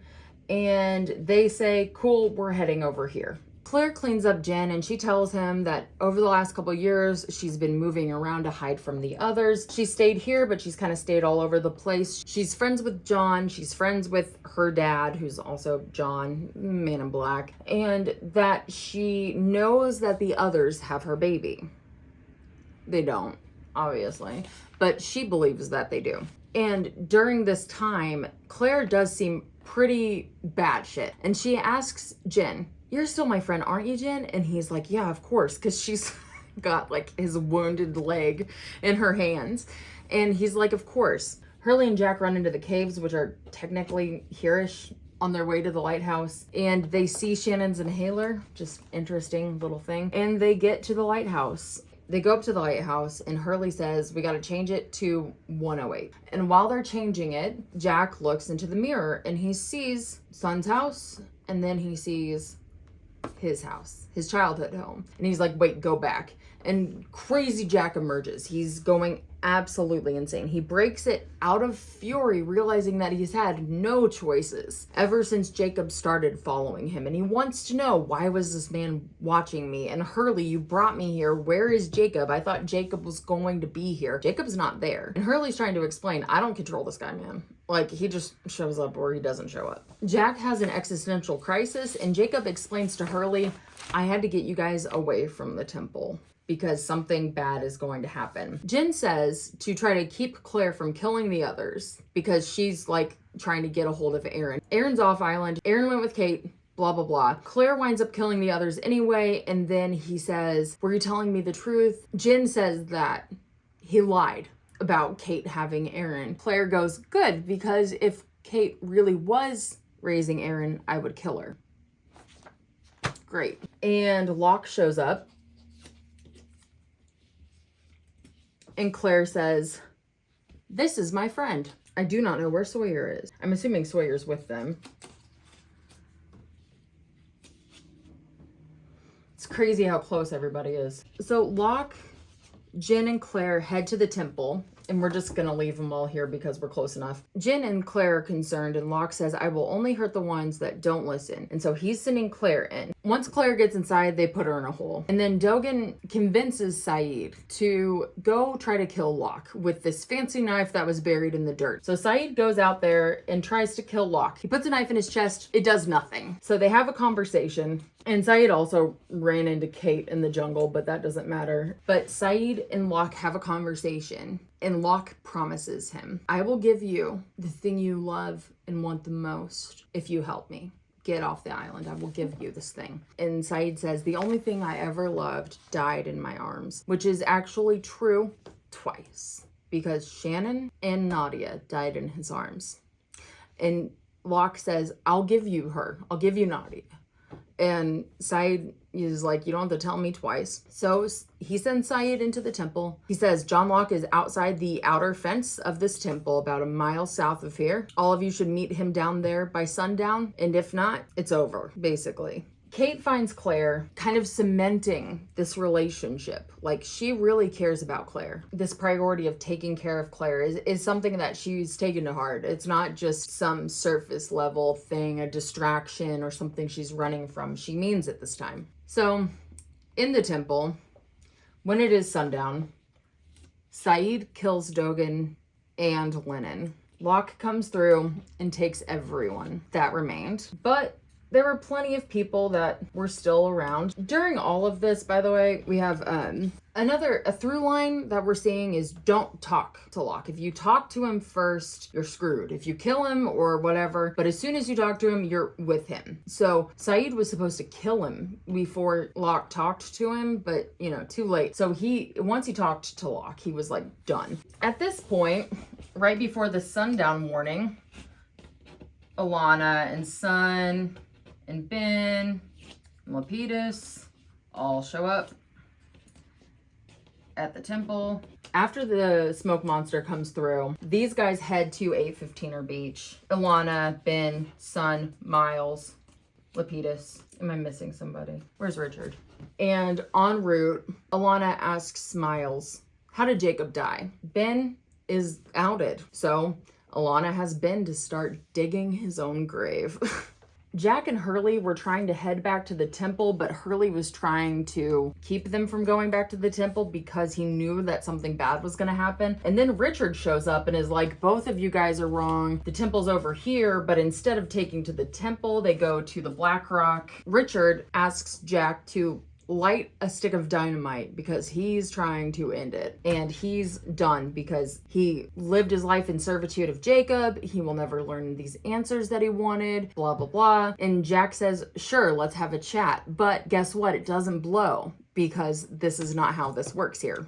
All of this kind of one by one, the remaining 6, which are Sun, Jen, Kate, Sawyer, Jack, and Saeed, and Hurley, are our remaining candidates, okay? She's been commissioned by Jacob to watch after them, to protect them, because Locke is going to kill them. And she doesn't know if she needs to protect Jin or Sun. She just knows she needs to protect Quan. So it's kind of interesting in the way that I've always treated them as characters is put them together, which I didn't do that when I first realized that they both shared the number 42. I did it before that, but now I'm like, oh, perfect. Since the dynamite thing failed, Jack, Hurley, and Richard show up at the A15er beach. Fuck yeah. So we've got this huge, awesome redemption reunion moment. It's great. Now all of these guys meet with Locke outside the temple, and they're heading toward a clearing where they will have a camp here. So we're just gonna kind of keep them over here because they're just walking this way. Sawyer's with Locke. Locke sends Sawyer over to Hydra to do some recon, to figure out what's going on over there. And it turns out that Widmore is on Hydra. And while Sawyer's doing recon and trying to figure out what the fuck is going on over there, Kate takes a minute to talk to Saeed. Is like, what do you think about Locke? And it's not even that sketchy of a conversation, but Claire doesn't like it. So Claire decides to attack Kate. She's like trying to kill her. And it goes very poorly. Locke explains that Claire needed an enemy, which is why he lied about where Aaron was, and that Aaron now has a crazy mother. And so there's this reinforcement that Claire is crazy. She's crazy, she's crazy, she's crazy, which I really don't like, you know, in the year of our Lord 2023, not in the year of our Lord 2010, which is when this was aired. I think when you're watching it now, it's like, this girl was gaslit and traumatized. She's not crazy. She's just doing her best. Sawyer runs into Zoe, who is a whole bag of crazy. She's crazy. Claire is nothing on this bitch. They have a conversation, and then Sawyer winds up talking to Widmore. Sawyer's playing double agent here and basically saying, I'm gonna take you right into your doorstep. I'm gonna take you right, and they know it's an open trap, blah, blah, blah. Talking out both sides of his mouth, essentially. Kate and Claire do have this moment, and Claire apologizes to Kate, and we realize this crazy Claire, no, she's still there. Like, Claire is still in there. And Sawyer and Kate have a conversation, and he says his plan really is to let these two motherfuckers fight it out, and he's just gonna get them off the island. And then we hit into Ab Aeterno, which is one of my favorite episodes of the show. Jacob comes to Alana to get the candidates. She asks Richard what they do next. He laughs kind of hysterically and says he has no idea what to do next, that everything Jacob said was a lie. He says, "You're dead," to Jack. And then he says everyone is dead and that everyone is in hell. And he says that he's going to listen to Locke. Dun-dun-dun. Okay. Alana insists that they go after Richard because he does know what to do next. Hurley is standing off to the side speaking in Spanish for some reason. Jack assumes that he was speaking to Jacob, but it was someone else. So now we flash back. Beautiful man Richard is riding full speed on his horsey to his wife. This is stuff I actually wrote in this. This isn't script. These were just my notes that I was taking while I was watching it. To his wife, who is very ill. Richard is devastated and will go to the doctor, but assumes they don't have enough money. Isabella gives Richard her gold cross to pay for the doctor, and she says, we'll always be together, and he promises that he will save her. It seems pretty hopeless at this point. He won't even be back until the morning. The doctor claims to have life-saving medicine, but Richard doesn't have enough to pay for it, including the cross. He starts begging the doctor desperately, and then he accidentally pushed him into the table and killed the doctor. He already had the medicine in his hand, so he just got on the horse and went, but by the time he got back, she was dead. He's heartbroken. By the time the angry mob comes to jail him, he's so despondent and repentant that he's heartbreaking. He's been reading the Bible in English. He tells the priest that he and his wife plan to travel to the New World. The priest says that he can't grant absolution for murder, but Richard begs for penance. But the priest says that they're going to hang him and the devil will await him in hell. Like, jeez. Plus, it was involuntary manslaughter, not murder. Richard gets kidnapped and dragged to some dude who asks him about his English. Richard proves that he can speak English, and then the sea captain buys him. People are enslaved and chained in the storm. Richard sees the island and sees the statue of Taweret. The storm is so wildly severe, and the black rock crashes into the statue.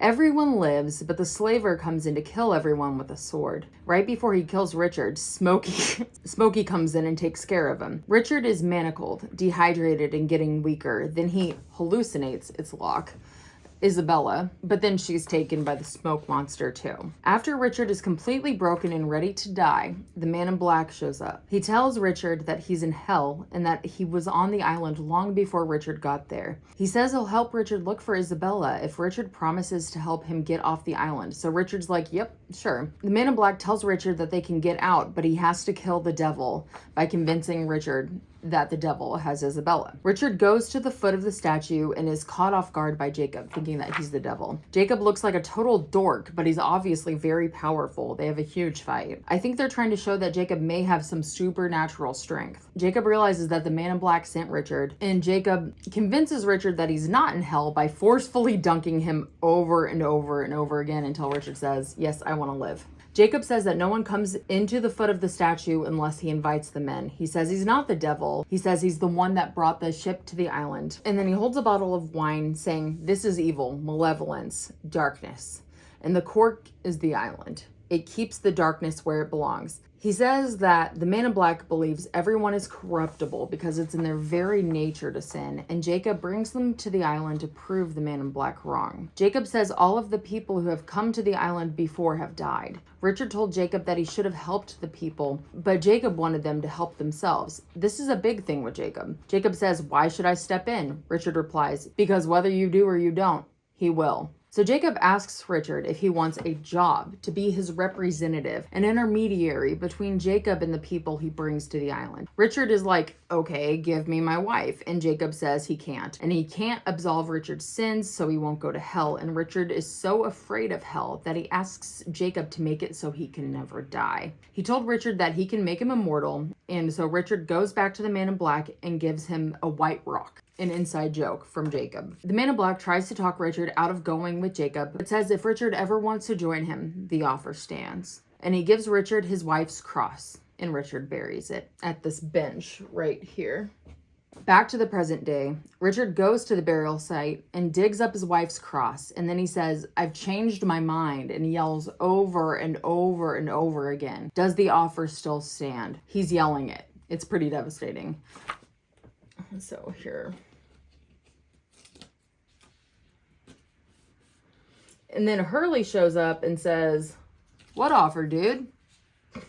He tells Richard that Isabella sent him. She wants to know why Richard buried her cross. Obviously, Richard can't see her, but they have this really cool moment together. And I'm not going to write it because I can't really do it, but she absolves Richard of his sins and then she leaves. She also said that Richard has to stop the man in black from leaving the island, and if he doesn't, in Spanish, we'll all go to hell.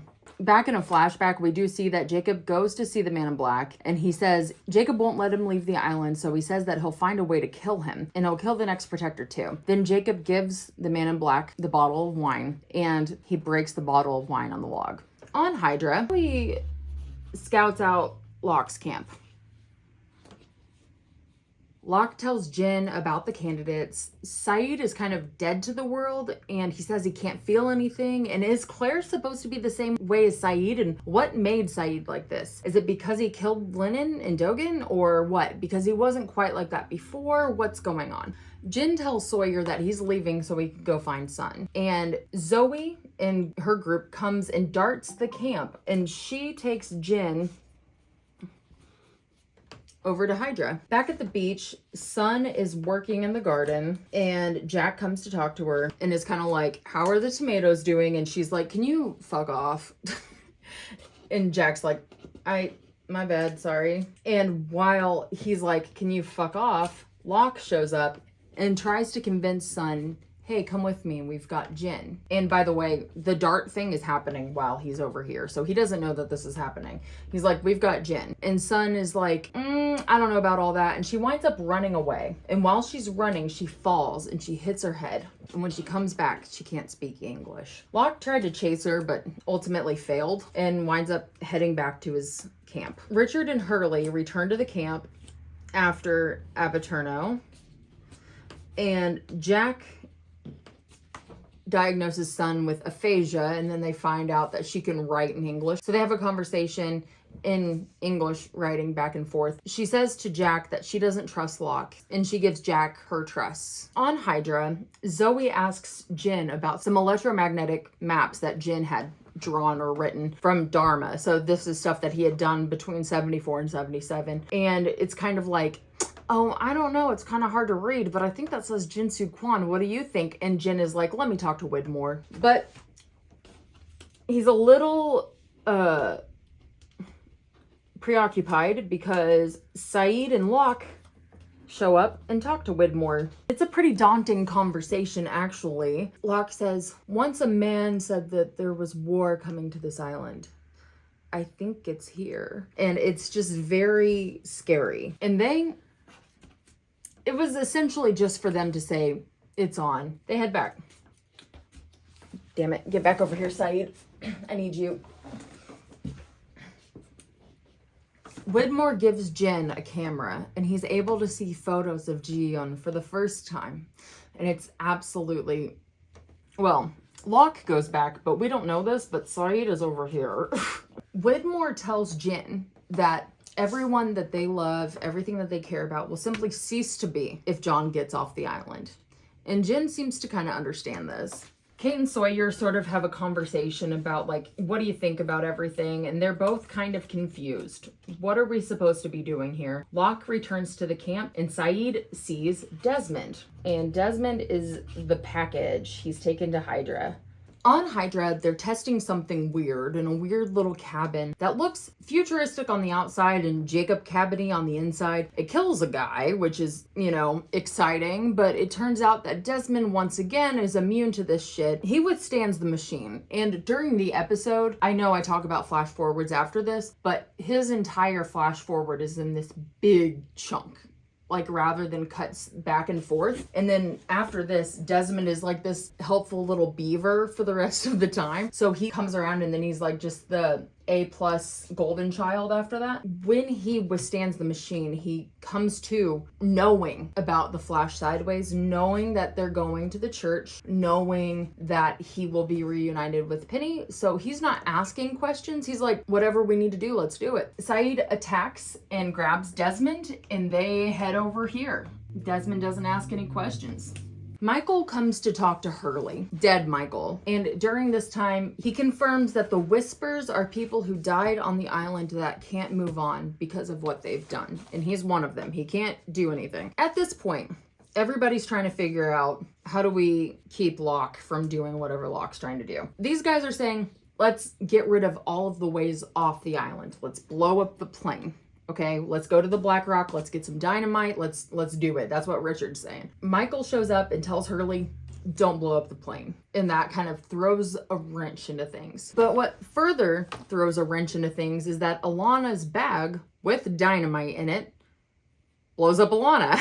Before Michael walks off, Hurley asks, is there anything that I can do to help you? And Michael says, if you see Libby, tell her I'm very sorry. Then Hurley says, we need to go talk to Locke. Jacob's telling me we got to go talk to Locke. Richard is not buying it. He's like, I don't think you're telling me the truth. So Hurley's team don't blow it up, and Richard, Ben, and Miles, our team, blow it up. So they decide that they are going to the barracks.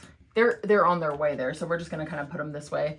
To go get some C4 that Ben naturally has in his old house, because, like, duh. So these guys decide we're going to go to Locke's camp, and they are pointed in the right direction by Michael. Jack and Locke go and have a private conversation. It's actually really sad when everybody shows up at Locke's camp because Sun was just told, hey, I have Jin. Jin's not there though. So she's like, hey, what the fuck? What gives, man? During Jack and Locke's conversation, he tells Jack that he chose Locke because he was stupid enough to believe that he was special and that y'all were kind enough to bring his body back. He was very brutal about it. He tells Jack that they are trapped on this island because of Jacob and they have to leave the way that they can. It has to be all of them. Now, Claire and Jack have a conversation and it's kind of further showing, which I've sort sort of touched on, but Claire has a lot of abandonment issues right now, and it's just like so clear in what she's dealing with here that they're finally like, okay, we're family. We're here together. I love you. I love you. And we're hoping that Claire is seeing some of like this comfort and people showing up for her like the way that they should have been. Now they have a plan, but the plan involves Locke and his crew going to Hydra.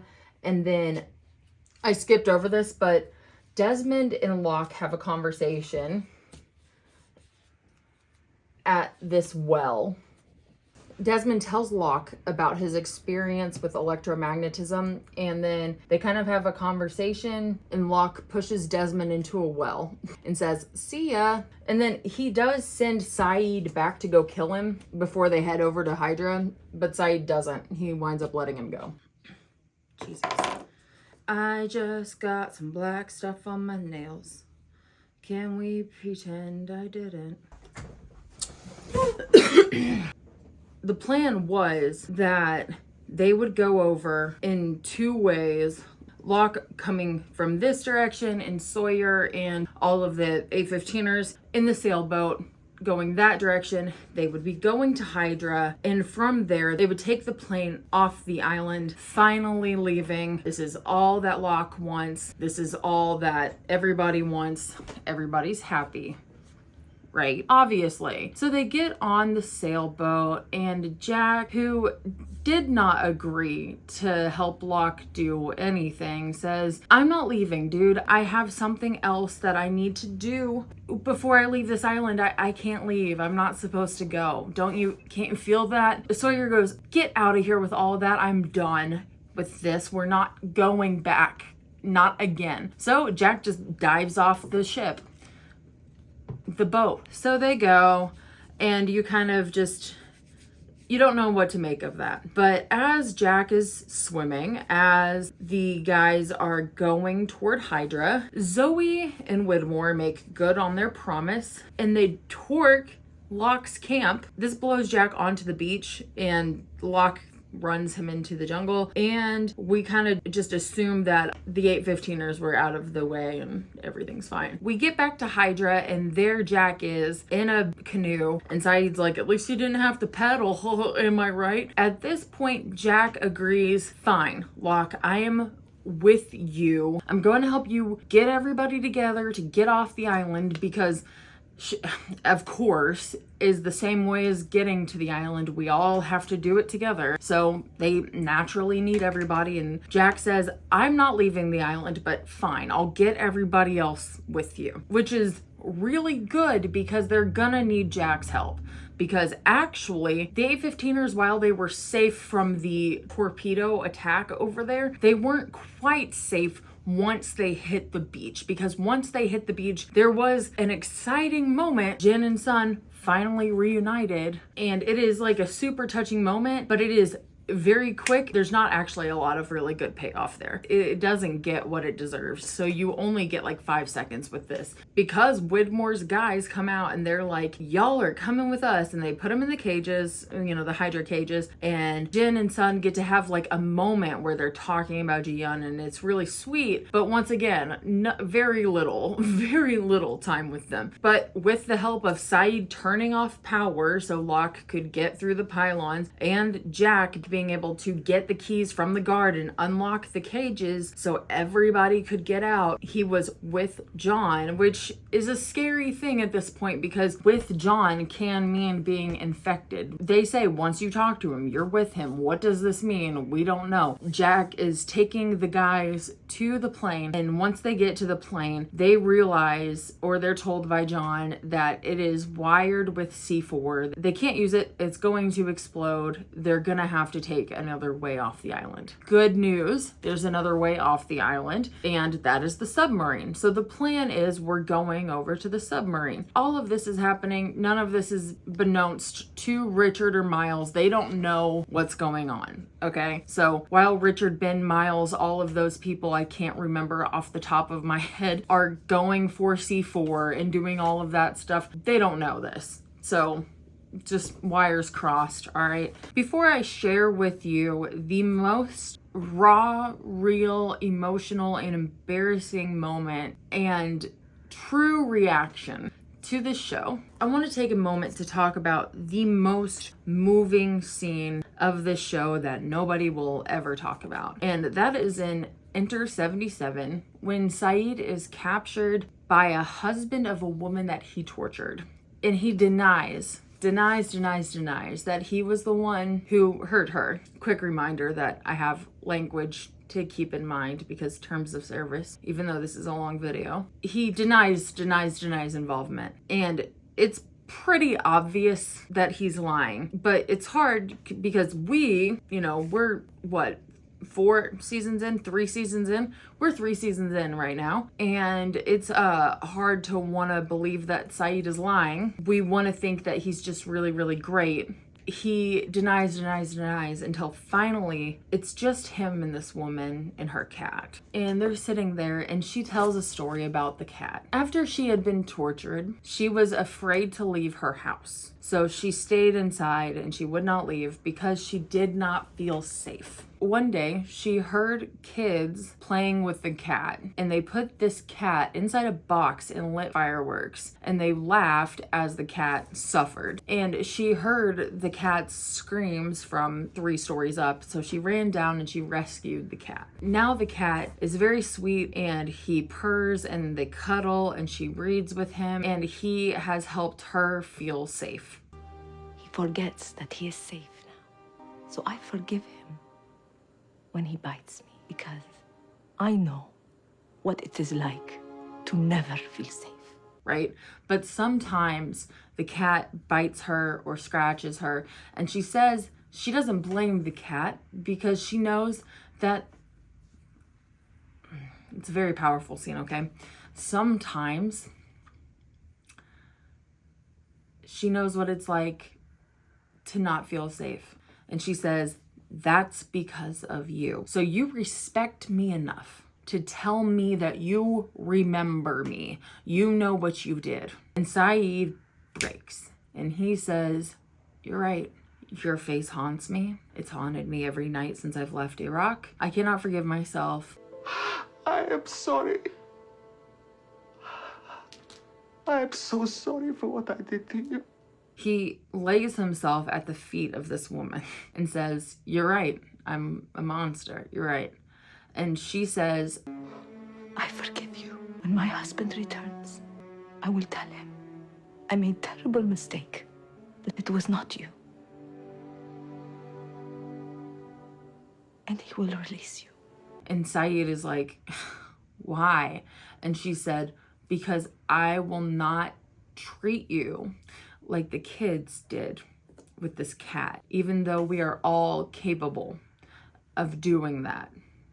I will not do that. And it's heartbreaking because she doesn't say, I forgive you, I love you, you're great, but this moment, Saeed really breaks down. He's not a very emotional guy, and he completely breaks down, and we as the audience are forced to reckon with the scars on this woman's hands. We're forced to reckon with the fact that Saeed did do all of these awful things. It wasn't just him getting Shannon's medicine. It wasn't just helping the woman he loved. He tortured the woman he loved. We're forced to reckon with that at this point. And this is one of the most powerful scenes in Lost. Insanely good episode. What a bummer that he didn't get the freaking payoff that his character deserved. Okay, let's go watch me cry. On Hydra Beach, there's this big confrontation, but during which Jin and Sun reunite. So they haven't seen each other for 3 years.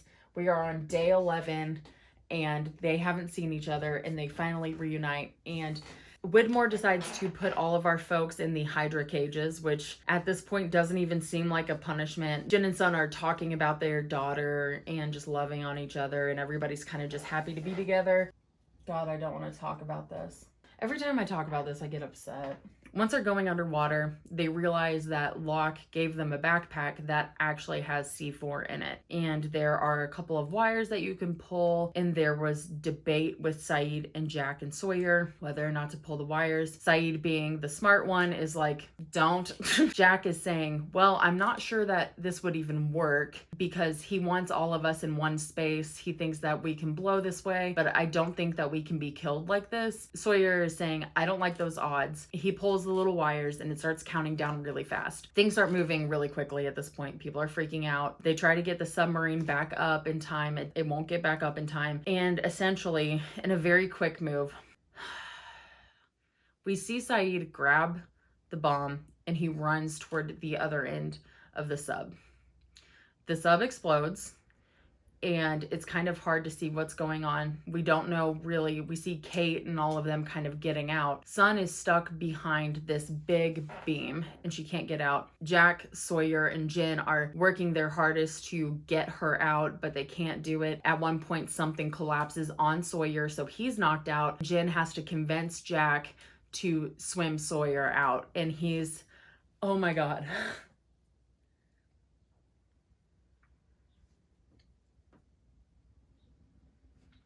Sorry. This one always gets me. I was really not expecting to cry like this. Okay, so sorry. Shit. Jin won't leave her. She's begging him to leave. She's bleeding and it's not a good situation. Jin can't get her out together while the water comes up over their heads. And the thing that really gets me about that, and I haven't spent as much time talking about them that I expected I would, because I expected to spend so much time talking about them. They're my favorite characters and I really haven't at all. But this one really sucked. Here's what really sucks about this one is that it is like our red wedding. We at this point only had 7 left of our original people. Locke is gone and there were only 7 left, and 3 of them go in one scene. And what really sucks, it was really painful to watch Jin and Sun go out like that. What really sucks, it is fucked up, is that Saeed, like arguably top 3, definitely top 8, Saeed, all we see is him run off with that bomb. There's no closure, and that's it. One of our most important characters, the last 7 standing, is just gone. Just gone. Nothing else. And Jin and Sun, at least we get to see their last moments. All we really see is Saeed make this split decision of doing the thing that he would have always chosen to do, is to sacrifice. So we had Juliet's sacrifice, and this was Saeed's sacrifice.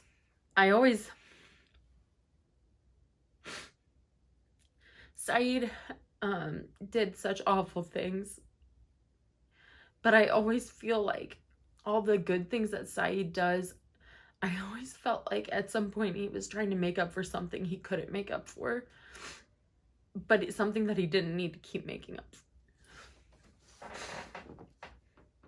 You know, good people do really bad things sometimes. I don't know if I could say that in real life a torturer could be a good person, but I think that Saeed is a good person. And it wasn't just that final act that made him a good person. There was so much stuff in season 6 that spent time talking about whether Saeed was good or evil. And Saeed was good. Saeed was very good. Saeed got robbed. I mean, just like Michael got robbed, Saeed got robbed in season 6. Just so like screwed over. It was like the most like disappointing storyline, and I'm just crying because it makes like that whole episode makes me so sad. Every time I watch it, like I have never been ready for it. I try not to watch it because I've never been ready for it. There were enough episodes left in the season for me to think that they weren't gonna die yet. I didn't see it coming. at all. The last time I watched it, I started sobbing and I was like, they only got one day together. I didn't even watch it this time. I just started crying talking about it. Good God. Before Saeed took the bomb, he told Jack, go find Desmond. The sub explodes and we lose all of them. Are on the beach, and this is who we have left. And during this moment of like absolute grief, once again, Jack walks off to cry alone. You know, this is the same thing we saw in the hatch before. Kate and Hurley can cry together. Jack needs to be alone for this. Now it's time for Across the Sea.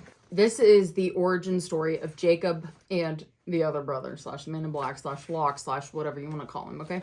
The boy in black, whatever. The twins' mom, Claudia, washed up on the beach where she stumbled to a spring and runs into Mother, who is played by Allison Janney. She says that there's only her and that she got there on the island by accident. Any question I answer will simply lead to another question, Mother said. Claudia said that there were other people on her ship. Claudia goes into childbirth. There's Jacob first, then the other, and there was no name prepared for him, so he doesn't get one. Mother goes kind of fucking crazy and immediately takes the baby. Turns out there's another baby. It's the other brother.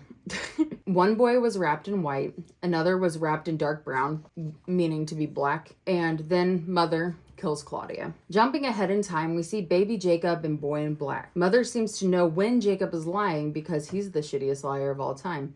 Mother blackmails him for information. Mother finds boy in black on the beach. She said that he's special and she left this game for him to play. He says, it came from you? Of course it did. Who else would it come from? Somewhere else across the sea? Boy in black is all, where do babies come from? What does dead mean? And Mother, like her son Jacob, hates answering questions, so she's like, it's something you'll never have to worry about. And this means, to a degree, that the three of them are immortal. They run into ancient hunters, so they ran to Mother. Jacob says, they look like us, but Mother says, they're not like us. We're here for a reason. Boy in black asks about the reason, but she says it's not time. Eventually, she takes them to the spring. Mother says, men come, destroy, and corrupt. That's what they do. Mother said that she made it so they can never hurt each other. She shows the boys the light, and she says that a little bit of that light is inside of every man, but they always want more. She said that if men try to take it, and they will, the light might go out, and that means the light goes out everywhere. The brothers are playing a game when boy in black sees Claudia. He says he's going for a walk and follows his mother's ghost. She tells him she's going to show him where he came from, a place you've never seen. She shows him the village and explains what a ship is. It's how we came across the sea. There's nothing across the sea. You came from across the sea. Claudia tells him that she's his mother. Other brother wakes up goody two-shoes and says he wants to leave. He says that it's all a lie and tells him she's not even our mother. Jacob starts punching him and boy in black spews some hot truth at Mother.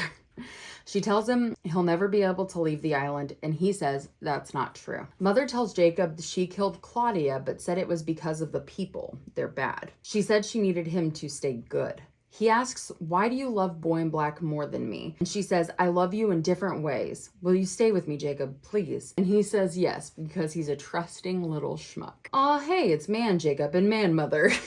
He's working on his tapestry and she looks tired. Jacob scouts out Man in Black and the boys visit and play games. He says he wants to know if the people are bad. Man in Black says that people are bad. He says he's lived there for 30 years and that they're greedy, manipulative, untrustworthy, and selfish. He stays with them because they're a means to an end. He says he's leaving the island. Jacob is like, what? No way. And then other brother throws his damn knife like an airbender and it sticks to the wall, magnetized. The Man in Black says they found spots like that all over the island and they found a spot that's different. He asks Jacob to come with him, but Jacob's like, nah, I'm good. I'm more of a homebody. And Jacob goes back to the caves and tattles on the Man in Black to Mother. Mother goes creeping on the others, the pre-Richards or whatever, and eventually comes to the Man in Black. She's mad that he's looking for the light and she says, you wouldn't have any idea what to do with it. And he, with a solid point, says, I wouldn't have any idea because you wouldn't tell me, Mother. Then we see the light behind a wall that the Man in Black is working on. He shows that he's going to make a system that channels water and light, and once he turns the wheel, he will be able to leave the island. So they say their goodbyes. She says she's so sorry, and she tries to kill them by pushing him into a wall. Then she takes Jacob to the waterfall and says Jacob will be the protector of the island. She says the light is life, death, and rebirth. It's the source of the heart of the island. She begs Jacob never to go down there and says it would be worse than dying. She pours a glass of wine and says something in Latin. Then she asks asks Jacob to drink so he can protect this place for as long as he can. He's mad. He says he doesn't want to protect the island and that it was always supposed to be Boy in Black. She begs him, and he finally drinks, and she says, now you and I are the same. The man in black wakes up next to the well. It's been damaged and completely filled in. There's a pillar of smoke, and the man in black sees that every single dude in his camp is dead. He finds the game that his mother made, and he kind of looks rabid. Back at the caves, Mother sees the game the man in black left. All there are inside is 2 stones. Then Mother is stuck through with a knife by Man in Black. He looks heartbroken, even though he knew he was going to do it. Why wouldn't you let me leave, Mother? Because I love you. And then she says, thank you. I believe she thanked him because she's tired of living. Jacob is furious when he comes home to see Mother dead. Then he beats the absolute piss out of Brother. He drags him down to the waterfall, and because Mother said it would be worse than dying, he makes the Man in Black go down the waterfall. You want to leave this place, Brother? Then go. The light goes black entirely, and then Smoke Monster comes out. Jacob is like, woof, that's a side effect. He goes to look for his brother and finds his body washed up down the creek. His brother's body died from the waterfall, but something similar to him in some way turned into the Smoke Monster. He's something else now, I believe. Jacob is wholly devastated by this development, and he makes a grave for his family, including the black and white rock that we saw in earlier episodes. Our very own Adam and Eve. Jacob is literally alone, 0 to 60. He's never been alone until this. And there's a lot of talk about people being bad, but the Man in Black is obviously the exact corruption and selfishness seen in humans that Mother talks about. He's always tempted for more, to leave the island, and it's the exact opposite of the protection that the island needs. Back at the beach, Jack is sewing up Kate's wound, and Richard, Ben, and Miles head to Ben's weird Mission Impossible closet to get some more C4 to blow up the plane. And then Locke shows up and is like, how's it going? When Locke shows up, he's first a smoke monster, and Richard comes out to talk to him, and then Locke is like, no, I don't care, and he yeets him into the jungle, just like, I don't care. And then Widmore and Zoe show up. Widmore tells Zoe, don't talk to Locke. So Locke kills her. He says, she wasn't of any use to me. Then Widmore says that he's going to explain to Locke why he brought Desmond here, that he was a fail-safe. His ability, his resistance to electromagnetic frequency makes him a fail-safe. He is the one that can override Locke if everything else goes bad. Widmore is whispering to him a secret when Ben kills Widmore. And then the candidates meet with Jacob. And Claire, I don't know where Claire is actually at this point, really. I'm just going to put her right here for right now, because I actually don't know where she is. But the candidates meet with Jacob, and he tells them that they're here because of a mistake that he made. This lethal mistake, making his brother the Man in Black. And he's going to need a replacement to protect the island when Man in Black kills him, which he has. He says, you were all flawed. I chose you because you were like me. You were all alone. You were all looking for something out there. You needed this place as much as it needed you. And Kate was only crossed out because she was a mother, but Jacob says, the job's yours if you want it. He allows them to choose which one of you is going to be the protector of the island. And of course, Jack signs up. When Jack is initiated, Jacob has him drink and he says, now you are like me. Jack says, how long am I going to have to do this job? And Jacob says, as long as you can. Ben and Locke go to the well to find Desmond. Turns out, he's not there. But Sawyer was also looking for Desmond. And fun fact, Desmond was actually at Rose and Bernard's. Because there was paw prints, Vincent's, they follow. Where is Sawyer here? Miles finds Richard outside of the barracks and is like, homie, what's going on? Ben, Locke, and Desmond run into everyone else right here. And they're all saying, hey, guess what? We're all going to the same place. We're going to the source. Desmond, Jack, and Locke go. Ben has a walkie-talkie. Miles also has a walkie-talkie. Richard, Miles, and Lapidus find each other, heading over to Hydra. Rather than blowing up the plane, Lapidus is like, dude,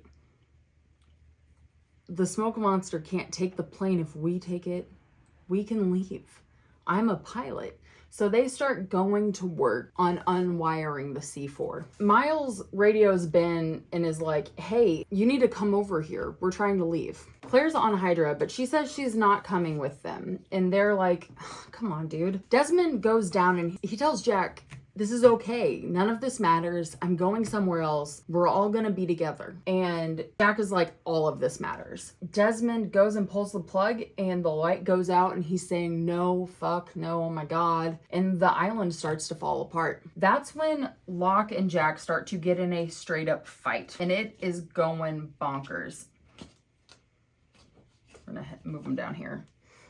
This fight between these two is brutal. They're up on the cliffside. They are going after each other. And I have to say, the first time that I watched the show all the way through, I was like positive that there was no way that they were getting off the island. I thought for sure that the Man in Black was going to get off the island and the world was just going to go corrupt. I knew that everybody was angry with the ending, but I was like, there's no way we're getting a happy ending in any way, shape, or form. Just no way. And I couldn't see how they could win once the island started disintegrating. So they're going to fight and Locke stabs Jack, twisting the knife. He's getting Jack. He's on top of Jack. He's got his blade right here. And we see that marking in the flash sideways. However, someone intervenes.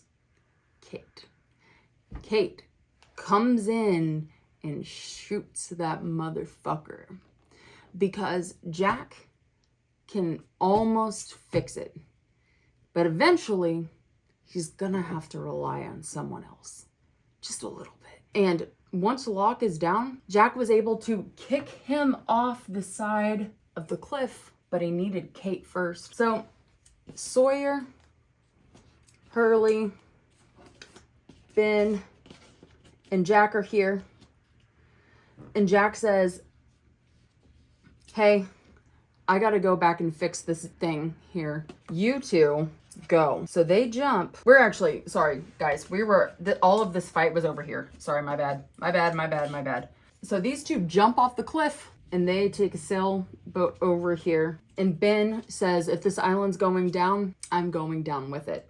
And they go back to the source. And the island is falling apart and everything is cutting back and forth very quickly. It's getting very scary because now Locke is gone, but things aren't getting better. Like, it's getting worse and it seems to be going faster. Once they get to the source, Jack looks at Hurley and he's like, I'm not gonna make it.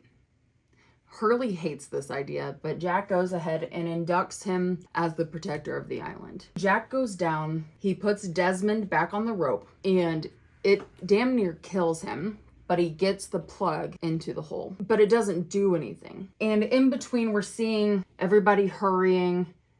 Kate is convincing Claire, begging Claire, please, come with us. I can show you how to be a mother. You're not crazy. And Claire was trying so hard to say, like, Aaron won't know me. He won't love me. I won't know what to do. Kate's like, I will show you. Come with me. I'm stopping to talk about this for a minute because Claire is one of the people that got screwed. But Kate's relationship with Claire actually shows almost all of the growth in Kate's character. Like, Kate and Jack, whatever, fuck it. But this relationship is all of the growth in Kate's character. Claire was always insecure about being a mother. When she understood that she could get help, she said, okay. And so finally, these three idiots show up right in front of the plane. Lapidus doesn't run them over, and they get on the plane. And as the plane starts to take off, the water starts running again. And Jack is smiling, bleeding from the mouth, not like in the I got punched way, but in the I'm bleeding out way. Hurley asks Ben, hey, will you be my second in command? I'm gonna need some help. And Ben says, yes, you're gonna be great at this. You can help people. And the first thing that you can do is help Desmond get home. Jack comes to in the bamboo field. The plane is taking off. And as Jack lays there, dying, Vincent comes and lays next to him. And the plane flies overhead. And Jack is smiling, laughing maniacally because he knows that even though it killed him, he got them off the island. He did it. He fixed it. He had what it takes. And he did it. And it is truly the most satisfying ending ever. Jack wakes up in the stream, gasping and struggling. He's bleeding out, and it's super shitty to watch, especially interspersed with the reunion in the church. Jack goes exactly to where he woke up on the island. Vincent comes to say hello and goodbye. He lays down next to Jack while he goes. Before Jack dies, he sees their plane take off.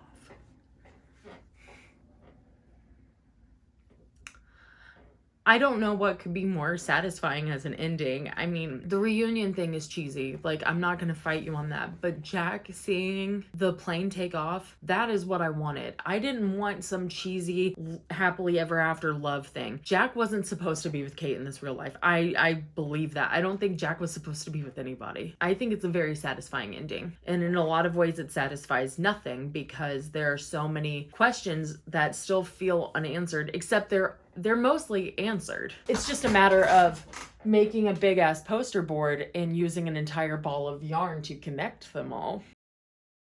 Surgery isn't going to do anything to help me. My condition is irreversible. Nothing's irreversible. Things get weird with the Flash sideways, and it would have been more interesting character develop wise if I had gone through all of them. Was this not like convoluted enough? So anyway, past Lars is going to come through and talk to you about Flash Sideways because future Lars is not filming this again. So hopefully the majority of my like poignant thoughts and stuff regarding this will be in the next section. So definitely, I was going to say stick around, but like if you're here, you're sticking around. So anyway, Flash Sideways time. I'm still torn on my decision to do it like this, to talk about the Flash Sideways later, but it is what it is, and here we are. Let's just get it out of the way, right? This is technically purgatory. You can call it whatever you want. Boo, spoilers, holy shit, spoilers. This is like purgatory. The lives of our guys, if they landed the plane in this world, the lives that they're living if the plane had landed, is emblematic of the work that they had done through their time on the island and how much more growth it would take for them to be ready to meet in the church. That's what it is. That's what the Flash Sideways is. It's personal growth and the time it takes to get to the church. Let's compare whose lives are the same and whose lives are very different from they started with that first Oceanic Flight 815 and to Season 6, Episode 1, LAX. 1, beginning, Charlie, literally exactly the same. He's flying to LA, he's going to rehab, he thinks he's gonna get in trouble for having heroin, he swallows it in the bathroom, he's choking. Jack, being the doctor, help him, CPR, all of that stuff. It has kicked the door open, so Saeed is also a proactive person trying to help out. This seems very similar. Saeed's life is not that different. He is single. He has made decisions in his life to help keep Nadia safe. We'll get there in a second. Jack's life is different. He's still a surgeon, but he is a father. He's divorced. He has a child with Juliet, and he's kind of a crappy father, but he's figuring it out. Claire's life is literally the same. Kate's life is literally the same. Shannon isn't even on the plane. She chose to stay in her abusive relationship. We do not know if she's actually in a relationship like this or if it's a lie for money. We don't know. We don't see that part. Boone, pretty much exactly the same.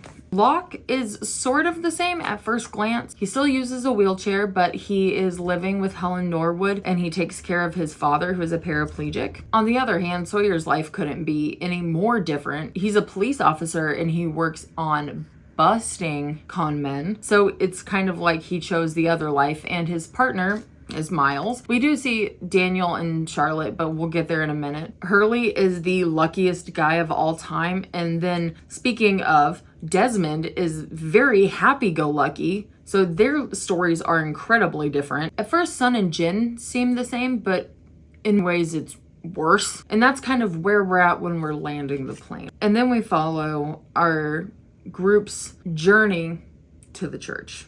But ultimately, I have done my very best to just skip over the flash forwards, but maybe that was a big mistake. Maybe we need to stop and give it the space that it deserves to allow the character analysis, which is coming next after this, the real room to grow. Let's do it. Let's dig into it, because I have always favored on island storytelling. I still do. It's a personal preference. However, the things that make the on island storytelling so powerful are the off island flashbacks, flash sideways, and flash forwards. We know this. I need to actually give it the justice it deserves. We see Jack on the airline and he and Rose are talking, but it's more like Jack is the nervous flyer this time. Turbulence hits, Jack tenses up, but it stops and Bernard returns. That's when Jack goes to the bathroom and he looks himself in the mirror and he notices that he's got a cut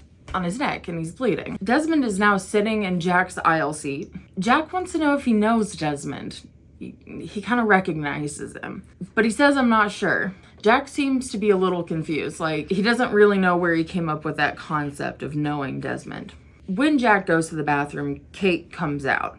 They kind of make some googly eyes at each other and they bump into each other. Kate orders lasagna from the plain food, but Edward, the marshal, won't even let her have silverware because Kate is really good at sneaking out. Remember her bumping into Jack. Hurley looks about the same, but Dr. Arts is really excited when he sees Hurley and he's like, "You're that chicken guy," and he wants to ask him all these questions about his business. And he just says, "I won the lottery and I like chicken." I like chicken. And then Sawyer looks over at Hurley and says, "I wouldn't tell people that you've won the lottery. You know, that's a great way to get scammed." And Hurley goes, "Nah, nothing bad ever happens to me. I'm the luckiest guy alive," which is quite different from Hurley's life when the plane crashed. We see Jin and Sun on the plane. The tension seems similar but different, but similar. Like I mentioned, they're almost worse. And you're holding on hope because we're seeing some good things here. But Jin looks over at Sun and tells her to button up her blouse, and she does. Before the plane takes off, Locke is looking at safety instructions and Boone says, "You're wasting your time." And Locke's kind of like,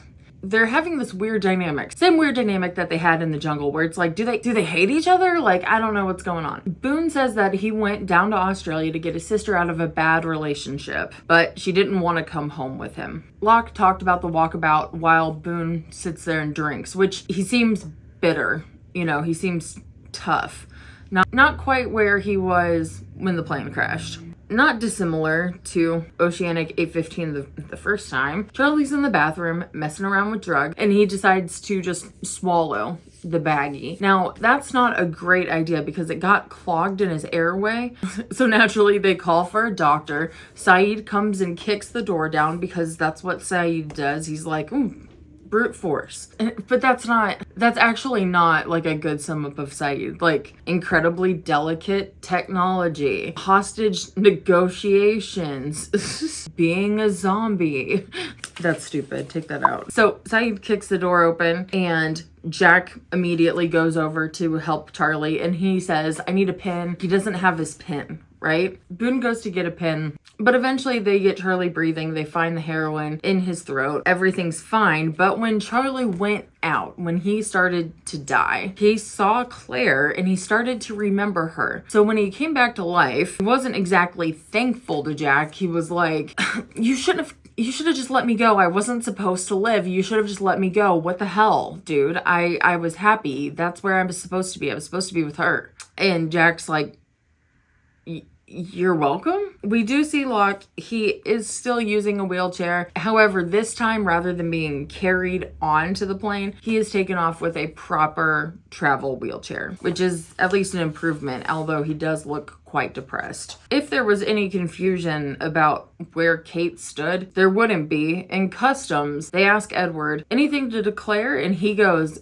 because he's a dick. He's honestly a dick. He goes, "Just a murderer." And there's Kate just like, come on, dude. He takes Kate to the ladies' room, and remember, Kate is an escape artist. She doesn't even get a lot of time alone in the stall, but good news, she took Jack's pin when they bumped into each other. She gets out of the cuffs, she knocks Edward out, takes his coat to put over the cuffs, and she says to the ladies in the bathroom, he attacked me, I gotta go. And they're like, oh, okay. She sees Sawyer in the elevator, and while Sawyer sees her cuffs and he hears on the speaker that they're looking for her, Sawyer, a cop, is like, I'll let it go for some reason. Now Kate escapes, and when she gets out, she finds a cab, and she has Edward's gun, by the way. So she gets in, she holds the cabbie at gunpoint. Fun fact, guess who's also in there? Claire. Pregnant Claire. Kate forces them to drive. Just get away from Edward, I don't care. The cab driver just books it as soon as the car slows down. And then she just drops Claire off at some corner. It's fine. But she takes Claire's bag. And then Kate finds a mechanic, pays him $200 to get the cuffs taken off. And he's like, fine, whatever. And then she goes to change clothes because she's gonna grab some disguise and run. It's a baby bag. And she's like, well, shit. So then she takes the cab, finds Claire. Relax, I didn't take your money. Well, gee, thanks. And is like, hey, need a ride? And Claire's like, I guess. Like, isn't this the most bizarre behavior? So they go to the adoptive mother's house, and Claire's like, surprise, I'm here, the baby's here. And the adoptive mother's like, surprise, my husband and I are getting a divorce. I am no longer emotionally capable of raising a child. I am so sorry. And Claire's like, shit. Naturally, because why not, Claire goes into labor. So they take her to the hospital because they're like, oh shit, oh shit, oh shit. And Claire says, I'm not ready, I'm not ready. And her doctor, Ethan, because why not, decides to give her a medication to slow her labor because Claire says, I'm not ready to have this baby. I don't know what to do. And Kate is there with her, and there's kind of a couple moments of flashes where they're remembering. But while Claire is still in the hospital bed, a police officer comes in and questions Claire. Hey, have you seen this woman? Her name is Kate Austin. She's, you know, yay tall, curly hair, prettiest crier of all time. And Claire's like, I have not seen the bitch. And the cop's like, fine, I totally believe you, and leaves. And Kate's like, so I held you at gunpoint earlier, and now you lied to the cops for me. What's up? And Claire's like, be careful. And Kate's like, okay. You know, so there seems to be like a bond there. And then Kate leaves. At the airport, the airline has lost Christian and his casket because that man and his casket never where they're supposed to be. He's never inside of it, and it's never where it's supposed to be. So Jack is like, great, what do you mean you lost my dad's body? So they're kind of like, sir, let me call corporate, you know, and they're trying to figure that out. Not only did they lose a body, they also lost Locke's impressive knife collection, which, I mean, it is kind of a disturbing amount of knives, but it is legal. They lost it. So Locke is kind of like, well, shit. Also, while Locke and Jack are waiting at the customer service desk trying to figure out what the hell they're gonna do, Jack just casually asks, why are you using a wheelchair? I'm a spinal surgeon. Oh, don't worry about it. Surgery isn't going to do anything to help me. My condition is irreversible. Nothing's irreversible. Jack's like, really? Because I'll check it out, you know, and he hands him his card. But Locke shuts that down like pretty quick. At customs, when they ask Jen and Son if they have anything to declare, Jen and Son are pretending not to know English. Pretending? No, they do not know English in this world. So that means that Son has never had her affair with Jay. A language barrier is not helping the situation when Jen is trying to communicate that he's got the Rolex and he's got the 20 grand. And they're like, you can't just bring 20 grand into the US. And he's like, well, it doesn't matter. It's like it's our money. They don't really understand the difference between customs in Korea versus in the US. And if you'll remember, we're kind of seeing that Jen still has that same temper It seems like Locke is not gonna call Jack, but maybe he should, because he's dealing with some of the same accessibility issues that he was dealing with beforehand. Generally, life is more difficult if you're paraplegic. The world does not care about being built for you. The world is not sympathetic to people who are not able-bodied. Let's be realistic. And many times, lots of people would be willing to undergo some surgeries. If they have some options, they might want to explore them. That being said, there are people who have exploratory and experimental surgeries their whole life. That is painful as well. Eventually, sometimes people are like, I'm tired of trying. I don't want to worry. I don't want to get my hopes up. My body hurts. I can still feel this, and this. I want to break. This can just be my reality. And that's okay too. That's valid. But John, with his fiance Helen Norwood, which is very exciting. I was very happy to see that they were together. Helen Norwood does not agree. She wants John to get a hold of Jack. But, you know, she's also excited. They're getting married. They're picking out fabric for their wedding chairs, and things are getting very specific. And we find out that Helen is just as cool in this universe as she was before. She says, hey, we can just like elope with your dad and us. So we realize, your dad, is that Anthony Cooper? Yes, actually, but he's home from the walkabout. And we do find out that he didn't actually go on the walkabout. Same situation where he wasn't able to go because of accessibility issues. But he also has the same dickhead boss who makes fun of him for his interests, but also calls him out. Hey, you were supposed to be at a work conference. Turns out that the people from the conference called us and said, yeah, John Locke's not here. And we heard from several people, you weren't there, what gives? And he says, yeah, I didn't go to the conference. I went to this walkabout or whatever. And the guy says, that's funny. You have vacation scheduled in September, don't you? For your wedding? And Locke's like, please don't take this away. And he's like, yeah, I won't take away your vacation time. You're fired. Cool. Locke gets found out by his scheming and skeeving ways when the airport finally sends his suitcase home. And Helen sees all of the knives and she's like, what the fuck? What gives, dude? And he tells her that he's been trying to do this walkabout thing. She's kind of realizing that he's going through sort of a midlife crisis, dealing with his abilities. Helen has the ability that nobody else has in this world to understand where John is coming from. And unlike in the real world, in this world, John is able to become incredibly honest with her and say, this is what's going on with me. I'm sick of imagining what my life could be out of this chair, Helen. What it would be like to walk down the aisle with you. And she looks at him and she sees right through his shit, and he actually comes clean to her, and she's like, cool, this is how we're going forward. Locke is on his way out in the parking lot when he runs into Hurley, and Hurley actually owns the building. He owns the business. He says his name is Randy, But, Randy Nations? yeah. Yes. Yeah, that guy is a huge douche. and he sends Locke over to his temp agency, or like his job consulting agency, something like that, and says, I'll hook you up with a job. So Locke goes, and he's kind of stuck with the quintessential career counselor when he runs into Rose, who finally just tells him like it is, because he's like, I can do a job in construction. And she's like, you're in a wheelchair. Let's talk about what you can do. So she does get him hooked up with a job substitute teaching at a local high school, where he meets Dr. Ben Linus and Dr. Arts, who also teaches science there.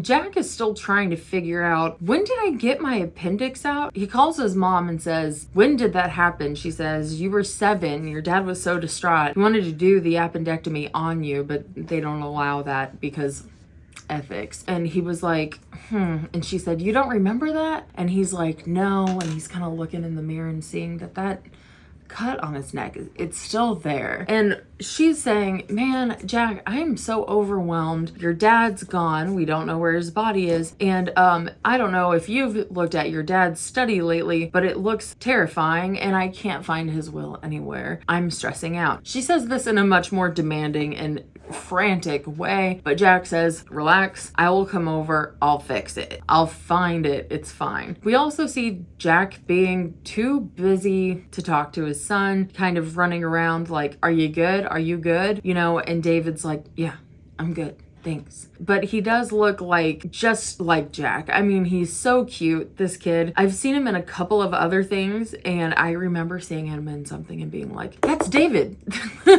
That's David Shepard. But he's a great fit for Jack's son, and I think he's very much his mannerisms, this kid, exactly like Jack. He's like, yeah, fine, I'm fine. Like, there's no communication between these two. Like, I don't know if they've spoken with each other for like the last 18 years, and that kid is 14. I do have to note that throughout my green text, throughout season 6, every man in this goddamn show has a button, at least one button, unbuttoned too many. Saeed, you're an offender. Hurley, you're an offender. Jack, you're an offender. Sawyer, pretty sure you're an offender. I don't think Miles is an offender. Thank you, Miles. Did I already mention Saeed? If I didn't mention Saeed, double offender. He's so bad at it. Too many buttons unbuttoned, guys. Come on, just back up, all right? I'm sure I'm missing somebody. Buttons aside, Jack does go over to help his mom and starts looking through this absolutely massive, like he's got the most insanely huge child at home, but they're searching through this massive library looking for the will, and Jack's mom offers him, you want a drink? And he says no. And she says, good for you, which means that he's like not drinking to cope, which is important. Because while Jack was not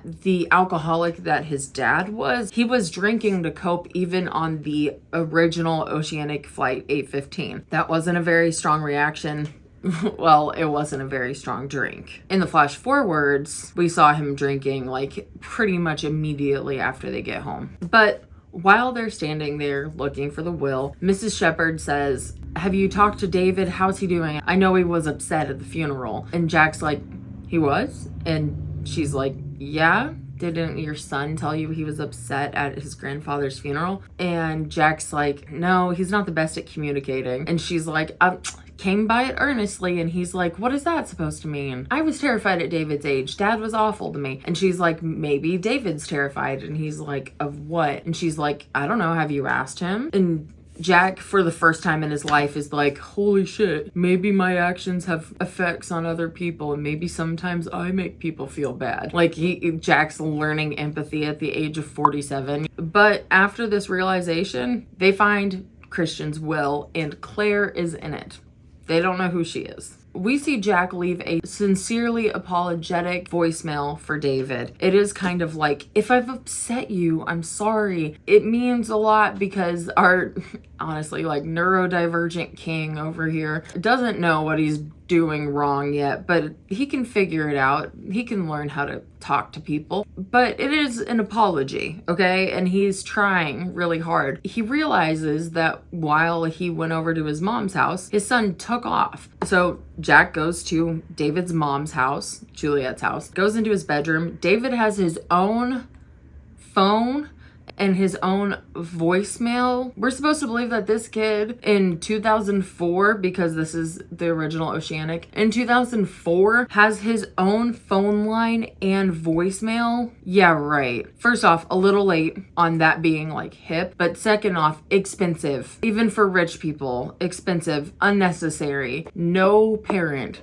is gonna let you have your own phone line in your bedroom when you're 14. If you know, you know, but like there's no way. That's the least accurate thing in this entire show. That is the least realistic thing, including the polar bears, including the smoke monster, including Sawyer finally coming around and being a good guy. That's the least realistic thing in this whole show. But from this, he realizes that David is still playing piano, which he thought that his son had quit a couple years ago, and he had been accepted to perform at a recital. So Jack rushes over and sees his kid perform for the first time in years, and he sees Dogan there, and Dogan's son, who in this parallel universe is alive because Dogan didn't get in a DUI and kill his kid, which we learned about during the temple thing. I don't know if I even mentioned that. Dogan's son asks Jack, how long has your kid been playing? And Jack's like, I don't know. So he's realizing, holy shit, I might not be like outwardly saying you don't have what it takes, but I've not been a good dad. So he sees his kid play. His kid is great. They go out and they have a conversation, and he tells David, listen, you don't have to do anything. You don't have to be a stellar piano player. You don't have to be a surgeon. You can just be an average kid, and I will be proud of you, and I will love you, and I'm sorry that I never communicated that properly. And David had said, I didn't tell you about what was going on because I was afraid of failing in front of you. I will always love you.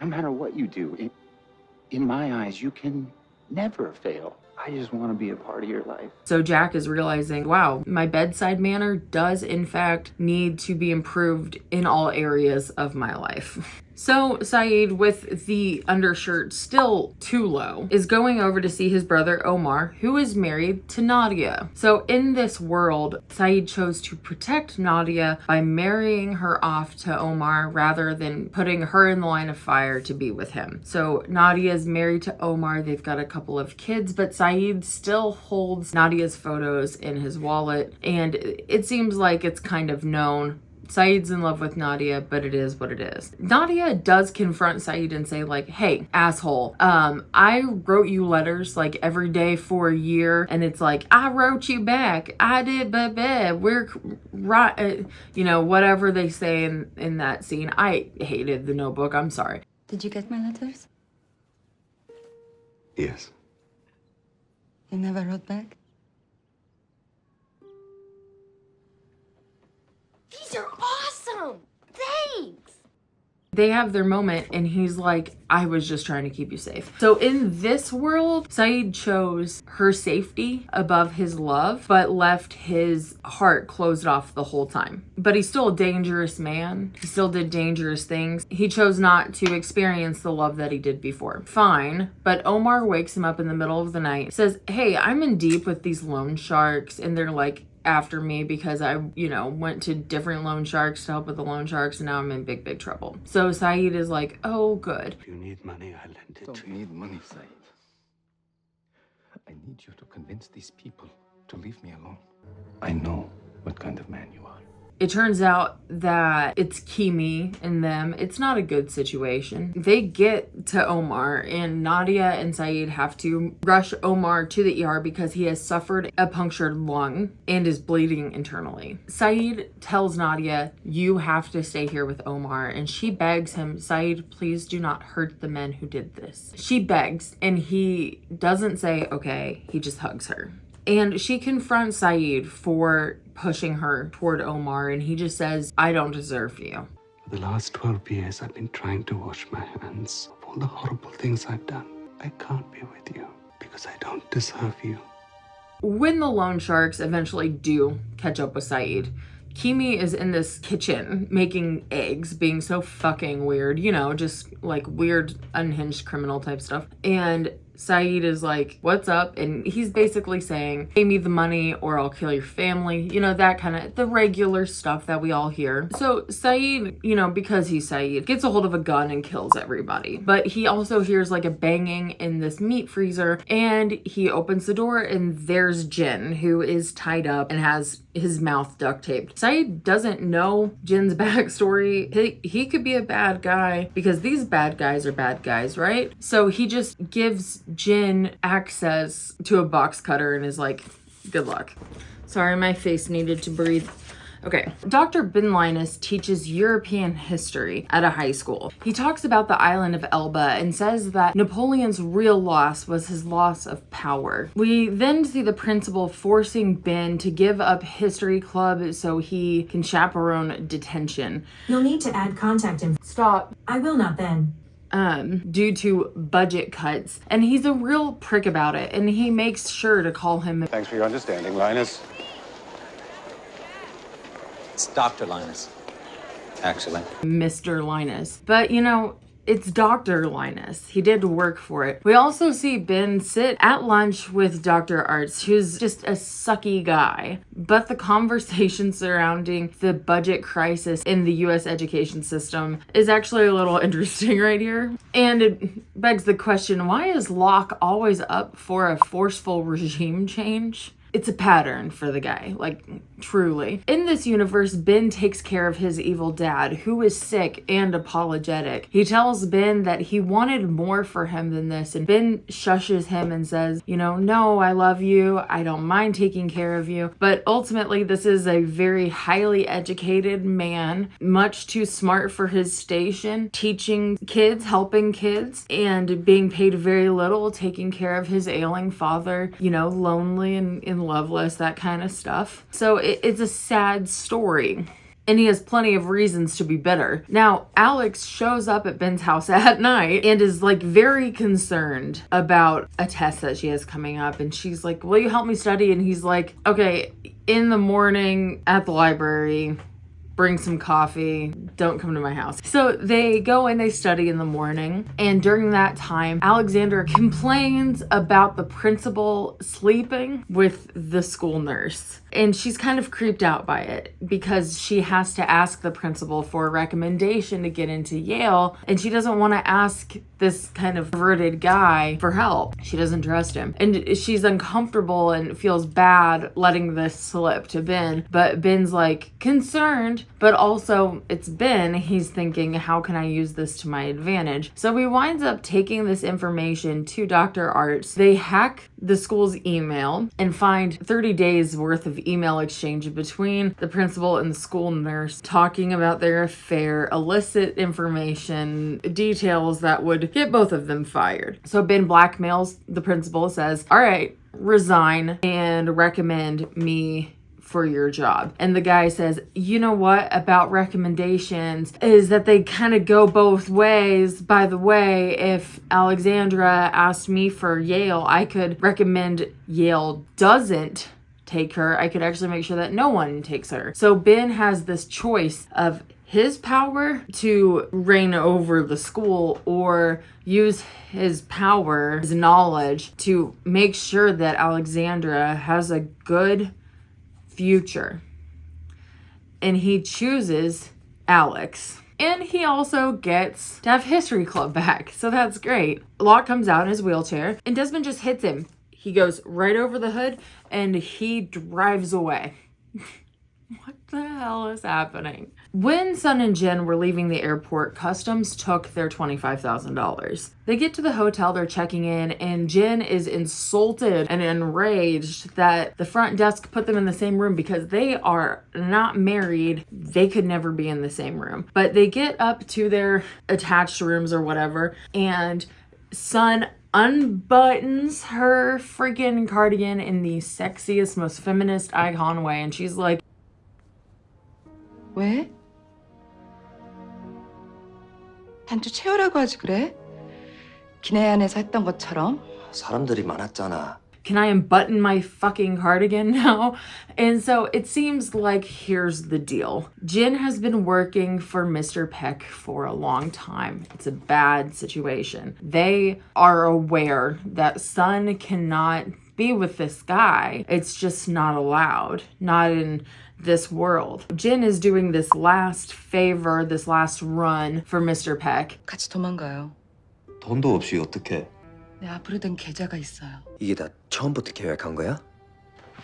He was supposed to give Kimi the watch and $25,000. He doesn't have the 25 grand, but he does have the watch, and you know, Sun is very wealthy. She has access to 25 grand. This shouldn't be a problem. It's annoying, but they can figure that out for sure. They're gonna do this last thing, and then Jen is gonna finally be free. They're gonna break free of the Peck dynasty and live in the US together where they're free to love each other. Fun fact, that's not how it went down. Kimi shows up at their suite while Jen and Sun are mid throes of ecstasy. They're demanding the money and the watch, and Jen, he's disrobed. So there's a confrontation. Luckily, Mikhail is there, of course, and he speaks 80,000 languages, so he's able to translate between Kimi and Sun and Jen. And basically, they're like, where's the money, dude? And she says, it's no big deal, let's go to the bank. So they're split up now. Kimi decides to take Jen to this restaurant. Sun goes to the bank, and she's there with Mikhail. Mikhail is translating, and she's being told in like this really kind of snide, snarky, cruel way by Mikhail that her father has closed all of her accounts. And she's like, why would he do that? And he's like, why do you think? 아버님께서 지시하셨습니다. 왜? 뭐 때문에요? 정말 몰라서 물어요. Very slut-shamey, not cool. And so she's realizing, holy crap, my dad knows about our relationship. And we're also going back and saying that Jin is getting tied up. He's put into this closet. Himi looks at him and he's like, the watch was a gift. The 25 grand was the fee for me killing you. You know the rules. It's the first rule. You don't sleep with the boss's daughter. Cardinal rule. Hands off the boss's daughter.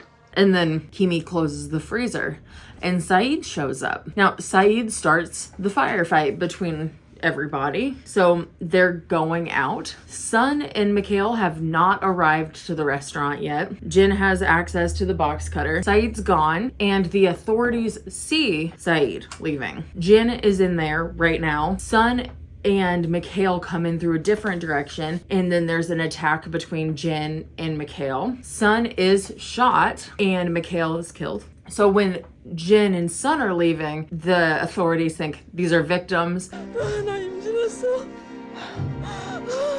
And Jin keeps yelling, she's pregnant, she's pregnant. So we're realizing, okay, she's already pregnant with Ji-yeon at this point.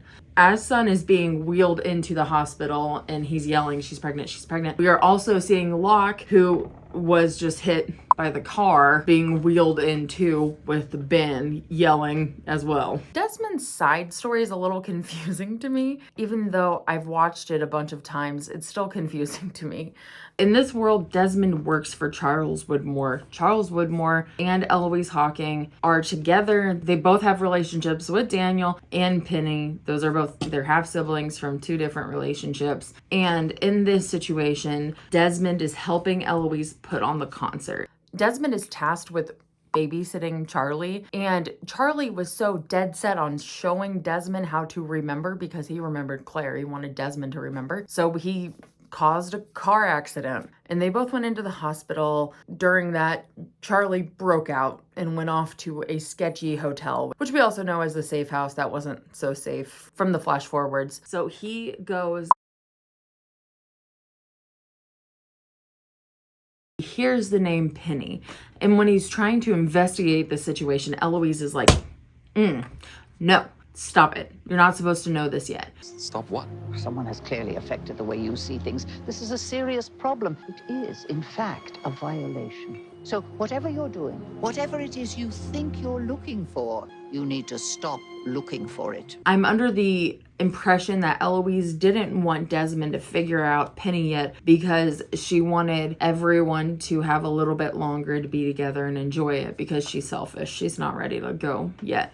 Once Desmond remembers Penny, we see him meet Penny. He's ready to go. Basically, he lives like a semi-charmed life. He works for Charles Woodmore and he acts as a go-between, just getting us all to the concert, to the church at the end of the season. This episode is called Everybody Loves Hugo, right? And everybody really does love Hugo. We're seeing Hurley win a Man of the Year award. He's presented by Dr. Chang. And Miles, by the way, has a relationship with his dad in this universe. It's very sweet. But he's getting all these awards, these accolades, and of course his mother is his date, but she's chiding him. Why don't you have a girlfriend? Blah, blah, blah. Everybody loves Hugo.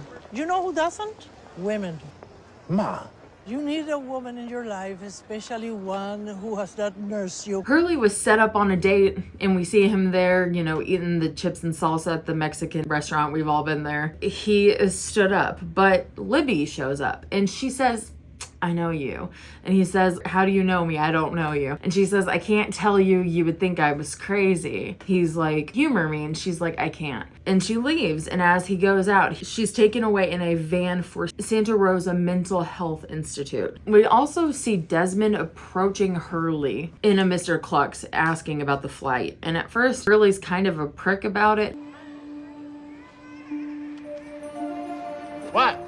But then Desmond gets him to warm up a little bit. He kind of encourages Hurley, hey, go to Libby. Try to find out where she knows you from. Desmond and then eventually Hurley are kind of agents of like chaos, moving the story forward with here, this helps, here, this helps, here, this helps, but especially Desmond early in season 6. He encourages the giddy up. Hurley goes to the hospital and he wants to meet with Libby, but the doctor's like, I don't know about all that. So Hurley just decides to willy-nilly donate $100,000 because, you know, that's what he does. And he meets with Libby and she says that she saw a chicken commercial and she realized that she had known him in another life, in another time. She remembered the beach and she remembered everything. After they talk for a little bit, he asks her on a date and she says that she'd love that. They finally get to have their picnic. He's like, why do you like me? Why do you want to be with somebody like me? And she says, I want to be with you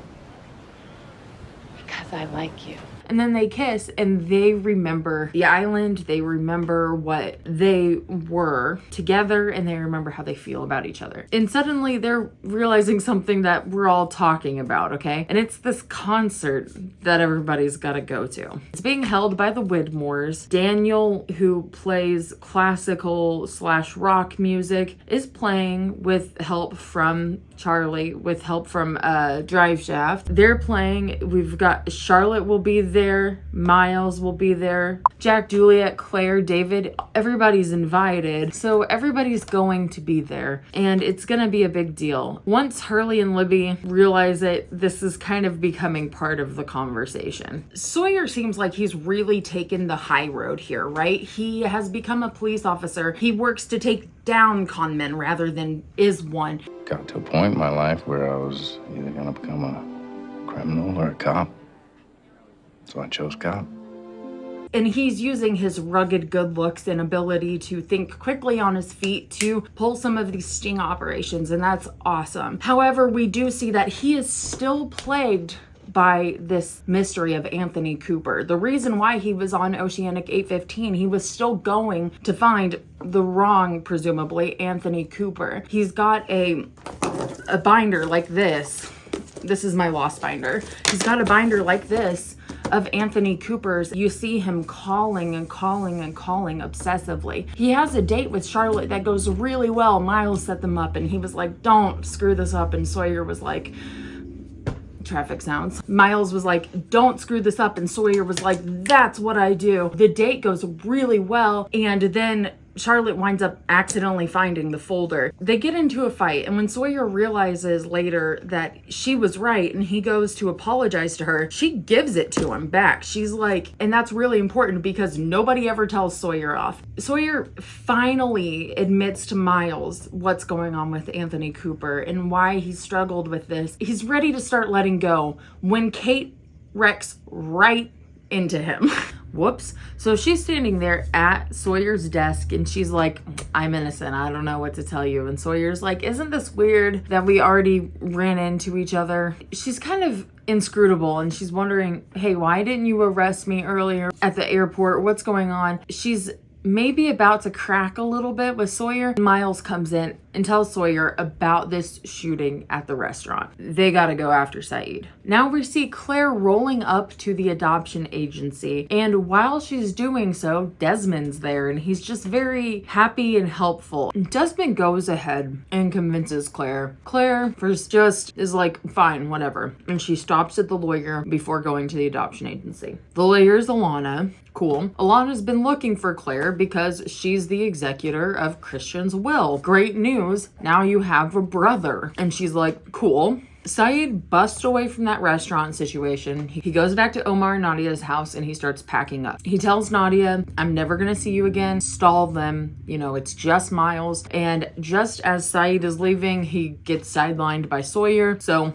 they take Saeed in. Jack and David show up to the lawyers to hear Christian's will being read, and they meet Claire, and it's this great moment of like, hey, oh my God, you're my sister, you're my brother, oh my God. And then of course, Jack's pager goes off because somebody, a spinal patient, has just been run over by a car. His name is John Locke, and we need you to come right now. After the surgery, Jack tells Locke, hey man, I think you're a candidate for this new type of surgery. We might be able to get you to walk again. We might be able to get some feeling, or it might be possible. And Locke still says no. Jack, being a just impossibly stubborn and determined man, goes to Bernard's dental practice and asks about Locke because he saw some dental work. Bernard says, I can't give you patient information, but I can tell you that Locke was in an accident with Anthony Cooper. But I can tell you that when I treated Mr. Locke, there was another man in the same accident with him.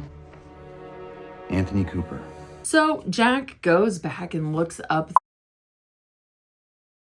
They were both paralyzed in a plane crash. Actually, it was Locke's first plane crash because he had just gotten his license and he took his father, and that's how the crash happened. And now they're both in bad shape. Locke doesn't want the surgery. He tells Helen that he's tired of dreaming about it or wondering what life could be like without the chair. He wants to just be okay with his life now, you know? And she's like, I don't get it, but I support it, and therefore I respect it. Please, Dr. Shepard, just leave this alone. You saved John's life. Why can't that be enough? Because it's not. We see David staying with Jack a lot more, and he seems to be opening up. He's getting to know Claire because Claire doesn't exactly have a place to stay, but Jack's like, guess what? I am a perpetual bachelor, and it looks like I live in the spaciest apartment ever. Come stay with your good old brother, and you're pregnant as fuck. And she's like, cool. So she's getting to know her nephew. Jack, who has this cut still right here, he answers the phone and they found Christian's coffin. Jesus Christ, it's about time. Now, Desmond is back at the school in the car looking at Locke post-op and just being fucking weird. Ben confronts him and tries to make a citizen's arrest, and it is so nerdy and very funny. He asks, who are you? And Desmond just starts beating the crap out of him. And he hits in a way that Ben will start to remember, and it's scary. Locke came to check on Ben. When he hears that Desmond came back to the school, he wants to call the police, but Ben says no. He says that he believes that Desmond wasn't there to hurt Ben, but only there to help him let go. And Locke is like, okay. Desmond shows up at the police office and he asks to see a detective. He goes to Sawyer and turns himself in. So then he's in custody, and there they are. Kate, Desmond, Saeed, just locked up, getting ready to be transported. Alex goes and finds Ben after the accident. She's so concerned, and she's just so happy to see him that she takes him home, and Rousseau cooks for him, and they have this happy moment.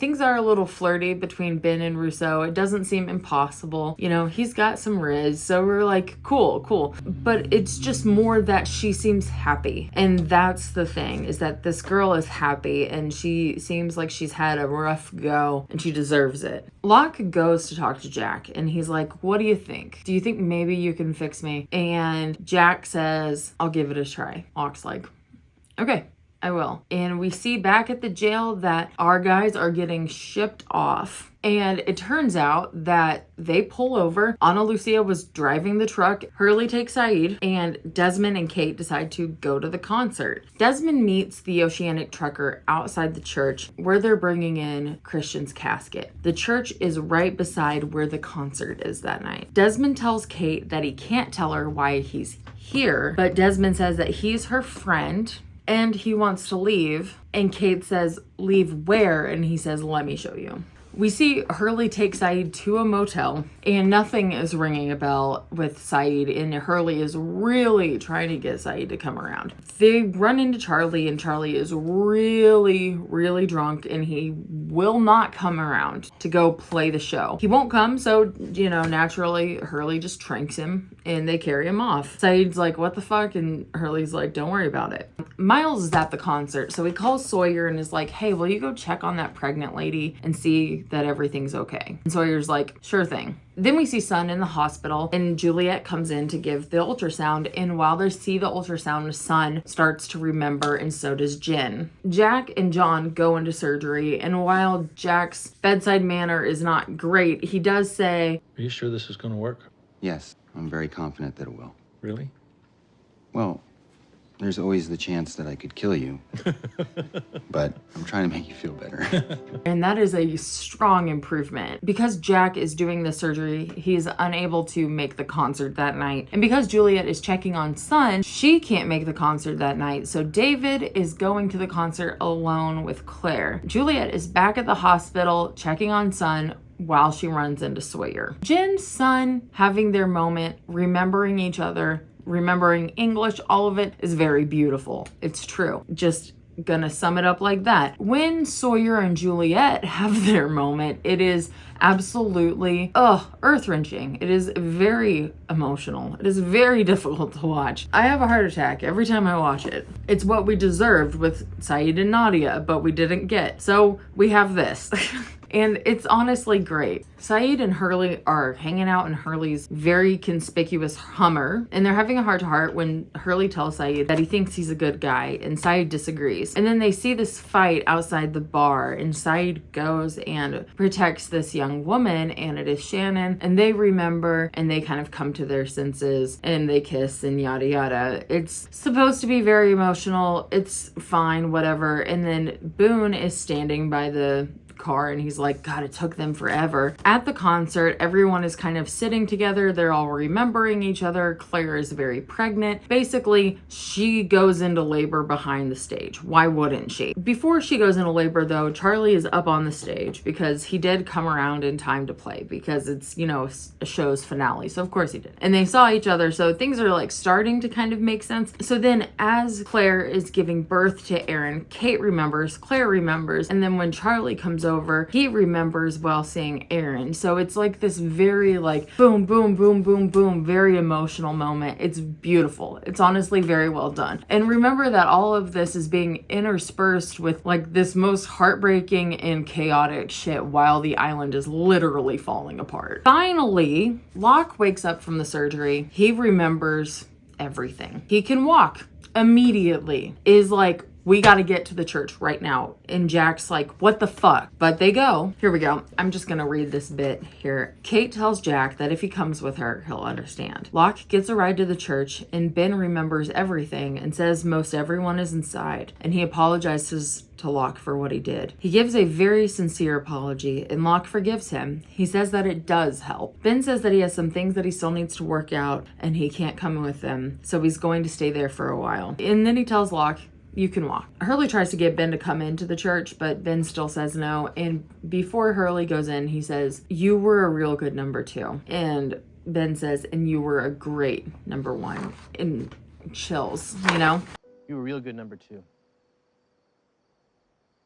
And you were a great number 1, Hugo. Then Jack and Kate pull up. She tells Jack that she'll be waiting inside once he's ready to leave. In the church, Jack sees Christian's casket, but he's not in there. Jack touches the coffin and he begins to remember everything. The montage is crazy. Christian comes to talk to him. He asks Christian how he's here, and Christian's like, no, you. Jack realizes that he's dead. He's not alive, and they're crying and they're having kind of this moment. Christian says, don't worry, everything that's happened was real. All of the people that you know and that you love were real. And he says that all of them have also died. Some long before you and some long after you. And Christian says that there is no now here. He says this is the place that you all made together so that you could find one another. Oh, I'm getting emotional.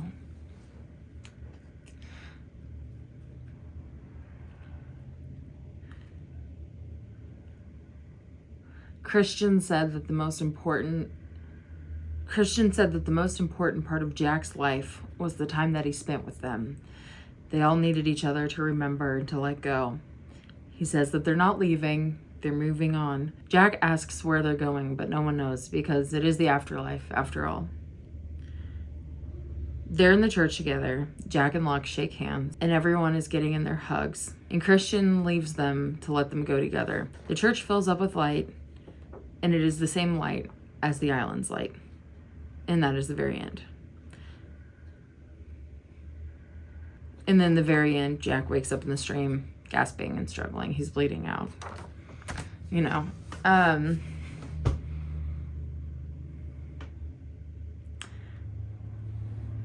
In the very finale, they tell you literally it all happened. It was all real. All the people were real. All the stakes were real. But in the end credit scenes, there was the plane just as like the still shot, and people interpreted that as saying that none of it happened. And yeah, no, it all happened. It was all very real. This storyline shows more about where the characters grew and changed over the last several seasons versus where they were at the beginning. It's very interesting when you actually give it its chance. Now let's take all of that into consideration while we go on to character analysis. Hey, this is the last thing I'm filming for Lost, like officially. I have like one more task to do and then I'm exporting it tonight. So essentially, there's some things in the next like 2 hours and 20 minutes that if you don't have like a pretty good knowledge of Lost, you might not know what I'm talking about, because for some reason,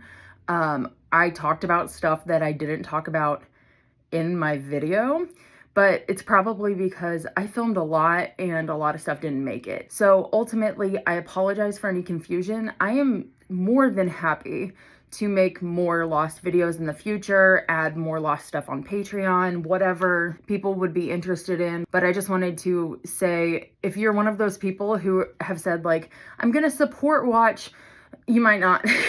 Okay, anyway, I hope you guys enjoy the end.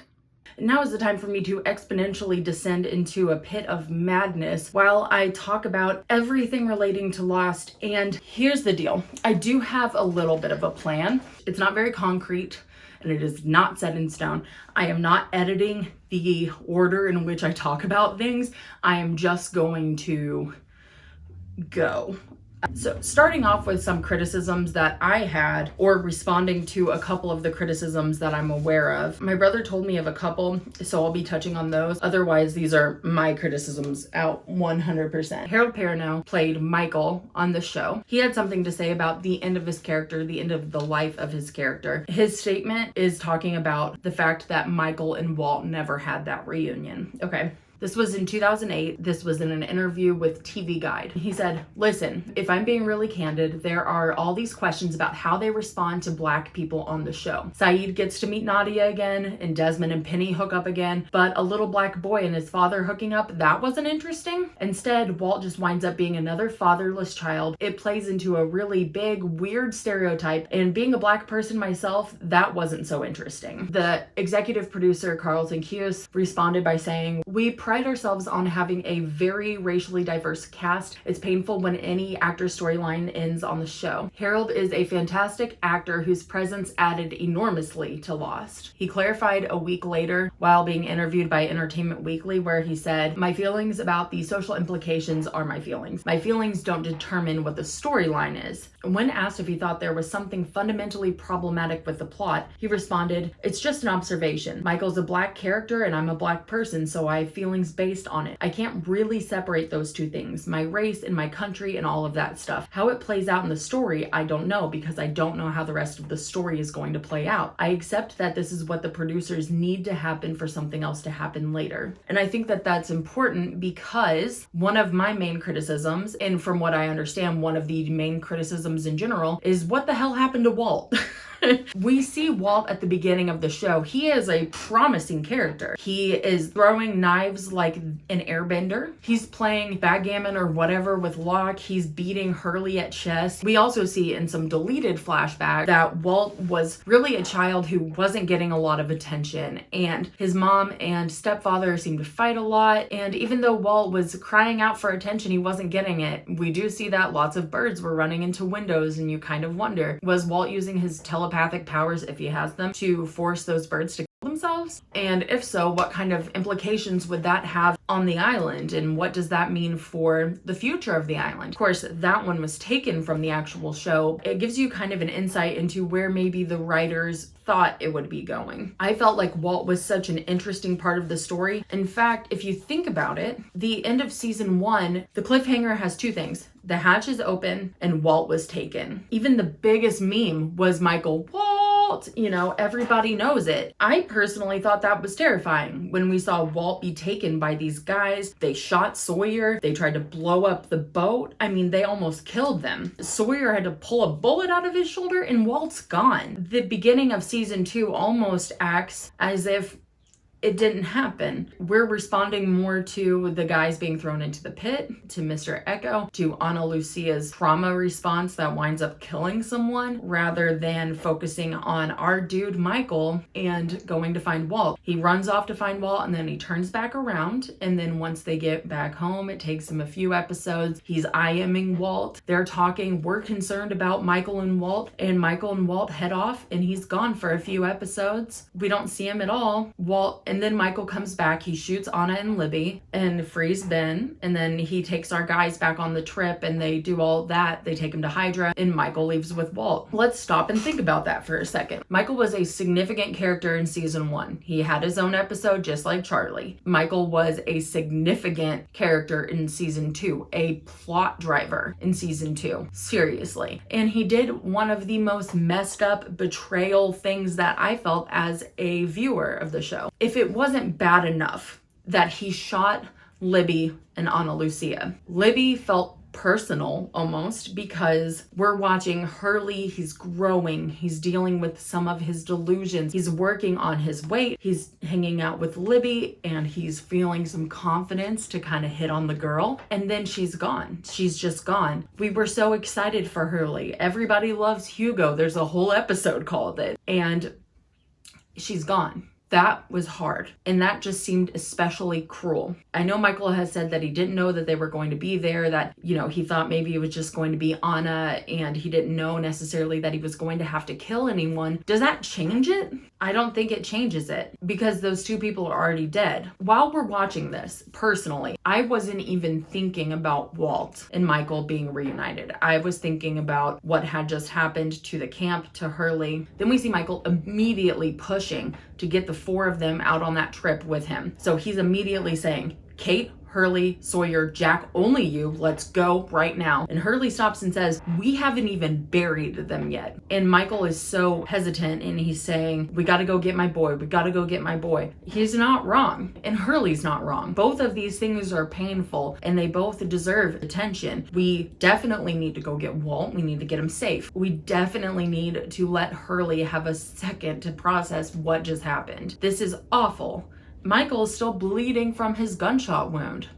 There's still blood on the floor. He and Echo clean it up, and Echo seems to know that something's up. It's hard to watch that. Sawyer gets Saeed in on it because you would always want Saeed in on some sort of co-op mission.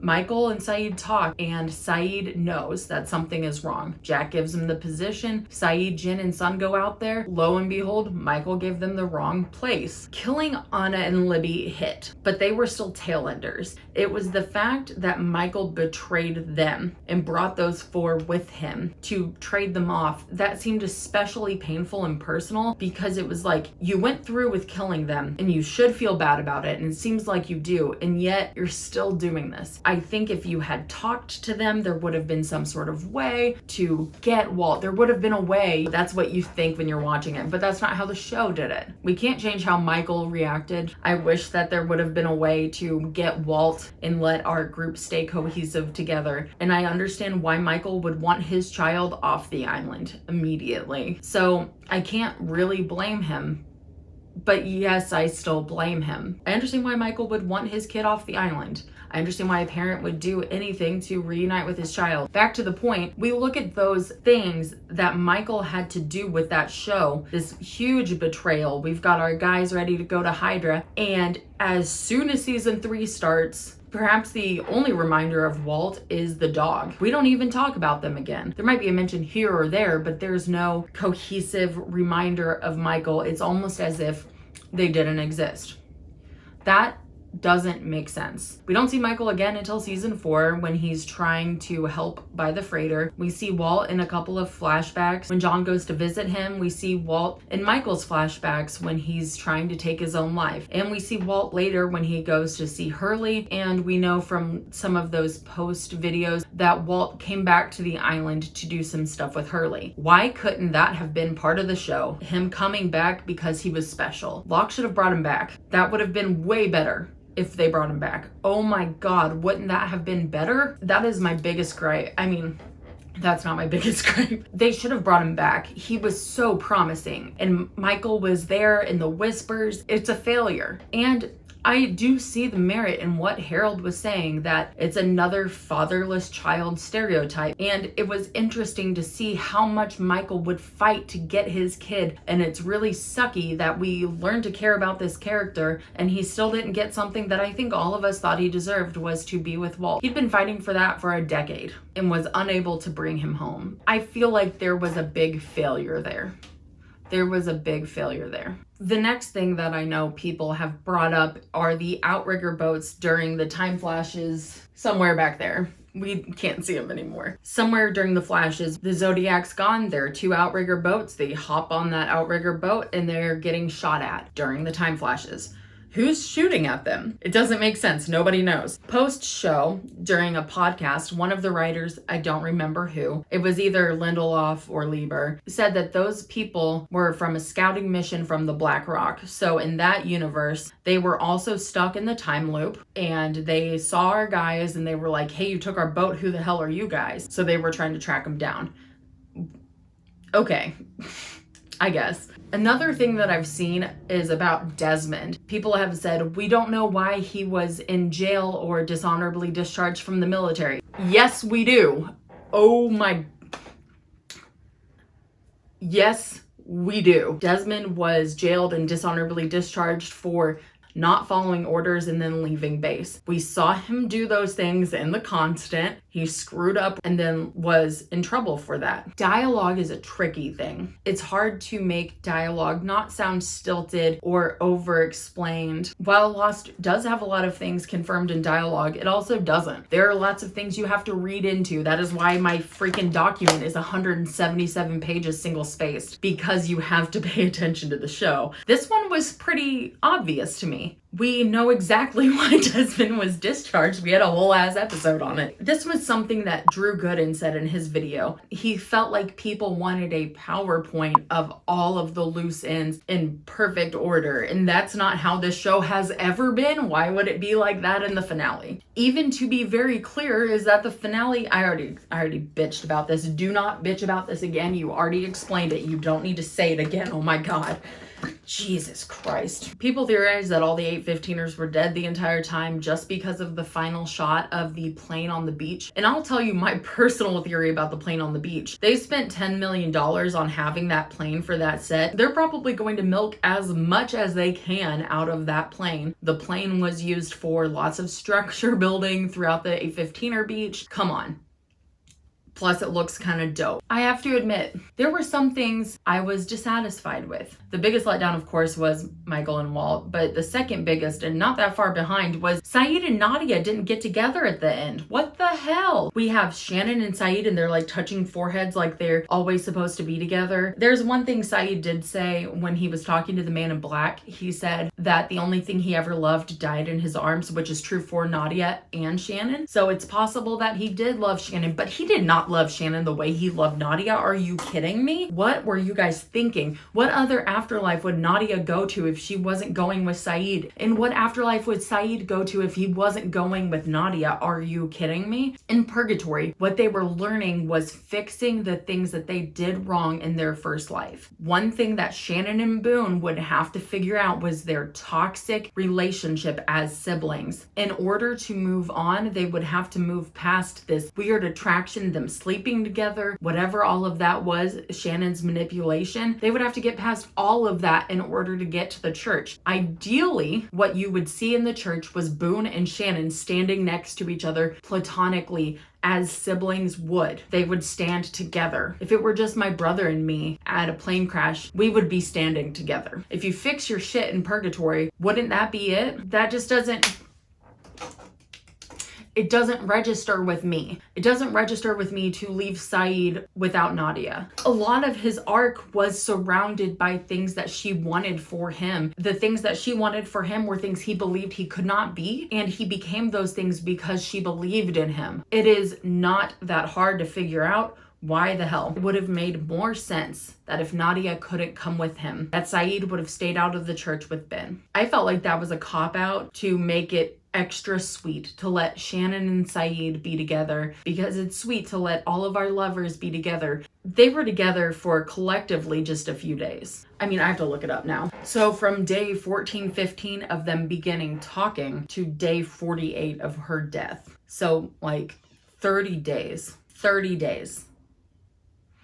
Versus years of loving each other, of having these sort of moments of him finding her. They got married. I mean, come on. And I know that Shannon said, when we leave this island, you're going to leave me, blah, blah, blah. We don't know what would have actually happened if they had left the island, if Saeed would have kept his word and didn't want to go see Nadia. But I think he would. He would want to go see her. I don't think that they would do anything dishonorable if he and Shannon were together. However, we don't have to worry about what that means because Shannon died and he went and married Nadia. Why isn't Nadia with him? Penny wasn't on the island. She was in the church. Desmond wasn't on the plane crash and he was in the church. Saeed's season 6 was so weird. If you think about when Saeed could have died, it would have been better and I think more palatable for Saeed to have died. Have been anger and misunderstanding and all kinds of things, but the temple was stupid anyway, and I think it would have been better for Saeed to die, them to attack the temple and run away. There were so many other things that could have made Saeed's death what it was worth being rather than him just disappearing. There were so many fails in Saeed's end storyline. I mean, tell me he didn't just get screwed over. He was alone after the Ajira crash, imprisoned after the Ajira crash. He shot Ben after the Ajira crash, and then he was crazy shot after the Ajira crash. He had a hardcore rough time, and then he was like supposedly drowned. I do wonder what would have happened if they had let Saeed up while he was struggling. Like, would he have lived? I don't know. I don't know the deal. But all we should have known from the temple is that they tried to save Saeed, that the water used to be clear and now it was murky, and they failed. That's how it could have ended. That one time Jack tried to go crazy on the CPR and it didn't work.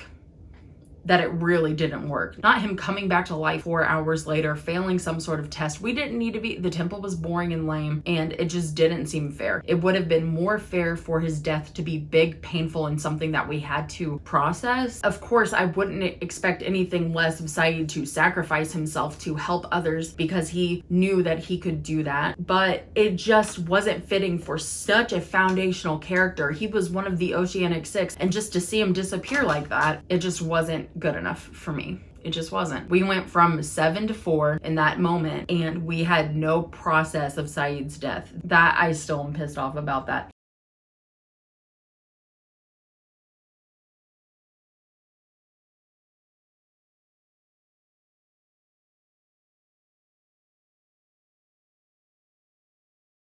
I'm dissatisfied with some consistency in the flashbacks and flash sideways. For specific example, Libby was in 2 flashbacks. Neither of them were her flashbacks. One was Hurley's, and we see her just for a moment when he was in the mental health hospital. We see her also in there, and that is a huge thing. And then the other one was Desmond's flashback, where she just gifted him her sailboat because her husband had just died. So we know that she had a husband, and we know that she has some sort of mental health problems. Libby at the mental health hospital really screws me up because I was like, does that mean she's stalking him? My first reaction, the very first time, this is not a good reaction, okay, was, okay, so is she crazy, like violent crazy? Because she kind of looks a little...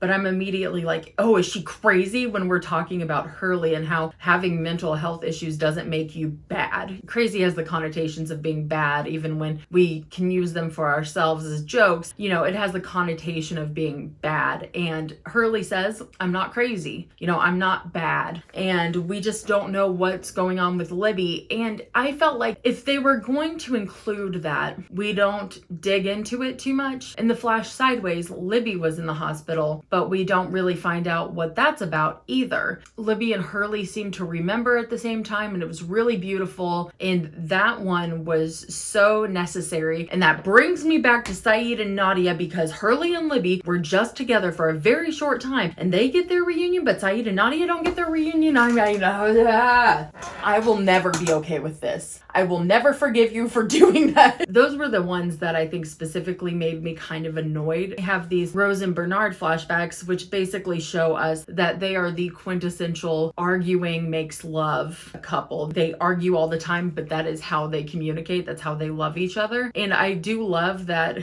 in their story. I guess I'll just do this real quick. This is like a quick character analysis for Rose and Bernard. The best thing is that we see in their flashbacks that they just yell at each other. They argue all the time. They're always fighting. It's how they love each other. There's never anything serious. They're never actually mean to each other, but they argue. Then right after the freighter comes, when Locke is saying, come with me or stay, and Bernard said, well, you wanted to stay. We weren't planning on leaving. And she says, I don't trust him. We're staying though. We're just going to go elsewhere. And that's when they decided that they were going to branch off and be together. That was something where they really agreed. And they hung out with Vincent at their little house. Some say they're alive there to this day. Even though they still kind of fight at each other, bite at each other, they are able to come to conclusions. I mean, Rose accepting that Bernard would stay behind at the beach to shoot at the tents. They had that funny little thing where it's like, I am a dentist, I am not Rambo or whatever. That was really sweet, because that had come a long way from their arguments even earlier at the beach. So I think that being in the midst of chaos allowed them to kind of see each other in an easier way and agree with each other while they're dealing with these really big issues. Do you see how deep I'm holding a paintbrush for no reason? That's what we're dealing with right now. I just pulled that out of my ass just thinking about it, because I've never thought about it before. I've wanted to do this for so long. I've just wanted to talk about it. In their Flash Sideways, we even learned like that they fight and they bicker and blah blah blah, and that was really sweet. However, we don't really need that to bring the story forward. Those are two flashbacks that could have been used on Libby to explain that situation, or anybody else. I just question some of those choices. Quick aside from Mr. Echo, who I didn't talk about like at all. Echo had 3 flashbacks, 3 episodes. They were all super important. We find out about his childhood. He actually killed someone for his brother, which is the same thing that Saeed did, but it was with a bird. And he was taken off with the drug gang at a very young age. And we learned that Mr. Echo was incredibly religious and his brother wasn't so much, but he took up in his brother's stead while his brother was off doing crime. Then we see that Yemi was convinced to do the heroin Virgin Marys, and then the Beechcraft crashed. We find Yemi's dead body with all of the heroin Virgin Marys. It just seemed like Echo had a lot to offer to the show. His flashbacks were so interesting and so compelling. Adewale Akinoye Akbaje. Okay, I'm gonna try it again. Adewale Akinoye Akbaje. Adewale Akinoye Akbaje. Mr. Echo was actually supposed to take Locke's position as the person who is embodied by the man in black, who kind of becomes the good and the evil. But the actor, Adewale, actually decided that he no longer wanted to do the show, and it wasn't because of any sort of hatred toward the show, but he just really hated living in Hawaii. Pretty sure that the actors were there for 6 months or more out of the year, every year for like 6 years. You would think that that would be awesome, but of course this guy lives in London. That's so far away from home. It is really hard to travel when you're working so much. The weather is very different there. Hawaii is beautiful, but the weather is wild. After like 1.5 seasons, he was like, I'm done. He worked with the writers and they decided to kind of write it in a way that Mr. Echo would want it to be. And I think that that did work out, where Mr. Echo was really dead set on keeping the button going, and he was in the right. And then he was eventually taken out by the smoke monster and judged by the smoke monster, which I think is really good, because Locke looked into the eye of the smoke monster and he said, I looked into the eye of this island and what I saw was beautiful. And then Mr. Echo said, that is not what I saw. So we see that Locke has this understanding of the island, that it's beautiful always throughout. Echo sees what the island can be, and it's ugly throughout, and he's afraid and he wants to keep pushing that button. And so we have that conflict of interest that we've already seen between Jack and Locke of, I don't believe, I do believe, but I believe and I believe that it's beautiful, and I believe that it is scary. And that was an interesting end. This is the moment for me to talk about shitty characters, which I thought would kind of go with the character runs, but it's not. It's going here. A few things. Nikki and Paolo were supposed to be a bigger part of the cast, but everybody hated them so much, I guess, that they were written out of the show, which I think is hilarious. I don't know exactly what the hatred came from, except for their flashbacks were just awful. The other characters that I really didn't like were Dr. Arch, just because he sucks, and Susan Sawyer, because she also sucks. Danny from The Others sucks. He was such a douche, and he held Sawyer at gunpoint, and actually for all of those reasons, I'm just gonna put Ben right there, because Ben sucks because he put Sawyer through all that crap. You sucked, dude. All of you guys, you suck. Oh, and Horace kind of sucked from Dharma. And what's his face? Phil, he also sucks. That guy always plays like an evil guy. He's so good at it. So let's begin with our character assessments. Rousseau is interesting because Rousseau was the crazy lady who has been on the island for 16 years. And it's really interesting because when she died protecting Alex, I think anyone would expect Rousseau to die for Alex. I don't know how else she would have gone. She would have done that first. When we saw Ben take Rousseau, I mean, she was devastated. And Rousseau stayed on the island alone for 16 years, so you would expect her to be completely unstable. When she first met Saeed, she was almost feral. She was like, where's Alex? Where's Alex? She had that recording of all those different languages, and she just didn't quite understand people. I understand why she wanted to take Aaron and see if she could trade for Alex. I don't think a person who had access to all their faculties would think that that would work, but I understand why a desperate parent would try it. The thing that I really like about Rousseau was that over the seasons, we saw her become more willing to socialize with people. She came up to our group in season 2 with Ben. She said, I got him in one of my traps. I don't want anything to do with him, but I wanted to wait until you were here to see what you wanted to do. Rousseau started to defer, and not necessarily defer actually, but communicate with the 815ers. Was kind of just like a weird uncle to the gang. Like she had weird uncle behavior. You know what I mean? So, I mean, she comes and she helps with the dynamite in season 3. She's willing to put the A15ers before herself, that's for sure. And even when everyone asks, like, are you gonna go home? And she says, there's no home for me. This is home. I thought that conclusion was actually really neat because while Rousseau is self-admittedly insane, she knew where she stood. I don't belong in the world, I belong here on the island. Rousseau's presence is felt throughout the island because Rousseau's traps are felt throughout the island. She knows everywhere on the island. She took them to the pylons. She knew how to get there. Rousseau knows everything in the island, and she's not an idiot. That's why she's survived. She won't go confront people in Dharma hatches. She won't go talk to the others. She hides. Every part of the island that she's scouted sees her presence because of her traps, and I love that. I love that our guys are always looking for signs of Rousseau. You know, we see the baby doll. Don't grab the baby doll. That's Rousseau. You see like a weird string. You see a rope maybe. Don't do it. Or if you look up, you might see some sort of hammer swinging. That was Rousseau. She was bored and made that one particularly elaborate. I love that our guys are always kind of looking for, like, hang on, that's Rousseau. So next we have Shannon and Boone. I would like to talk about them separately, but I don't think I can actually pull that off. So Shannon had 2 flashbacks, and one of them was really rough. You see how she's been treated by her stepmother. You see some more information about her relationship with Boone. And then in Boone's flashback, we see that she had been lying about domestic abuse to get money from Boone, and that's pretty screwed up. And then what's more screwed up is that she slept with Boone. Like, that's not her fault. That's both of them. They both did it. Boone was like, we shouldn't do this, and she kept kissing him. It's dubious, to say the least. On the island, we're supposed to just forget about that. She says, I want to start over. I want to be a completely different person. Cool, fair enough. I totally get it, and I agree. You should be a totally different person, but it's hard to reconcile the abuse and manipulation that she did of Boone, who seemed to be just a really great guy,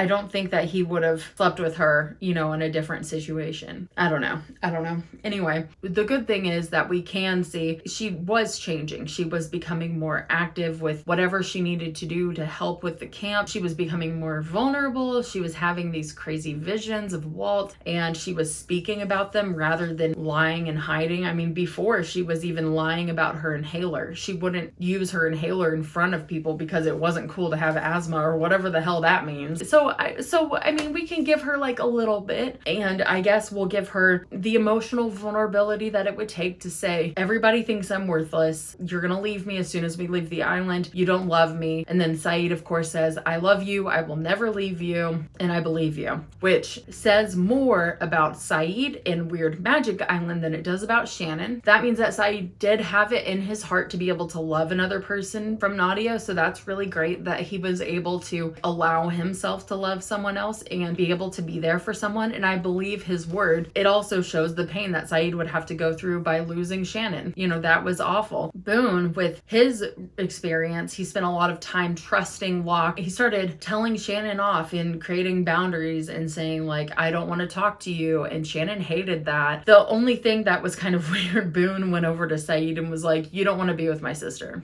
She's a piece of crap. And that could have come off as controlling, but I kind of feel like he was trying to be nice, but also very protective. He definitely didn't like seeing Shannon with Saeed. So it's a really complex and nuanced thing that's just gross. I never felt like Boone was completely separated from the island. He died on the island. He appeared in Locke's vision. You know, it just seemed like he was always kind of there. And so I wouldn't have been surprised if he showed up in visions throughout the entire show. It just, his presence didn't seem to really go away. You know, there was no conversation of him, but there was no like gaping hole, because I mean, he was gone in the first season. I think episode 19, he's already gone. But just like with Michael, his presence was really big. I'm going to skip my character analysis of Walt and Michael here because I think I kind of touched on it enough earlier. So next are the scientists. So that would be Miles, Lapidus, Daniel, and Charlotte. Okay, we'll start with Lapidus. There's no character arc. Lapidus starts great, ends great, that's it. Lapidus is funny, he's hardcore, he's always doing the right thing, he's willing to trust people and help people, and he is just incredibly talented, an incredibly talented pilot. I think we are all in love with Lapidus just a little bit. I was worried about him dying. I did not want to watch him die because he was just such a great character that I was like, I swear to God, if you guys kill Lapidus in like some awful way, I'm gonna kill you all. Lapidus made it through the submarine explosion, and I was like worried about that. I was like, oh no, where's Lapidus? It's hard to lose those like nice, fun characters. So think about losing Charlie. That one sucked. Miles, character-wise, it was really interesting to look at his flashbacks. He was exploiting grieving families for money, telling them like, you know, your son's spirit is at peace now and all this kind of stuff. He was such a jerk, and he just comes off as like such a scumbag, confrontational. He's immediately very suspicious of our people, which it sucks watching from 815ers perspective of like, they find Miles, we don't really trust them, and he's like coming at them with a knife, but I understand why he was doing that. He was pissed. He was like, you just killed Naomi, fuck you. I liked Miles's growth though, because we saw him not only as that like sarcastic jerk, and he does let things go. Like he let Claire just run off in the middle of the night. He's kind of a dick. You see during the time skips, that moment bonded all of them there. I think Miles, all of them going through that time, and Miles having that vulnerability, even though it was only physical, maybe started to create that relationship with Sawyer and Miles. He just seemed like a dickhead, but then very quickly he decided to be there for our group. By the time we come back and Miles is in Dharma, he and Jen and Sawyer have created a real relationship. They are real friends. And we even see in the Flash Sideways that Miles and Sawyer were always going to be friends. I really liked seeing how Miles grew, because when we're dealing with the temple stuff, and I've already told you how I feel about the temple, but running with our group, you know, he's taking care of our group. He is part of our group. And that's why the scientists got totally inducted. I don't know where I put them. Here, I wanted to keep them like Desmond, keep them very close to the 815ers. Same with Rousseau. Rousseau did not become like an honorary 815er like Juliet did.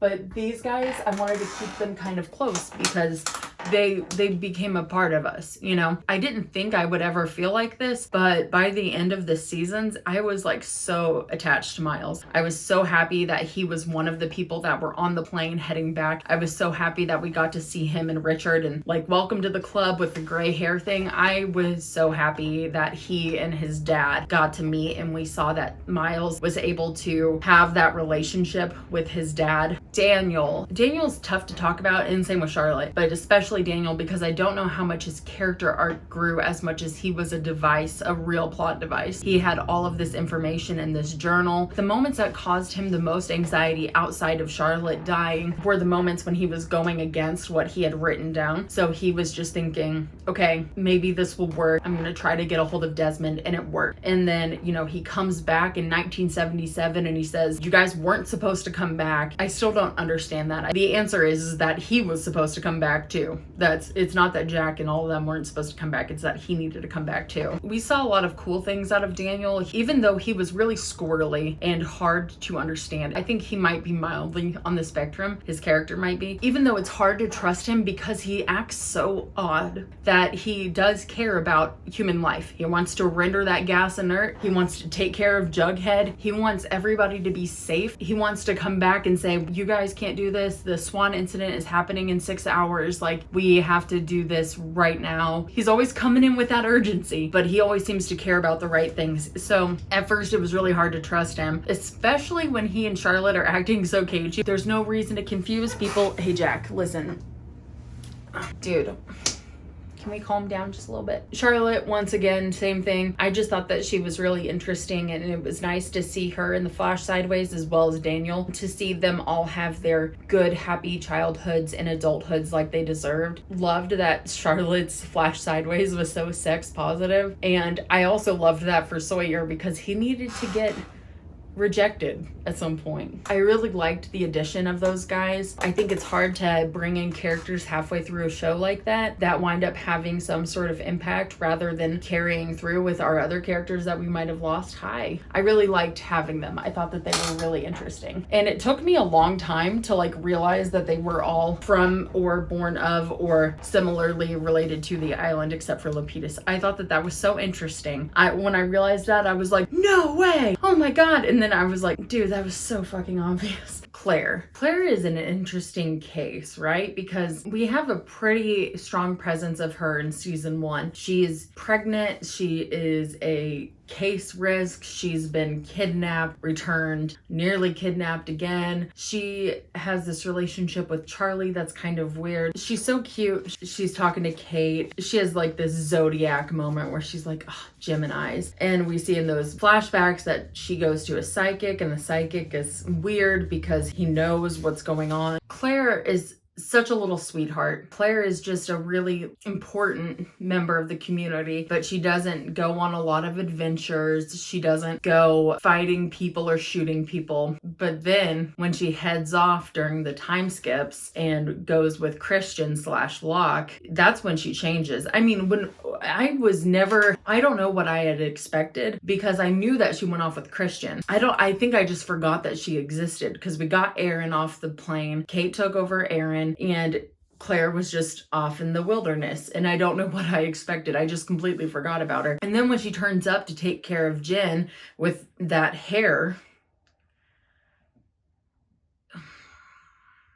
I hate the hair. I just wasn't expecting her to be such a bamf, you know? She is immediately stitching Jen up. She's saying, you're lucky it's not blah, blah, blah. That one really sucks. And she was saying that the others have taken her baby. She's saying that the others have taken her baby. She definitely is having some Russo level situations here. I mean, I can't blame her. She believes Christian. He says that, you know, the others have taken the baby, and she believes Locke and says, I know that it's not Locke, that's my friend. The people in the temple say she's infected with something bad. And really what we actually see is that when Kate goes and talks to Saeed and all of them back on the beach after the sundown thing, and she's like, do you trust Locke? Claire attacks Kate. She's mad about Aaron, but especially she's mad about Kate being traitorous toward Locke, and she just seems very angry. And really what it turns out to be is that Claire has been dealing with some crazy abandonment here. She ran off with Christian, and then everybody left her and took her baby. She's been trying to find her baby back from people who don't have it. She was abandoned by Christian to begin with, and then she continues to be abandoned by the A-15ers in those last few days. I mean, no wonder Kate had to just beg her to come with them because they kept leaving her. Why would Claire want it? She's like, you guys suck, man. You guys say you want me here, but you treat me like shit. Claire really mattered a lot in those last few days, and I was glad that we got to spend more time with her because that really built out the character in a way I didn't expect. While I love to bitch about what happened to Saeed, I'm really happy that we had the Claire moment of her just really becoming such a badass and then taking that leap of faith to go back home and become a mother. It was really nice, and of course seeing the flash sideways of her and Charlie connecting, heartbreakingly great. Love it so much. Now we have Charlie. Why did I do this to myself? Why do I have to talk about Charlie? No, Charlie's tough because it makes me cry. Charlie's great. He starts out as a heroin addict. He's tapping on the little armrest. Sir,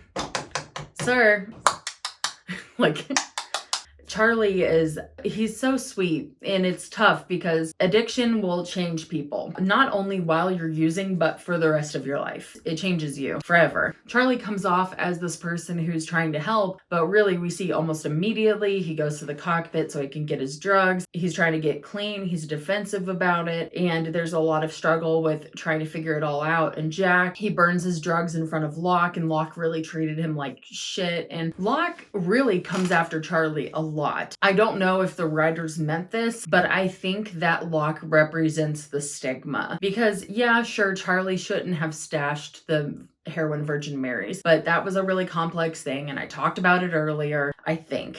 I did talk about it earlier, didn't I? Okay, this is just in case. The heroin Virgin Marys are really interesting to me because inside is heroin, but outside is the Virgin Mary, something that means a lot to Charlie. Charlie knows that this thing, this holy thing, has meant a lot to him, but also knows that things can be twisted and broken and open up something that's incredibly dark. That also continues that theme of light and dark and good and bad. Over the course of those 3 seasons, Charlie goes from really obsessed with the drugs to pretty obsessed with Claire and trying to figure out what's going on. He's trying to find his footing in the camp. Is he one of the A-team, the people who run off on all of those expeditions? Is he one of the people that help with the hatch? Or is he one of those people that will always have some sort of mistrust because of his drug use? When he kind of finds his place, Locke comes up and uproots Charlie again, and then he has to find another position. Now his place is next to Echo, building the church, and then Echo leaves again. So Charlie is always trying to do the right thing, and I think it's tough because at the end of season 2, he realizes, oh my god, we're gonna get bombed, and he runs out. And even after the dynamite detonates, he still tries to go back and get Echo, which, think about Charlie dragging Mr. Echo out of anything. Are you kidding me? That's impossible. In season 3, when Charlie and Desmond finally had that conversation explaining that Charlie was going to die, Charlie changed in such a beautiful way, even though I think that Desmond saying that allowed Charlie to just fully just embrace everything that he wanted to be. He helped Claire as much as he could. He was helping with Aaron as much as he could. He and Claire finally solidified their relationship fully, and he was doing everything he could. He gave Aaron his ring. When Charlie wrote out his greatest hits, which is the most hard, I don't even think I really talked about it. The greatest hits episode is so hard to watch because you're aware that Charlie's going to die this season. We already know. Desmond already said, I'm gonna try to keep you alive. And while Desmond has worked his butt off to keep Charlie alive, it is not going to happen. As soon as Desmond says, I saw Claire getting onto a helicopter, Charlie's like, end all be all, I'm gonna die this way then. As long as Claire and Aaron are getting off the island, I am so happy to sacrifice myself. Cool with me. And Desmond, even though he tries, it's just not going to happen. But during that last episode of Charlie making his greatest hits, I think that episode was so important because it shows that he was able to love himself again. His greatest hits were number 5. Oh my god, I got chills. The Oh my God, I'm gonna cry. Jesus. Okay. His 5th greatest hit was his first time on the radio when he and Drive Shaft were on their way to a show and they had a flat tire and it was raining like crazy and they heard their song on the radio. Number 4 was when his dad taught him how to swim. Number 3 was when his him the DS ring, an important family heirloom. He says, you know, in case if I die, you can pass it on to your kid. And Charlie says, you're not gonna die. And he was like, okay, then hold on to it for me. And Charlie, of course, keeps it on his finger until he gives it to Aaron right before he dies. His 2nd greatest hit was he saw a woman being attacked and taken for her purse, and he stopped them from attacking her. And he was using, and he wasn't doing well at this point. And she said that he's a hero. And he was like, I could never be a hero, you know. And she said a bunch of people had passed her already while she was being attacked. And the number 1 on his list was the night that he met Claire, which is the same day as the plane crash. And he wrote that just right before he went under. The night that I met you. Like, dude, at the end of the episode, she picks up Aaron and we see the ring just hanging out in the crib and you're just like, look for it, look for it. And even at the end, Desmond is just like, he's like, maybe I can do it. You know, he still tries to get Charlie to let him save him again. And then Charlie smacks him over the head with a paddle and says, you know, you're not supposed to take my place, mate. I really love Charlie's time in the looking glass because he is so pumped.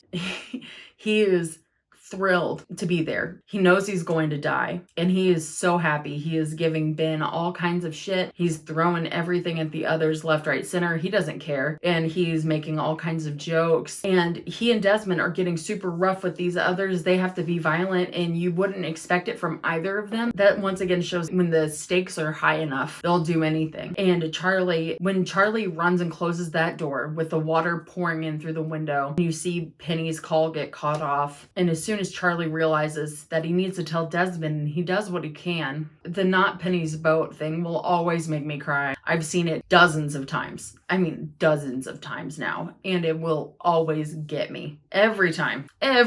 Just completely heartbroken over the man. I want to see if I wrote anything because I wanted to just have myself talk about it. But yeah, I wrote it like this. Charlie and Desmond rock the whole world at the hatch. They talk to Penny, but we find out that the freighter isn't friendly like Naomi claims. Charlie cleared the signal and died. I was having a hard time writing about it. I'm having a hard time talking about it because I don't think that there's a good way to verbalize it and how much it meant to the show. We see immediately after Claire's holding Aaron. Aaron is inconsolable and sometimes he's just upset. Maybe he's nervous. And then Naomi says, you know, who's your boyfriend, the rock star? And she's like, Charlie. Yeah, well, Charlie just got us all saved. And it's such a victorious moment and it fucking hurts. You want to be excited, but you're heartbroken because you just lost Charlie. And then of course, we still don't know at that point what's coming. Charlie was so integral to the show. And that's important, right? It's important to show an addict that can recover, that can be important and can be helpful and is a loving, good guy.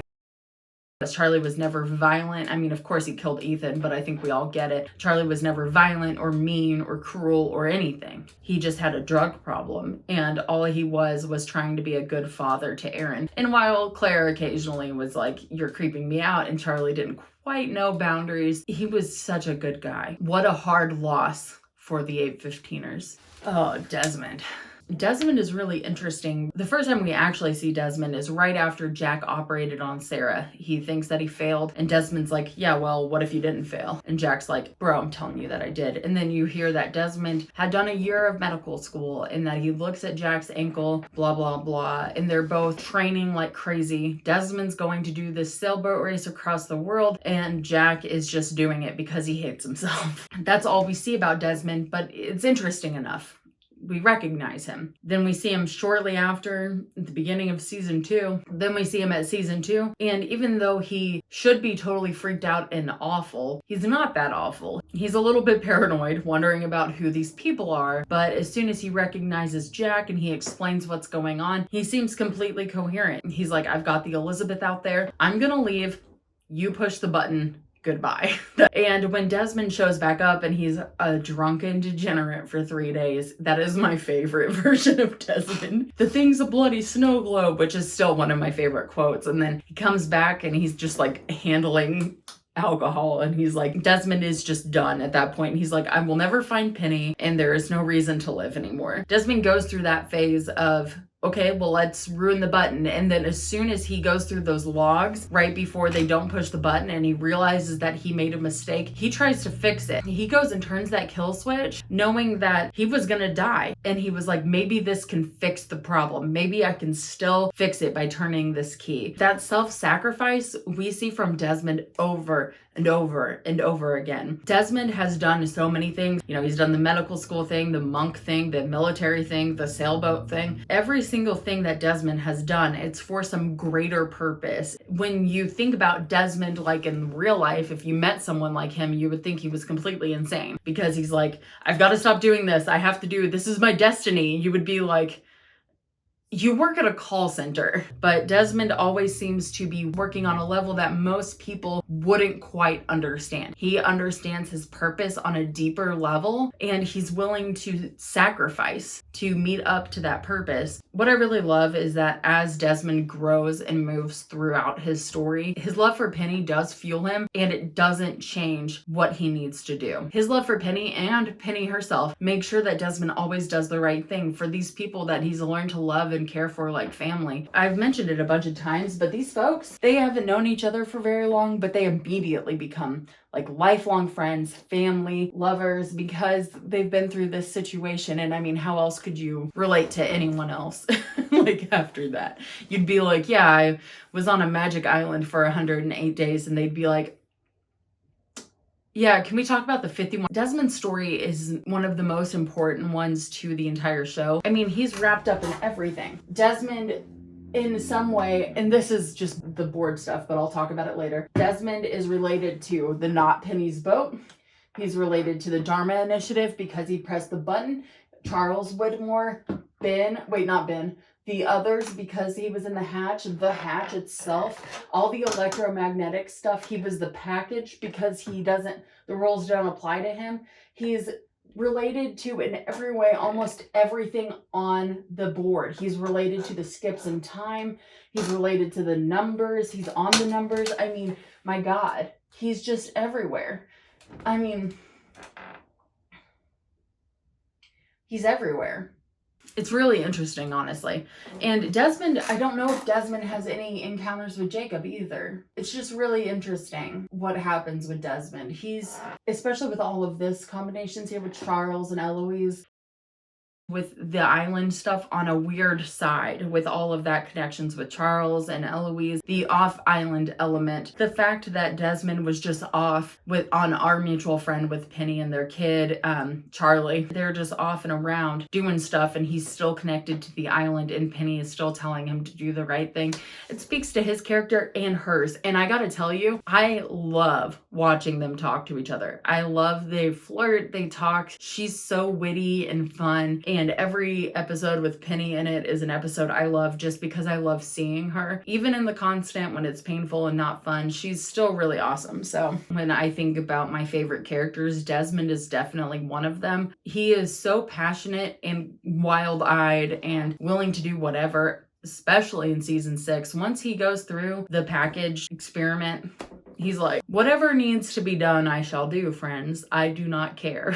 Next up is our lovable, beautiful man, Hurley. His character battled some real stuff. It's kind of cool that the show tackled fat phobia like that. On the day of the looking glass, Hurley was called too fat by 2 of his friends, like both Sawyer and Charlie. And Hurley didn't know this then, but they were trying to protect him from getting hurt. They were doing anything that they could to keep him safe. But Hurley has told us that he is spry, and he doesn't need to be protected because he is spry, my friends. He seemed to understand people on a different level because he's like, people are bored. We need to build a golf course. People need to have this fun van. People need fun, you know, the ping pong table, other things that Hurley was able to provide that other people on the beach just couldn't. We don't see a lot of our other people doing the things that would be important, like Rose does all the laundry and other people cook cook all the time. Our people are always off fighting some mysterious force. And sometimes Hurley is not involved in those things, but in many times he is. And I really love seeing a fat person out there doing physical stuff, because while I am a fat person, I'm also incredibly active. It's very nice to see someone else who is super big and super out there being spry. That's pretty progressive from 2004 to 2010. I mean, just having someone who is big and cast, even in that entire cast, that was awesome. And Hurley is there being kind of the heartbeat of the people. And I saw a quote about that one time, and I'll probably just put it in somewhere, but where Jorge Garcia did have to play the heartbeat of the show, which I agree, because seeing him at the end and when he took on the role of the protector of the island, that made the most sense of everything. I have to sneeze. Please do not do this to me. It was good to see someone who was a comedic character from the beginning make it all the way to the end, because the comic relief characters can be incredibly important. Lapidus, for instance, got us off the island. Charlie also got us off the island. Charlie played one of the most important characters, and he was a comedic character. Miles was incredibly important, also a comedic character. I wouldn't consider Sawyer merely a comedic character, but he's more important than just comic relief. At some point, Hurley stopped being comic relief. I think by the time we were in season 2, he is no longer comic relief. Hi, I know. It's the same guy as earlier. We can't do this, buddy. We're early in the recording process. You can't come in and ruin it again. All I'm gonna say is that Hurley broke all of us. When Hurley told Claire that Charlie died, he broke us. It broke me. When they gave Hurley the news about Libby and his head just dropped, oh my God. I mean, Hurley is just a heartbreaking figure. So I wrote down Saeed now, but since I spoke about Saeed earlier, I want to just quickly touch on him, and we've already kind of talked about it, but I think the biggest part of Saeed's character was that he was able to forgive himself. Even after he spent those years being a hitman for Ben because he wanted justice for Nadia. And he says, I'm not a killer. But then when he actually sees Ben, he is a killer. I don't know if we want to get into that. And while Saeed has a different code of morality, I think exactly very similar to Jack's code of morality, aka like whether Kid Ben should live or die and all of that stuff. Saeed was eventually and finally in a place where he could be okay with the way he went. Okay, so maybe I'm going to be talking about Saeed a little bit more than I expected. Once he was like infected with Locke, I just don't get this, okay? He was shot. And then Hurley comes in with a van. This is like the second or third time Hurley has saved the crap out of people with a van. Then they take him off to the Swan drilling site, and Saeed is bleeding out, and it's a bad situation, okay? So he's normal still, right? So he's still bleeding. Then they get him back to the temple, and they put him in the murky water, and he drowns, and then he dies, and then he comes back to life. How is he bad now? Like, this doesn't make sense. Did the water thing make him bad? And this is an unanswered question that I am confused about. There are some things we just won't know. Here's the thing that I will say. We don't have to know that one. We don't have to know some of this stuff, and that's okay, but I am just curious. Saeed joined the Band in Black, and then shortly after he told him, like, I'm not feeling anything. I don't feel anything good or bad. And Locke says maybe that's for the best. And Saeed is not comfortable with being robotic. By the way, my cat is eating.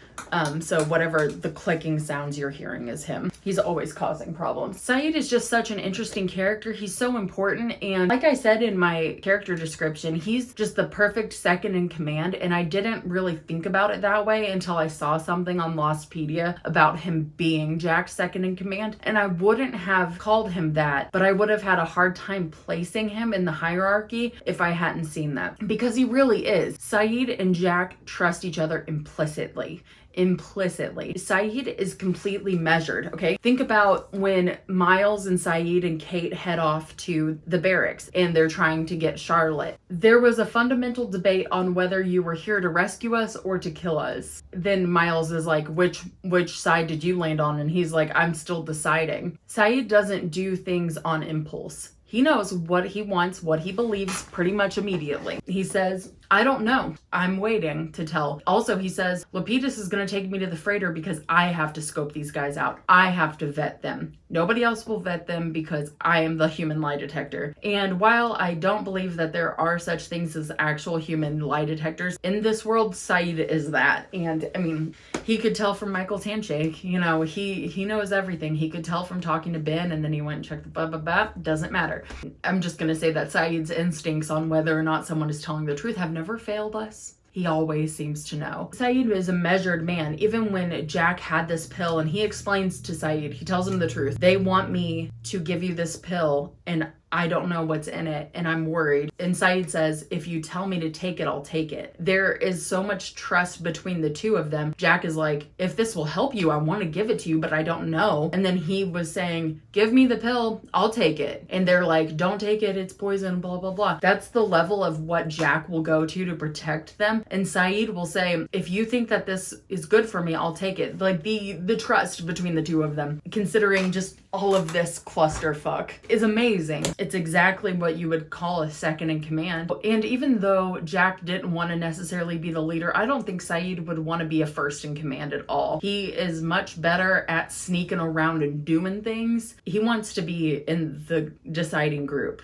It is now time for Jin and Sun. Jin and Sun are seriously my favorites. I can't help it. It's not my fault. Just watch the show and tell me that I'm wrong. I really connected with them. I said earlier that I haven't talked about them as much as I want to. I'm gonna try not to go like too insane, okay? I'm going to put a personal goal in here to not talk about them for longer than 10 minutes. I really loved Jin and Sun's timeline. It was so hard to like Jin in season 1. He starts out, he's like, button your blouse, and she's like, he's all button the top button, and we're all like, screw you, dude. We see Sun as she's scared, she's worried about spilling drinks and everything, and we kind of see Jin's reaction and we're like, dude, he's such a prick. You know, he seems really controlling, and then we don't know what the flower thing is about, and he just comes off like such an a-hole. He's clearly abusive. That's not the word that I would have used at the beginning the first time I watched it. And I don't know why, but I would absolutely call him abusive the next time I like watching it again. I was like, God, that sucks, because I really loved his character already. He's just clearly such a prick, right? As the season goes on and Sun starts exerting her independence, Jin stops fighting it. But then there are other things that it kind of hangs on for. And once Sun reveals that she speaks English, Sun is very apologetic. You can tell that she just wants to make this relationship work. And there's a lot of love between the two of them, but Jin is still so closed off at this point. We're only like 15 days in. Jin goes off and starts building the raft with Michael, and he won't talk to Sun. He's just very closed off. And then Sun makes that translation guide for Jin, which I think shows that even Sun had at this point kind of accepted maybe this relationship is over, but she wanted to help, and she was obviously still hoping. And then Jin explains, I was building this for you. I want to go off and find everything, and I want to get us back because I want us to go home and start over. Which Jin is like the worst at communicating, not only because he can't speak English, but because he sucks at explaining what's going on with himself. He's very prideful. We see all of this in the flashbacks. Jin lies about his parentage. He says that they're dead so he can avoid the shame. And Sun just wants to have him so badly, and her entitlement keeps her from understanding what Jin has to go through. And her entitlement is not awful. She was born into a world of privilege that Jin would never see. Even when being married to Sun and having that money, he would never see the kind of privilege that she has seen. She says over and over again, he's my father, I can make this happen. But no, Mr. Peck is not that easily swayed, and that's what makes it so badass. When Sun goes back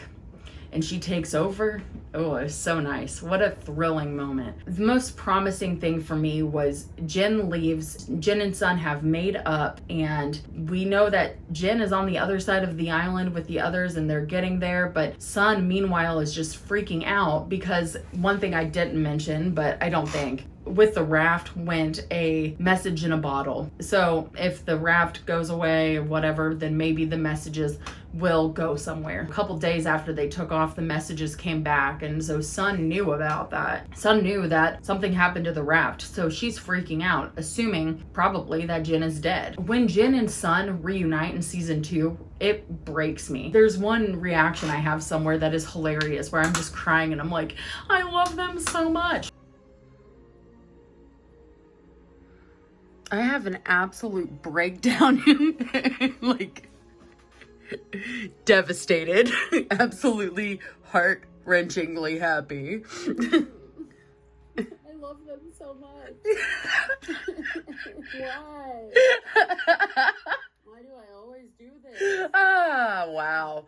When they get back together and we see how they act and we see how they used to act earlier in their relationship before Mr. Peck just tore them apart and before Jin's disgusting and traumatic job tore them apart, you see that love there and you can see how that love remained. It's really beautiful because the way that they grew as characters were through their love to each other. The sacrifice that they make are crazy. Jin makes a horrible sacrifice. He says, I'm gonna stay on this island, gives Locke his wedding ring, says, tell her I'm dead. Do not bring her back here. Tell her I'm dead. I'm choosing a life alone. And I'm assuming that Jin comes off like a guy that would just be inconsolable and like not go with anybody else after Sun died kind of thing. He's like, I'm gonna stay here in the 70s alone because I don't want to ever put Sun in a situation where she has to come back here or die or anything. I mean, over and over again, we see Jin willing to do pretty much anything to help Sun. And then we see Sun, who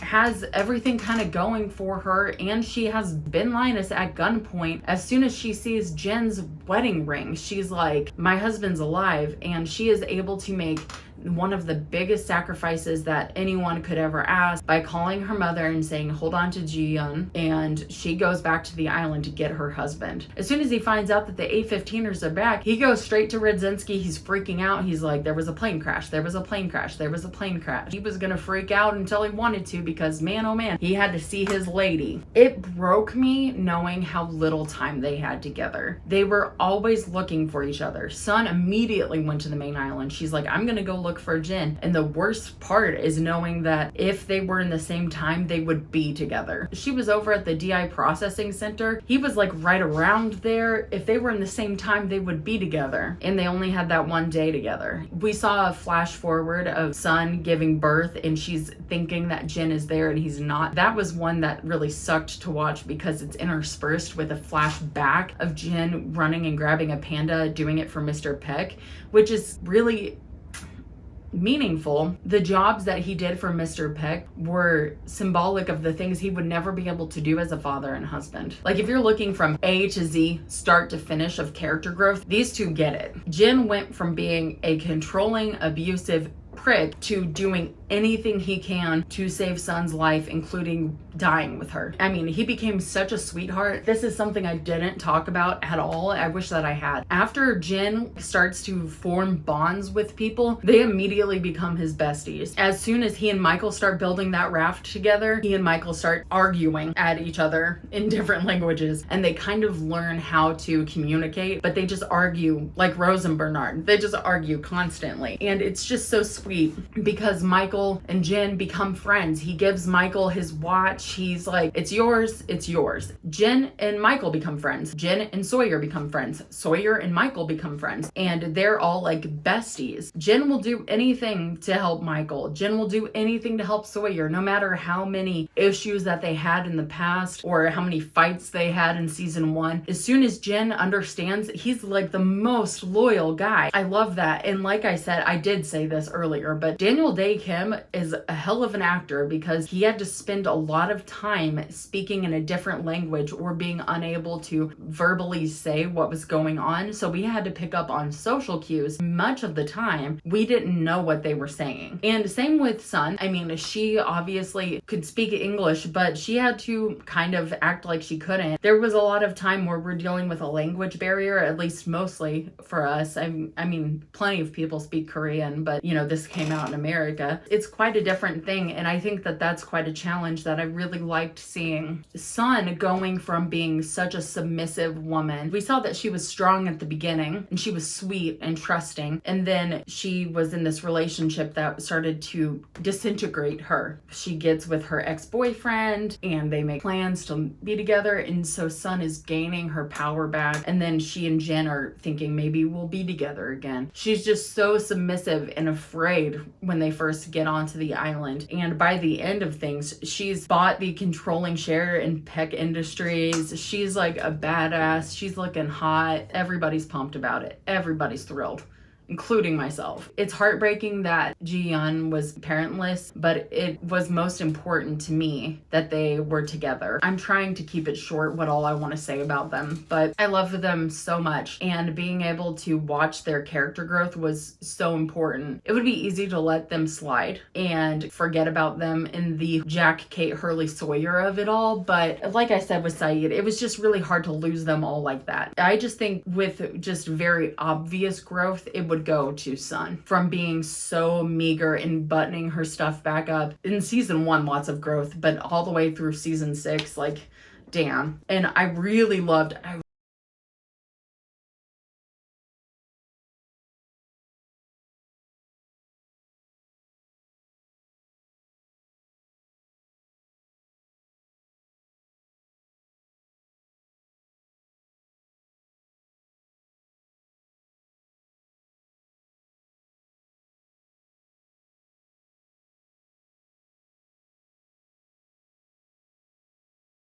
Sun's a killer. I love Sun so much. Move this a little bit, I hope that works. If it doesn't, suck my dick. All right, so now we have Juliet, Sawyer, Kate, Locke, and Jack. It's time to talk about Juliet. And I know that her order in this is kind of odd, but she's next to Sawyer for obvious reasons. Juliet came in late for the show. She started in season 3. That seems almost too late to get her on this list, right? Wrong.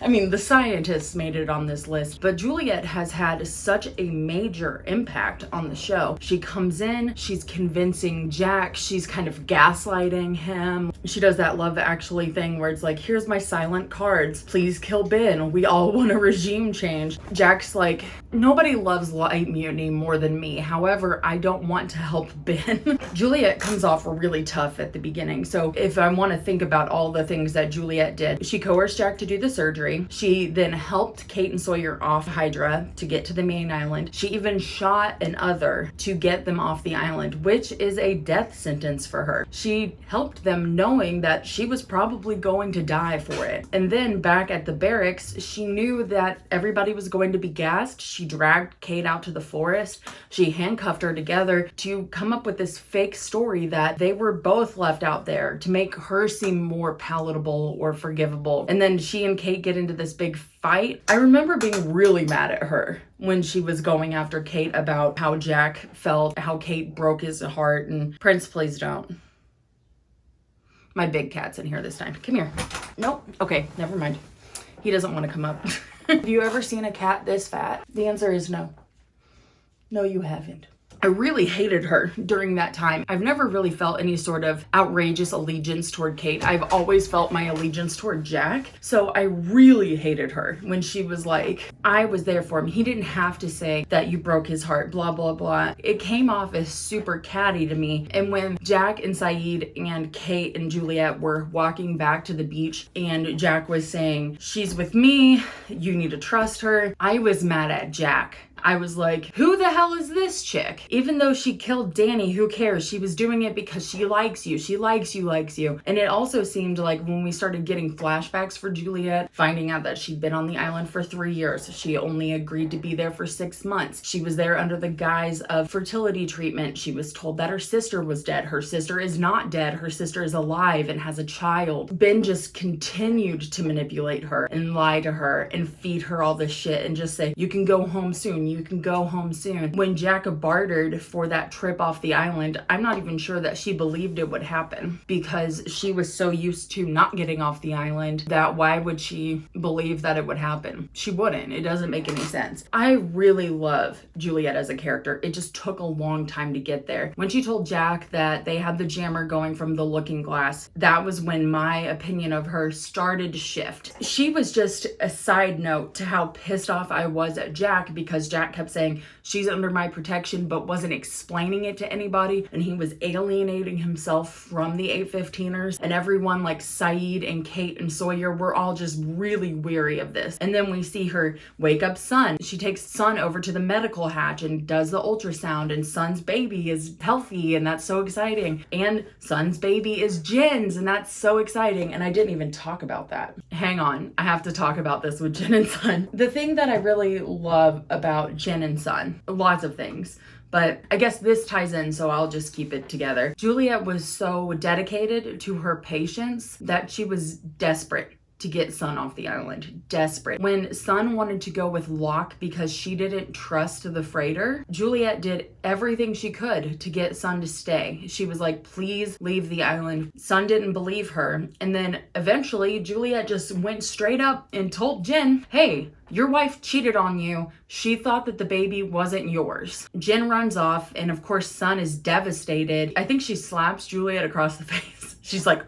and then goes back and sees Jin in their little hut, and they talk, and Jin has this moment that I really love because I'm gonna come in with a hot take here. A lot of people will say that cheating is the worst thing you can do to a person, but if we're looking at this one specifically, Sun was in an abusive relationship. She was seeking out comfort, and even Jin says this. He says, I don't blame you. The man you cheated on is not the man I am now. I withheld my affections and I hurt you, and I don't blame you at all. And then he's like, I forgive you, it's fine. And then he's like, is the baby mine? And then they start talking about baby names. And Juliet caused that moment and that pain. And as much as I want to call her a bitch for it, I really liked being able to see Jin, who even when he and Saeed and Sun were in the sailboat, and he's like, you shouldn't disagree with me. I'm your husband. You shouldn't question me at all. This is not that much further down the line. And Jin continues to grow as a partner. And Sun is growing to become a more outspoken and communicative wife. And I just love that. It sucks that Juliet had to do that. I mean, it worked. Sun got off the island and Jin didn't. So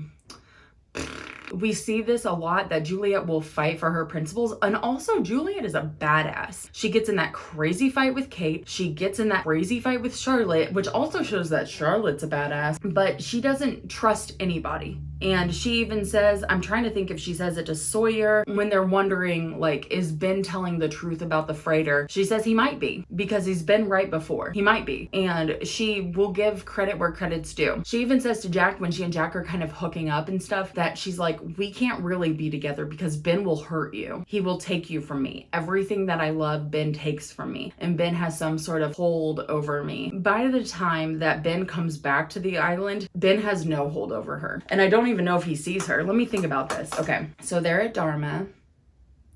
No, they doesn't even see her. They're in different time lapse. He doesn't even see her. So Juliet is free of Ben once he turns the wheel. She and Sawyer had this great life together, and they were able to love. Juliet's backstory is tough. She had been in this awful marriage. She was cheated on, and she was then discredited because of her research, because her ex-husband was a part of the research, and it seemed like there was just so much politics that she was grappling with. And then she gets to go to the island. She's completely credible, and everybody loves her and respects her. And then she starts hooking up with Goodwin, who is a married man. That is a different type of story. You know what I mean? There's nuances to all of these things.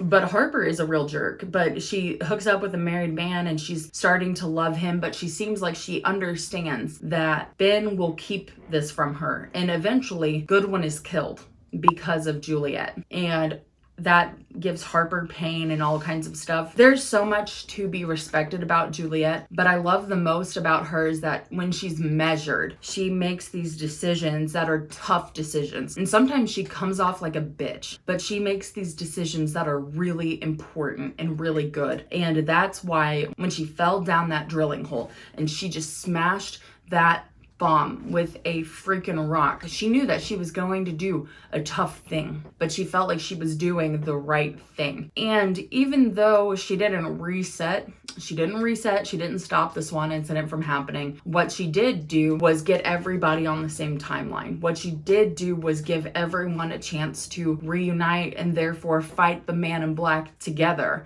She didn't know that then. And finally, her final words to Sawyer was that it worked. And Sawyer didn't understand what that meant. It's nice because Juliet's definitely more than a plot device. She was so cagey at first and it's impossible to trust her. There's a cat eating food right here, so that's what that noise is. And then she just becomes such a staple in our story that I just really love her. I love her sense of humor. One of my favorites is when she's going to Charlotte and she's like, maybe if you talk real slow, we might be able to follow. The thing that disappointed me about Juliet was when Kate and all of them returned, she immediately assumed that her relationship with Sawyer was over. And not only did that show her insecurity, that she could not hold Sawyer, that it was impossible for Sawyer to love her without Kate. Juliet is stronger than that as a character. She wouldn't continually try to break up with Sawyer. She immediately says, like, it was good while it lasted, blah, blah, blah. Like, that is not Juliet. That was stupid, and I didn't like it. Juliet is strong enough to not want to do that. Kate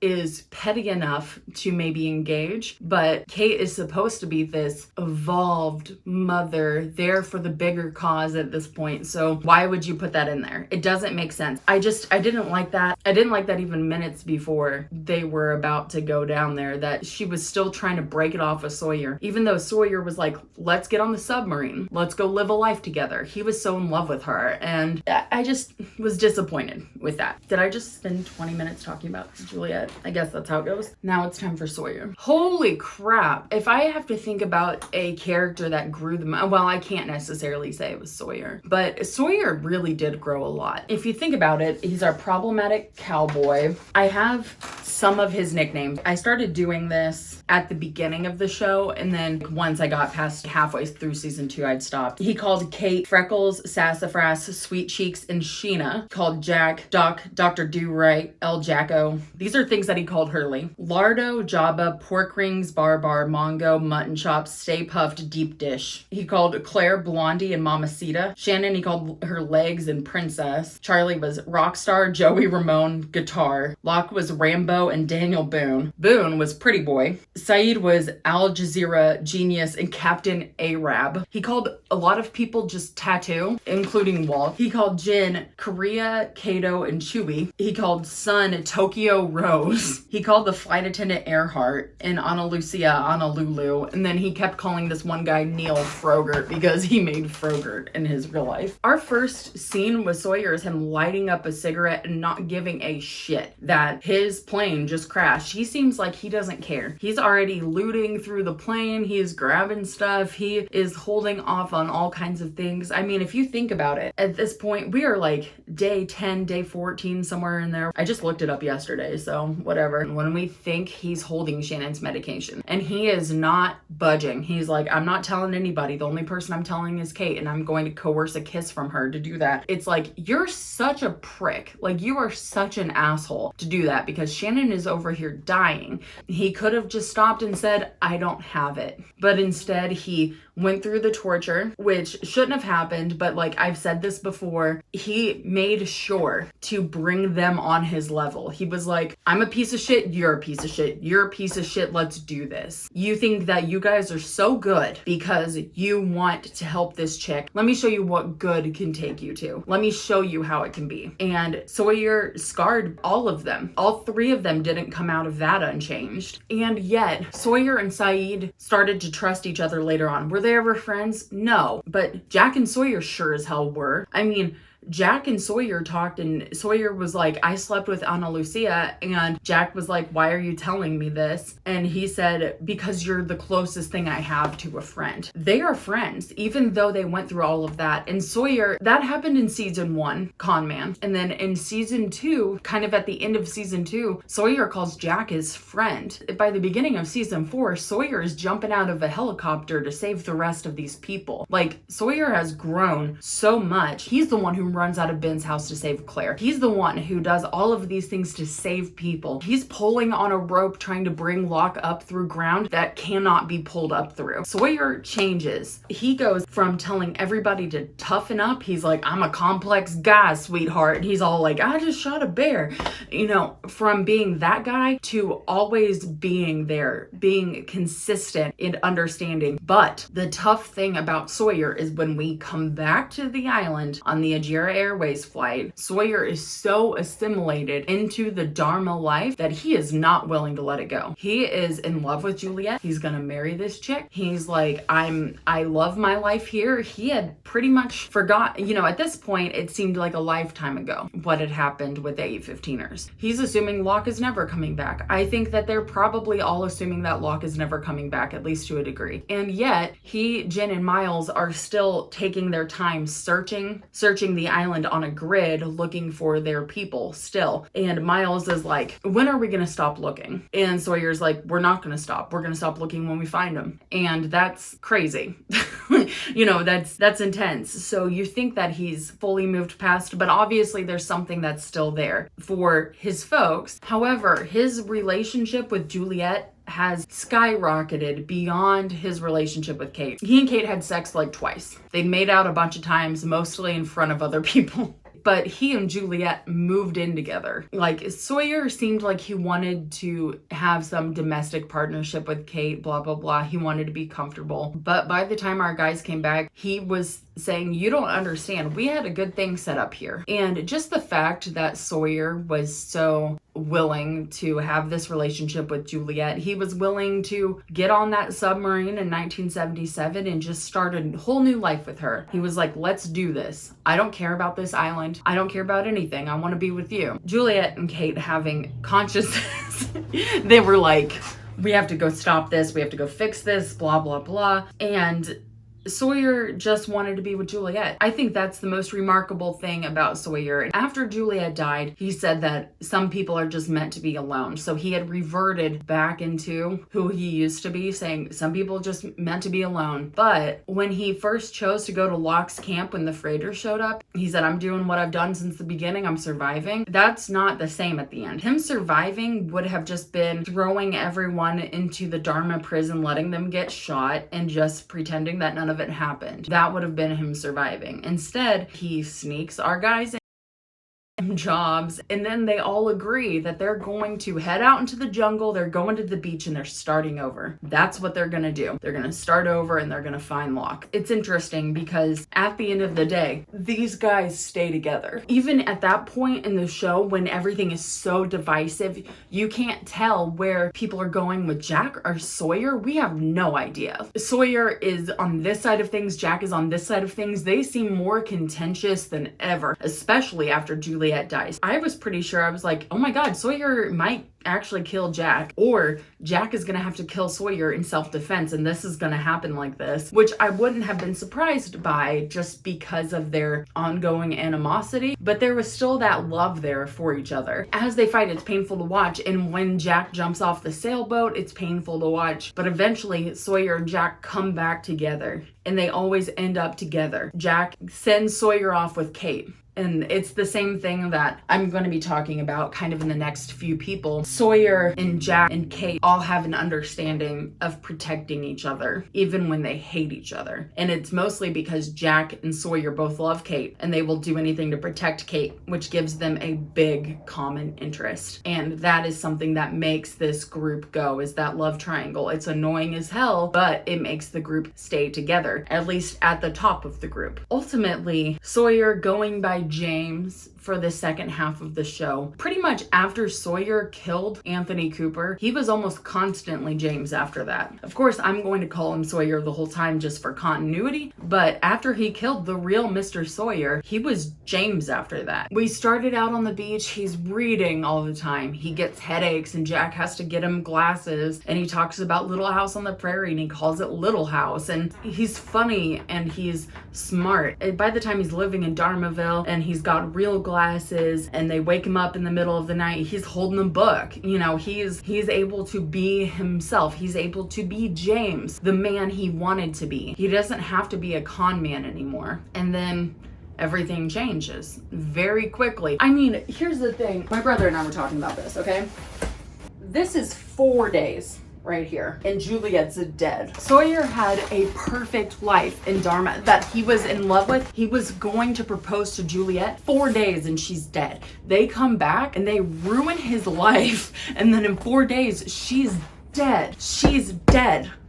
Like, no wonder he's pissed. I would have been pissed too. Wouldn't you have been pissed? I mean, Jesus, that was like the love of his life. It's sad that Juliet almost died thinking that Kate was the love of his life when it was so obvious that Juliet was the one he wanted, the one he loved. Sawyer went from someone who said, I'm going to shut my mouth and make sure that you all degrade yourselves and take yourselves to a painful, horrible place so I can feel like I'm seen, to I will love you and help you and make sure that I do everything I can to help save my people. That's a huge leap. I would say evolution-wise, Sawyer might be the biggest change other than Jack. I could talk about this forever, and I haven't come up with the right words, but as I talk about all of these guys here, the next group of people, it's all going to just kind of enmesh. So that's just part of it. That's just showbiz, baby. So let's talk about Kate, shall we? Talk about the most disappointing concept. Originally,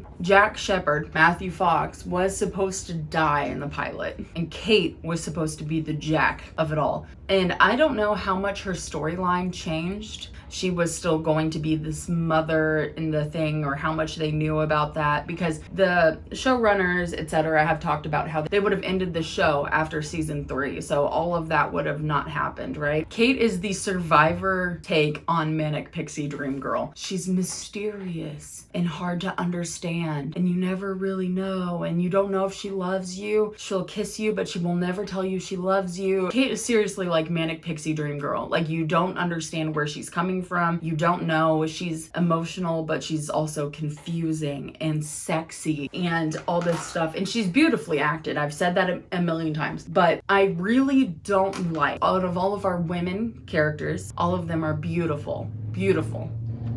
And Kate is just given this essential role of, everyone loves me. I can be very convincing if I need to be. I am a con man. I can do whatever I want. Anyone will believe me. I'm trying to figure out the best way to put this because I've been so mad about her character this whole time. Here's what ticks me off about Kate. I can talk about the arcs of all these other characters, but the main driving point of Kate's character arc was adopting Aaron.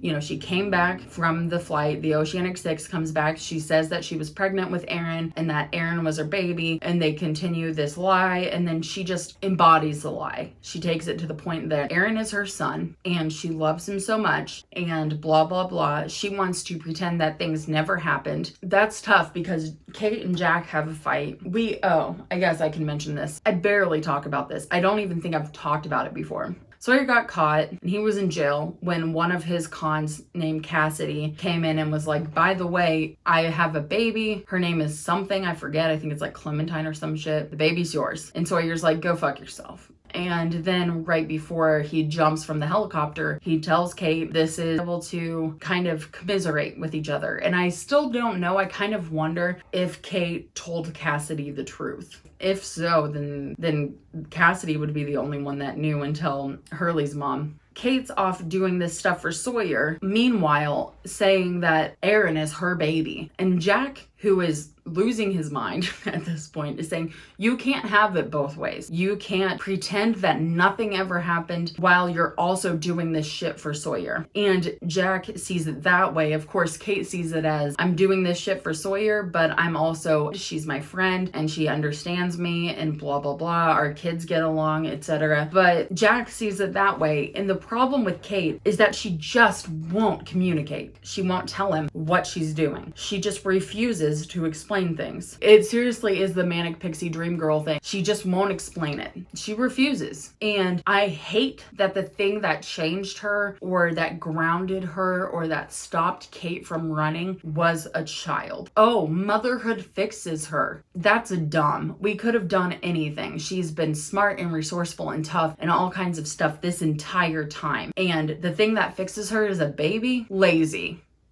lazy. I think that's stupid, and I think it would have been fine for her to want to have kids if she had expressed a want for children before. She didn't, though. The only sort of expression that she wanted for babies was when she was helping Claire deliver Aaron. She was there for Claire, but she was never like a particularly motherly person. We didn't see any of that in her flashbacks. So it just seemed kind of out of nowhere that Kate is suddenly a mother and this is her whole identity. When yes, motherhood and babies are a big part of this show, it just seemed so out of nowhere. It wasn't out of nowhere for Sun to have a baby. We even saw in flashbacks, she and Jen wanted to have a baby, but there were fertility issues on Jen's side. They couldn't have a baby. They wanted a baby. Claire didn't mean to have a baby. She wanted to give up the baby. You know what I'm saying? Like, it just didn't make sense to me. And for all the things that Kate is, I think making her fixed by being a mother really reduces the character to nothing. I had issues with the character to begin with because I felt like the love triangle thing was such a filler plot, and I can give it all the credit that I've already given it, that it created that bond between Sawyer, Jack, and Kate, and I love that. But a lot of this like jealousy and confusion, and even bringing Juliet into it and the love rectangle that it became, it's just too much. It could have just been like it could have just been this solid foundation, and then we could have left the middle school love games behind. Instead, that continued, and then she's fixed by being a mother. I have a better rant about it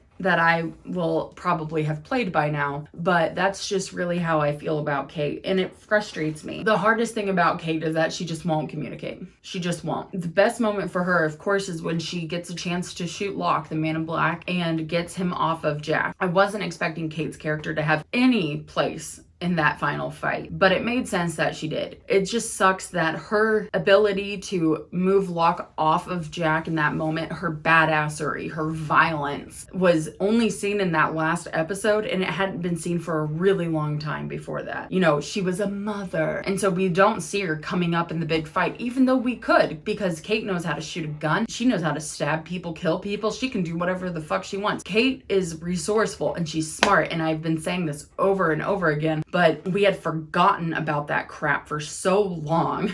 It wasn't even expected when she shot Locke. Like, it almost seemed like a Hail Mary type thing where it's like, oh, of course she did. Yeah, of course, that's convenient. Whereas it wouldn't have felt so convenient if we hadn't seen more of Kate being a badass in that second half of the show. It would have felt more accurate at the first half of the show. We would have thought, yeah, Kate, of course she would be shooting people that were attacking Jack. But by the second, she and Jack are so alienated at this point. Why would they even talk to each other? I mean, they love each other, sure, but they do not like each other. I don't think that they like each other at this point. But I do love her role in that final fight, that she comes in, she shoots him, gets him off, and then Jack was able to kick him off the side of the cliff. So she helped Jack take him out. I think that that was really important, but it took me a while to see that. Jack, please. My Jack, my tiny cat. Please stay away from that board, please. I hadn't really thought about it that much until just now that I'm thinking of it. That's the issue.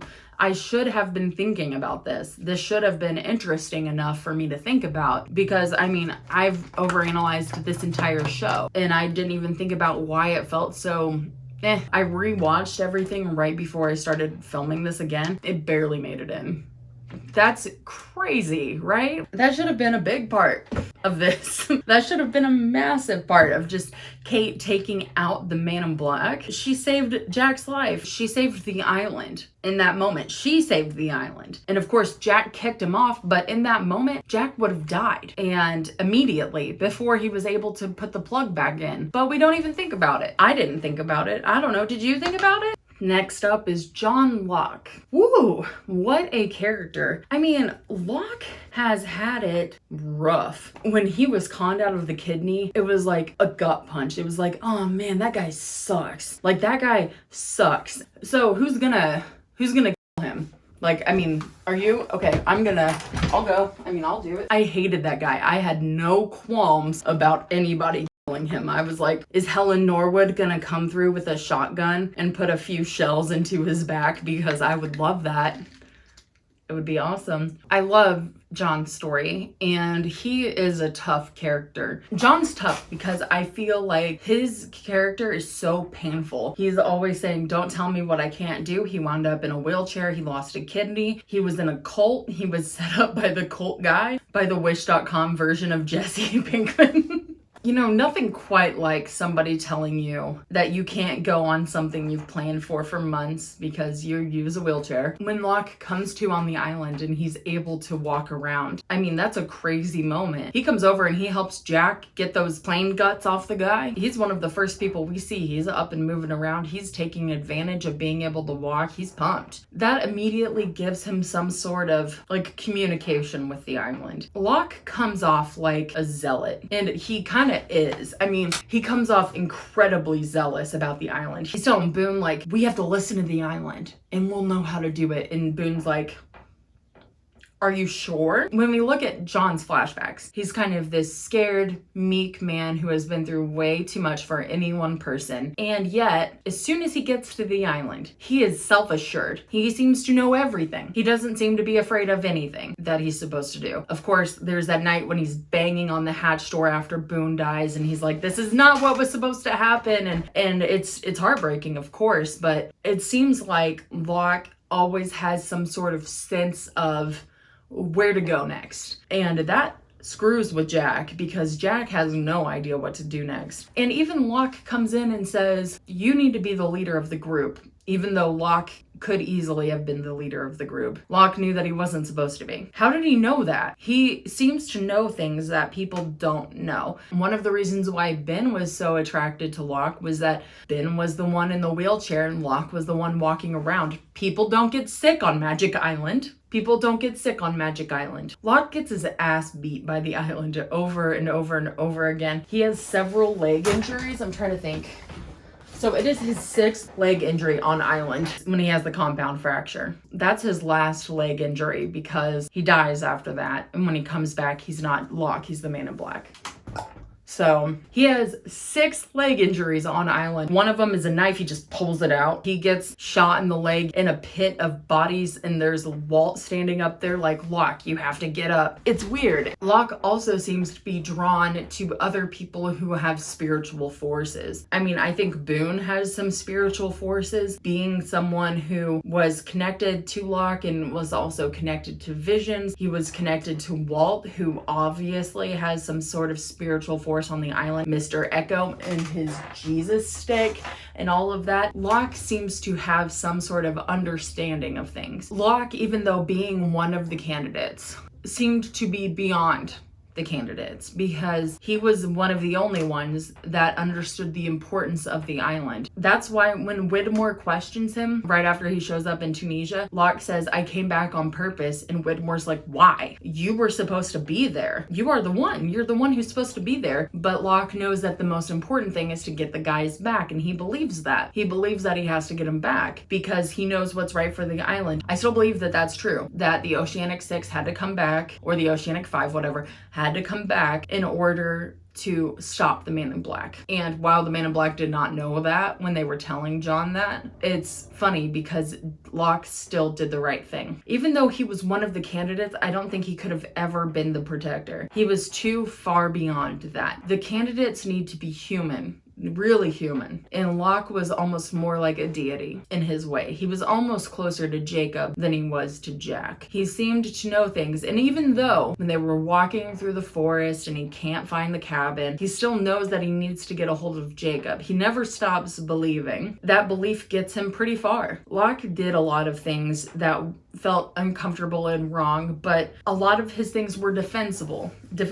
I would say that Locke did a lot of things right. And even though I hated him as a character, and that's good. It's good. It doesn't mean that I hate his character. It means that I felt really uncomfortable by his character. That's how you know that it's a good character. I think that he always found the right thing to do because there are more than one right thing. There's more than one right way to handle things. It doesn't mean that either of them are or wrong. It's just two different ways to handle a problem. One thing I really loved about Locke is that he never seemed really afraid. When he went back off island and he saw Walt, and he didn't ask Walt to come back. He just said, I wanted to check on you, and Abaddon's back there like, you need to bring this guy back. Locke says, no, he's been through too much, and that was the right thing. Sometimes Locke would do things that didn't quite make sense, but the way that he went around recruiting the Oceanic Six to come back was awesome, where he just made himself known here and there and here and there, and then once he died, it really solidified everything, and that was awesome. It really sucked the way that he went, because John and Jack had that conversation in the hospital. Jack says, have you ever thought that these delusions that you're special are just delusions? You're not special. And Jack was wrong. Jack's been wrong a lot. He was wrong about that one. My theory is still that he would have to be murdered because the candidates can't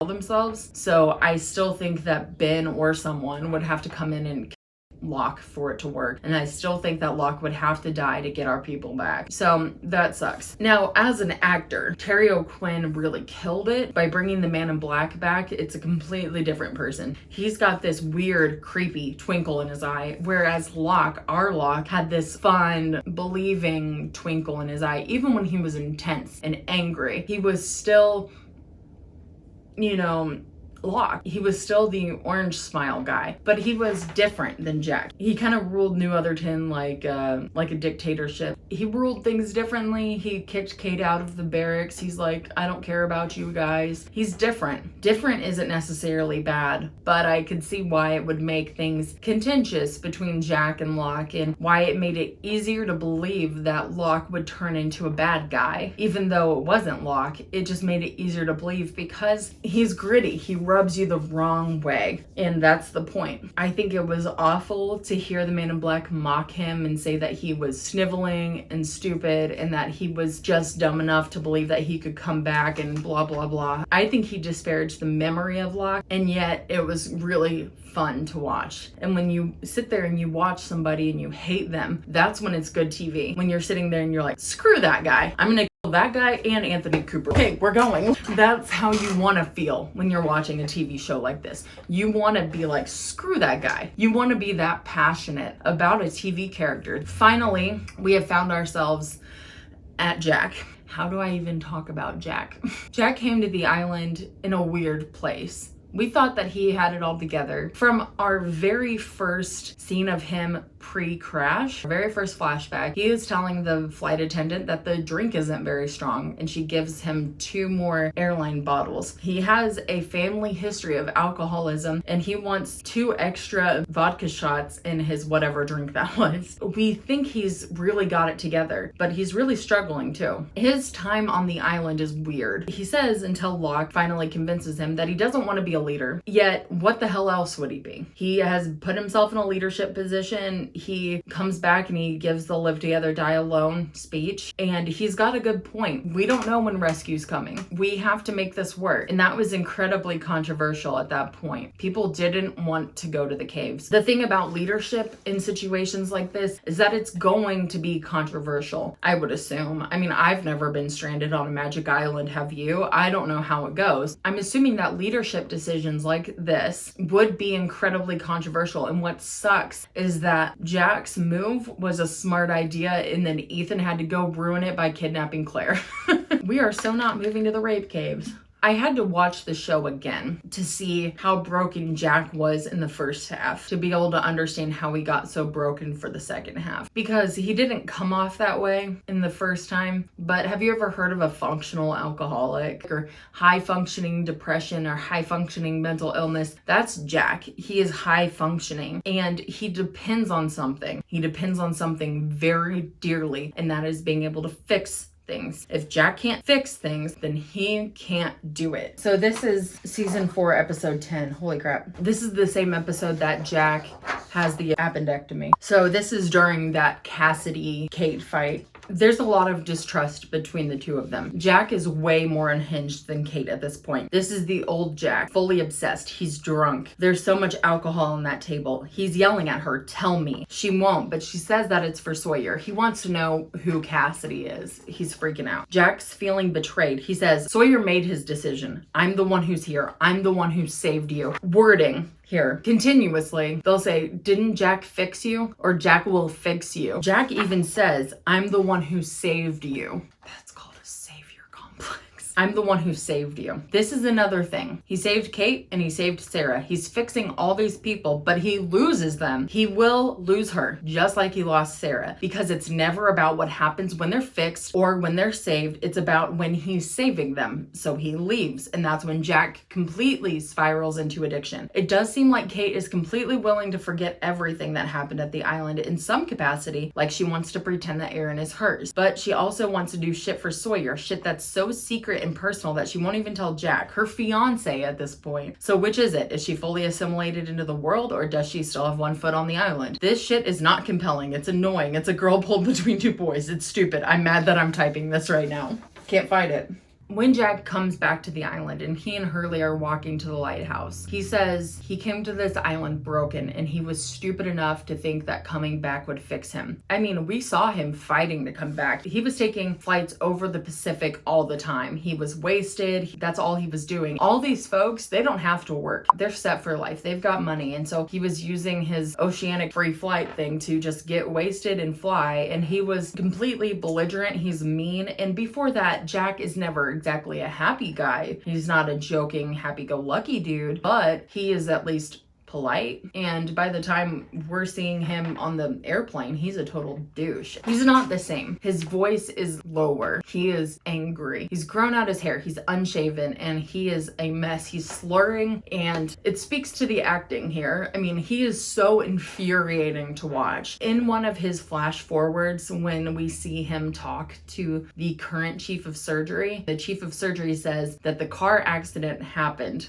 because they saw Jack ready to jump. Jack realizes that his brokenness caused people to almost die. That is his worst fear. That didn't give him a wake-up call. That pushed him further down. Here's the thing that I really liked about Jack. I really appreciated this. Jack was always supposed to be the non-believer, but then he was the one who was fighting to get back to the island. Jack was so willing to get back there. He was trying so hard, and even though he went off on Locke and said all that stuff the night that Locke died, and he definitely blamed himself for that, the thing is, as soon as Jack realized that they could get back to the island, he was like, okay, let's go. As soon as he found out that they had to make things as similar as before, he shaved his beard, he put on a suit. He was like, I was wearing a suit last time, I'm gonna wear a suit this time. As soon as he found out that Locke needed something of Christian's, he went and got Christian shoes and put them on dead Locke. Jack was always supposed to be the non-believer. And Locke's note says, Jack, I wish you had believed in me, John. Here's the thing, Jack did. He just didn't know it yet. He believed he could get back to the island. Through these flights, he was always flying. It wasn't close enough to get the people there. It wasn't the right time. It wasn't the right space. It wasn't Nigeria Airways 316. Locke knew too. He only needed to get one, and that would get all of them. And all he needed was Jack. And all he needed to do to get Jack was die. It's crazy because by the end of the show, Jack is the biggest believer there is. Even when he goes and smashes everything in the lighthouse, he's angry because all of these choices were taken away from him. Jacob's been watching Jack since he was a little boy, so now he feels like, well, I had no choice but to come to this island. And that's true. That's something that is discussed here. Jack becomes the biggest believer of them all. Once Jacob comes and talks to them and says, I need one of you to take over my spot, Jack says, it's me. And it was always gonna be Jack. It was always gonna be Jack. Even in that moment, I wasn't sure. In that moment, I wasn't sure how it was going to go, but it was always going to be Jack. The thing that did surprise me was that it would be Hurley, but who else would it be? Kate or Sawyer? When Jack said, Sawyer made his choice. I brought you back. I saved you. He didn't. He didn't save Kate.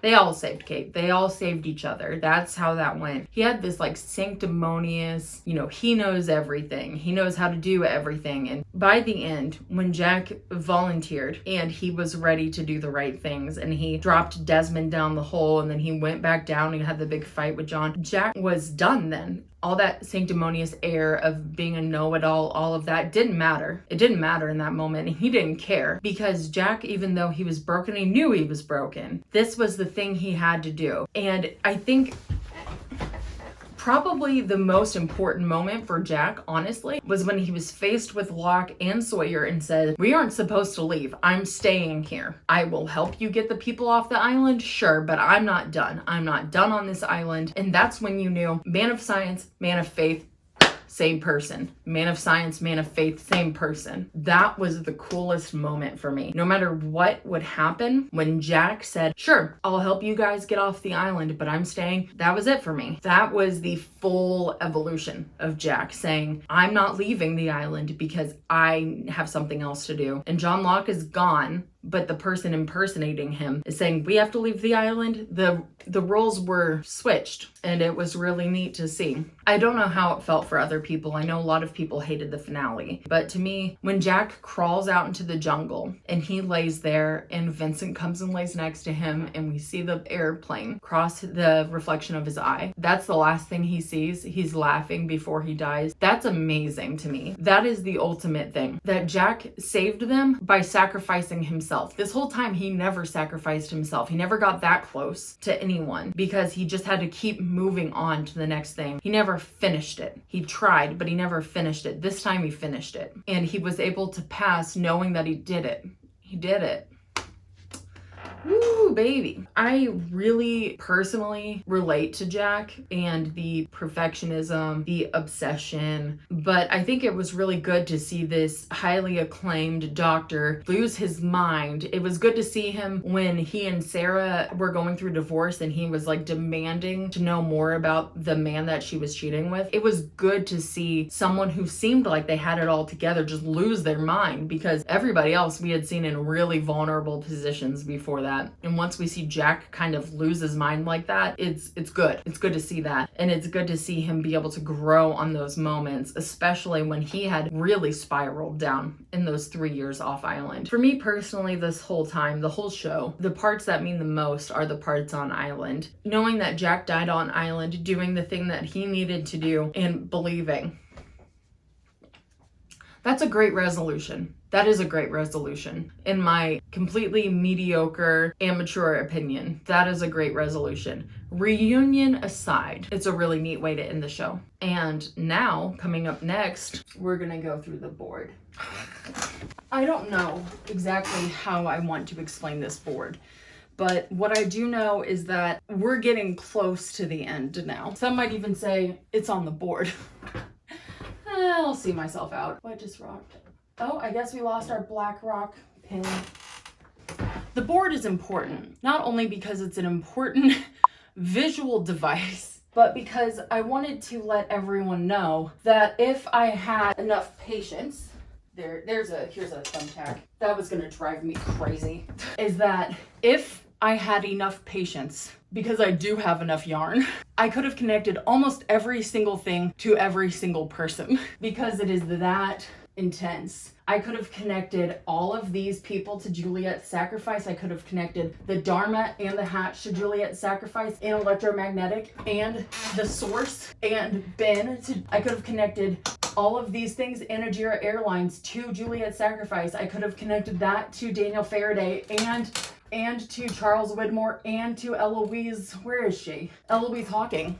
All to Juliet's sacrifice, all to her dying. I could have also connected all of these things. Guys, I could have connected damn near everything to Juliet's sacrifice. That is just to one piece in the puzzle. Everything in this damn show is connected. I initially had a plan for the board, and then at around here, I abandoned the plan, which you can kind of tell. I wish that I had made daddy issues bigger. One thing that is probably important to mention is that Jack has no connections, and there's a purpose for that, because I wanted his name to be unobscured, and also because Jack in a way is connected to, and in a way Jack is connected to every single thing on this board. Every single thing on this board. Even if it's even like a second degree of separation, like Jack saved Boone's life, Boone died by the Beechcraft. Did I not put Ben on my character thing? Wait a minute.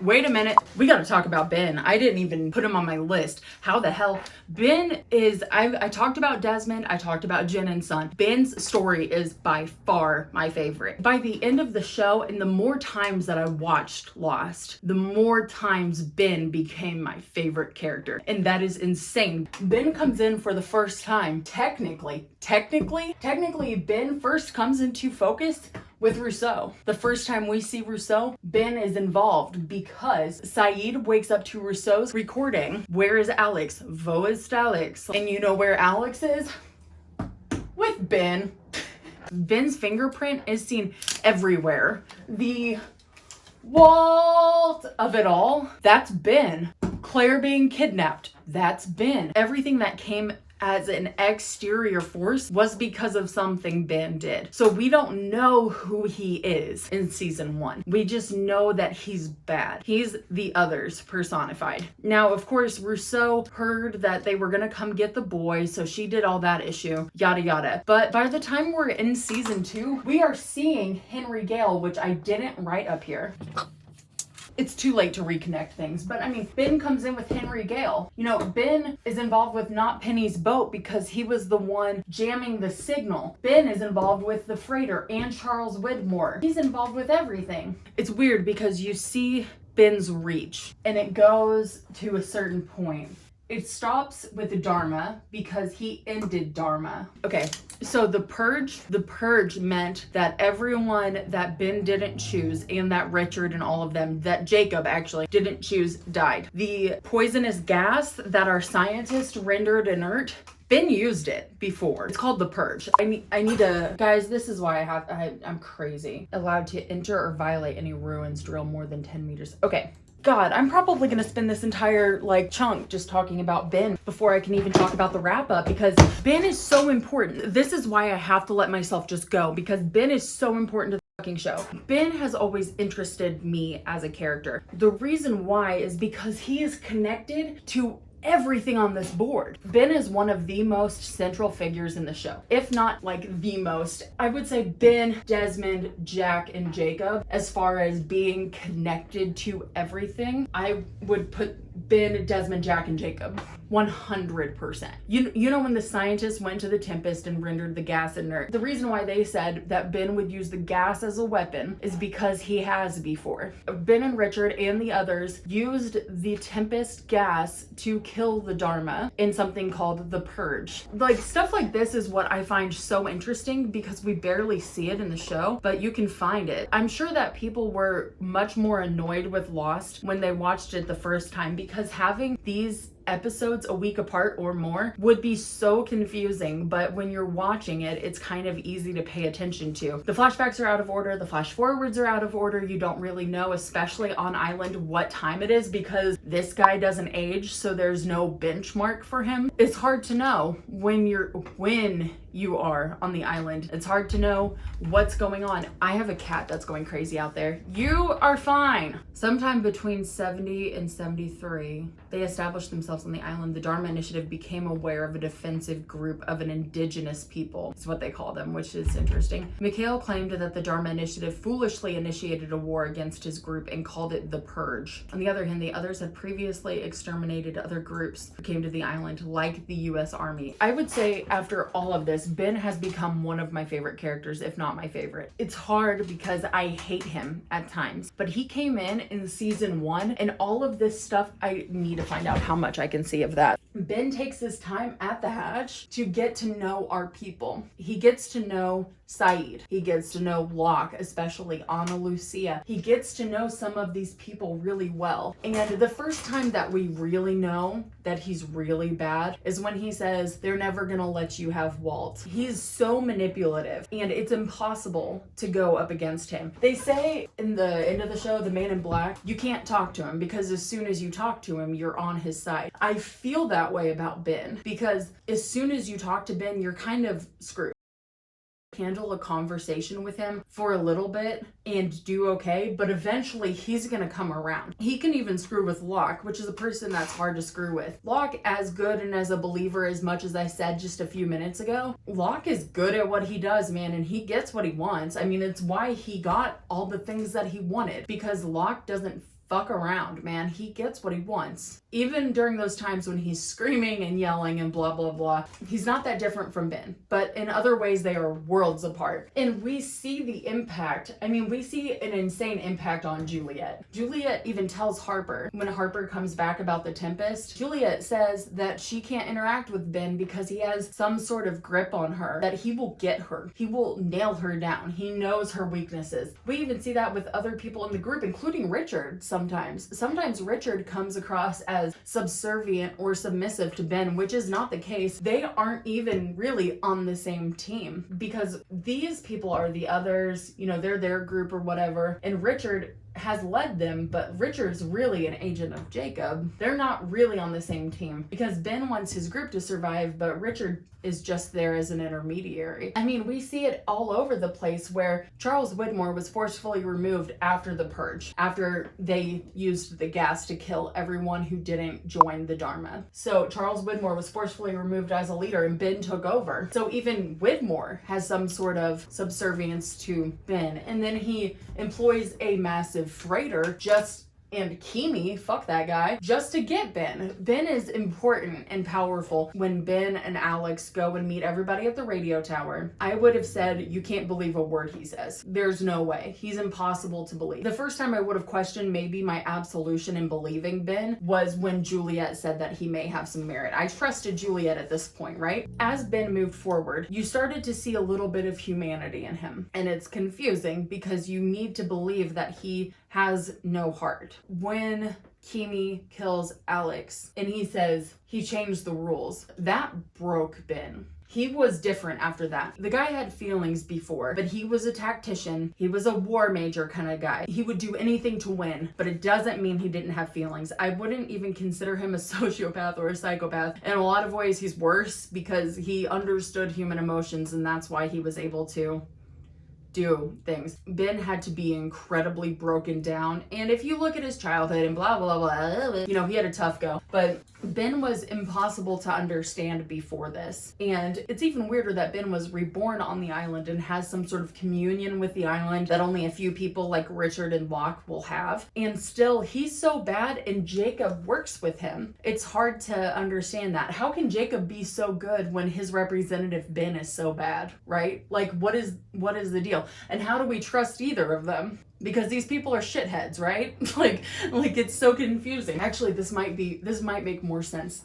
in order here. When they changed the rules, Ben stopped for a minute and he stood at that window. As soon as Ben was able to move and they were like, we have to go to the cabin, that's when Ben started to change. He and Locke and Hurley go to the cabin. Christian says, you've got to move the island. And he says that to Locke, but Ben is not willing to make that sacrifice. He believes that Locke is better for the island. And at this point, he is. Ben is a piece of crap. There is no question. He's not a good guy. Nobody thought Ben was a good guy. Not even Ben thinks Ben is a good guy, right? And Locke is a pretty decent guy, right? He does some questionable stuff, but he's mostly just a jerk. He's not a bad guy. As soon as Christian says, you've got to move the island, Ben starts to really show his true colors in a few things. One, when he kills Kimi and blows up the boat, I was not mad at him. I think myself and everyone else watching the show knew that the boat was gonna blow, right? I didn't know how it was gonna blow, but I just figured it would. Kimi had to die. It was weird that it was Ben who killed him. Like he said, what is it? Sometimes emotional responses cloud good managerial decisions. As Ben changes, as he leaves the island and he goes into the world, we see him go backward quite a bit, and he is out for blood. He goes to Saeed and he says, hey man, aren't you pissed that somebody killed Nadia? You wanna take it out on Charles Widmore. What am I doing right now? Now, at that point, Ben is kind of constructing weird stuff and it doesn't really make any sense. And I don't really understand his position off island other than to try to knock people off of Widmore one by one. Everyone, because he wants his revenge. Ben even shows up at Widmore's place like in the middle of the night like a freaking creep. Widmore says, "You know you can't kill me." Ben says, "I know," which makes me wonder what that means. Like, was that a Jacob thing or is that just a respect thing or whatever? He says, "I know I'm not going to kill you. I'm going to kill Penny." And of course, Ben tries, but he winds up shooting Desmond instead because Desmond is absolutely not letting anything come between Penny again. He's like, "I'm done with your bullshit." No. Ben winds up shooting Desmond and Desmond's fine. By the time John is off island and sees Ben and we see Ben kill Locke, it's easy to really hate the guy. Here's the thing. I cannot tell you how I was feeling about it the first time I watched it. It's been a long time since I watched that. So I was probably pretty pissed off at the guy. Him killing Locke, it's not that he killed Locke. It's how upset Locke was. Then Ben made him feel better. Then he got the information and killed Locke. That's the part that bothers me. It's like you couldn't just shoot him, strangle him, but I think he had to make it look like a suicide. Shit.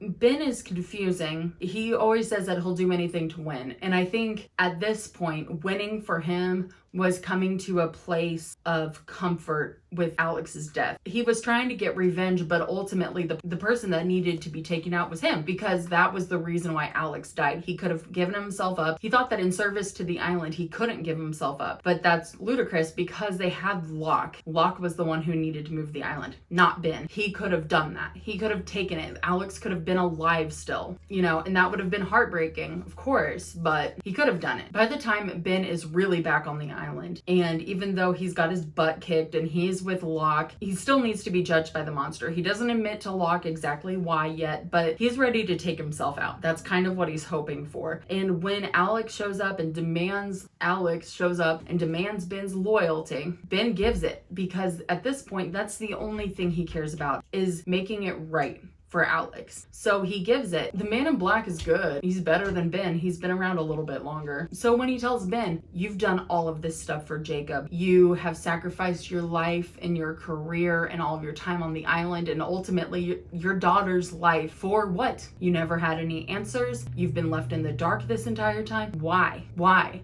He'll never tell you why. I would have never done that to you. He comes off just so believable. Ben is angry. When he and Locke go into the ruins and they see Jacob, when Jacob says, "Go outside, he and I will handle this," you understand why Jacob's saying that. It's because that's his brother and they have this big fight and yada yada. Ben says, "What about me?" And Jacob says, "What about you?" Jacob is so on this crazy level of understanding things that makes him such a douche. Do you remember what I said about Desmond? We understand why he's being like, it would sound insane to anyone who doesn't understand the context. That's where Jacob's at. He doesn't care about what you care about because he's not thinking about you and your little feelings. He's thinking about the big picture stuff. There are little moments from Ben where I believed him. When he says goodbye to John before he moves the island and he says, "I'm sorry for making your life so miserable," I believe him. When he talks to Alex and says that these people are more dangerous than he is, when he says, "Now go," I believe him. And the reason why he was such a dick about Alex and her boyfriend was because he didn't want her to get pregnant, which at first sounds like just some dad being weirdly protective over his daughter's virginity. When you think about it, he doesn't want Alex to die because if she gets pregnant, she's going to die on the island. And he believes, because of what Jacob's told him, that they can't leave the island. They're stuck there. They're there on the island forever. That's their life. They can't leave. Other people can leave, but not them. He's already failed Alex enough by taking her away from her mother, and there are some regrets there. We do see it. That's why he was able to take Alex and send her with Rousseau. When he says, "These aren't for the 815ers, this is for us," I did really appreciate that he included Rousseau because Rousseau has been on the island long enough to have some sort of communion with the the island like Locke. After Ben strangled Locke, he says, you know, I'm going to miss you. I really will. I believe him there. And it's hard because he's an unreliable narrator. Like, he's unreliable. He's completely not trustworthy, but I believe him there and I don't know why. And then when we start to see his flash sideways and how his world could have been different, he has a better relationship with his dad, and his dad said he wanted more for him, and he's a doctor. He's so brilliant. You could see he still has this like little thirst for power to get over on this douchebag principal, but instead he chose Alex this time. And while Ben did not go into the church, and he was invited and he was forgiven, but he did not go into the church because he knew it wasn't done yet. This is one of those moments that's so rare. The bad guy actually does learn his lesson. When does that happen? That does not happen. When Hurley asked Ben to be second in command, I think I cried. I was so happy that someone like Ben, who had known the island inside and out, would be there, and that was Hurley, the heartbeat of this show, giving Ben a second chance to do the right thing. That's awesome. It's also really neat because at the end, Ben says to Hurley, we might have different rules this time. These were Jacob's rules. You can make your own rules. You're the protector now. And that gives Ben some of that way to say, I can make up some of the things I did wrong. Things are coming to an end. I love the lore and I love the analysis. We have to talk about the end. And because we talk about the end, we have to talk about the beginning and why the end and the beginning have no connections to anything on this board. And it's because they don't end or begin or exist, not on the island. The first time that I watched the end of Lost, I said this. To remember and let go. It's kind of like Lost was all about the friends we made along the way. And it was kind of a joke, but not really, because the reunion was so heartwarming. It touched me and I felt like so excited to watch it and I was so emotional. But really, how did we all get to the church without each other? And here's why it all happened. Why did this happen? It happened because of Jacob. The real reason behind all of this, why was everyone brought to the island, is because of this conversation between two brothers and technically their mother, but is man good, is man evil, and can we leave? And Jacob continues to bring these men to the island and says, I will show you, brother, these ones will be good. And brother says no. And it's just this sort of back and forth, and he continues, and every time Jacob brings people to the island, the smoke monster comes and kills them. It's a game, it's a bad game, but you remember that it's not just a competition between two brothers. By turning his brother essentially into the essence of evil, malevolence, he gave his brother a horrible power, because if he were to ever leave the island, which is something he's been fascinated with his entire life, then he would eat the world with evil. It is sort of explicitly said in the show several times, yet somehow people can't figure that out. They're like, what? Why did all of this happen? Because if the dude gets off the island, he's gonna eat the world. Because the thing that evil does is it grows, it corrupts, it infects. If he leaves the island, he'll eat the world. Because this is what he wants. He wants to destruct. That's evil. He has to stay on the island. If he leaves, it's gone. The island owns what creates good, and it is the source of good. Why did the boy in black, the man in black, become the smoke monster when Jacob threw? I don't know that part, okay? They didn't give us a PowerPoint, right? But the thing is that it really is that serious, but it becomes, for these two immortal people, a game of, well, what if these groups, these candidates, are they gonna make it? Because eventually, you know, I'm gonna kill you. The stakes are high. Eventually, he's gonna find a way to kill Jacob. So he needs a candidate. He needs to find one that's good enough. Jacob is not very helpful. He makes everything incredibly painful, and he is cryptic as shit and is less willing to answer questions than his mother even was, and creates a lot of pain and confusion for Richard as well. It turns out that Jacob, the god in this situation, is completely fallible and not awesome. He wants to give men all of their own options to screw it up, and boy, they really do. They really screw it up. It would be a lot easier if Jacob just said, I want this, this, and this, but who knows? Sometimes a cigar is just a cigar. Sometimes an island is just a cork for the evil to keep from igniting itself to the world. Who knows, you know? I mean, it is truly, just like I said at the very beginning, good and evil, black, white, dark, light. It's the same thing throughout. It's good and evil. That is the question. It's not as Egyptian lore as fun as it is, but it is just good and evil, because when you really do boil down all mythology, it is just good and evil. It's good and evil. It's a big concept. When you're staring it in your face, that is good, that is evil. This group of people were given the chance to defend good and chose to do so. They were good candidates for it. We know that Jacob brought everyone to the island. He made up the numbers. He made up the candidates. He made up all of it. Why? Well, he was trying to find someone to replace him. Sure, that's fine, whatever. Okay, fine. And he already has others there. One of them could have replaced him. It doesn't matter. He wanted people that were alone in life or whatever. And basically, this is why. This is why. Because he could. Jacob was so obsessed with showing his mother that she was wrong, that people were bad, and especially, therefore, showing his brother wrong, that he started toying with the lives of people who didn't get a choice to say no. He brought all of our folks in. Richard was one of them. Richard was a candidate too, but then the smoke monster came through and killed them all except for Richard, and Richard wound up being the intermediary. Every single person brought to the island was because of Jacob. I mean, post Jacob and whatever, because he was trying to find the next protector, the next blah blah blah. Ultimately, his goal was not really to find the next protector, but to teach his brother a lesson. People can be good. Look, people can be good. And over and over and over again, it was shown that people aren't really good. People were there to exploit and take advantage of, and there were slavers and all kinds of things. I mean, if you look at the 815ers, we've got a murderer and a con man and a torturer. Like, these people aren't necessarily good people. What Jacob was trying to say is, look, these people are good people. And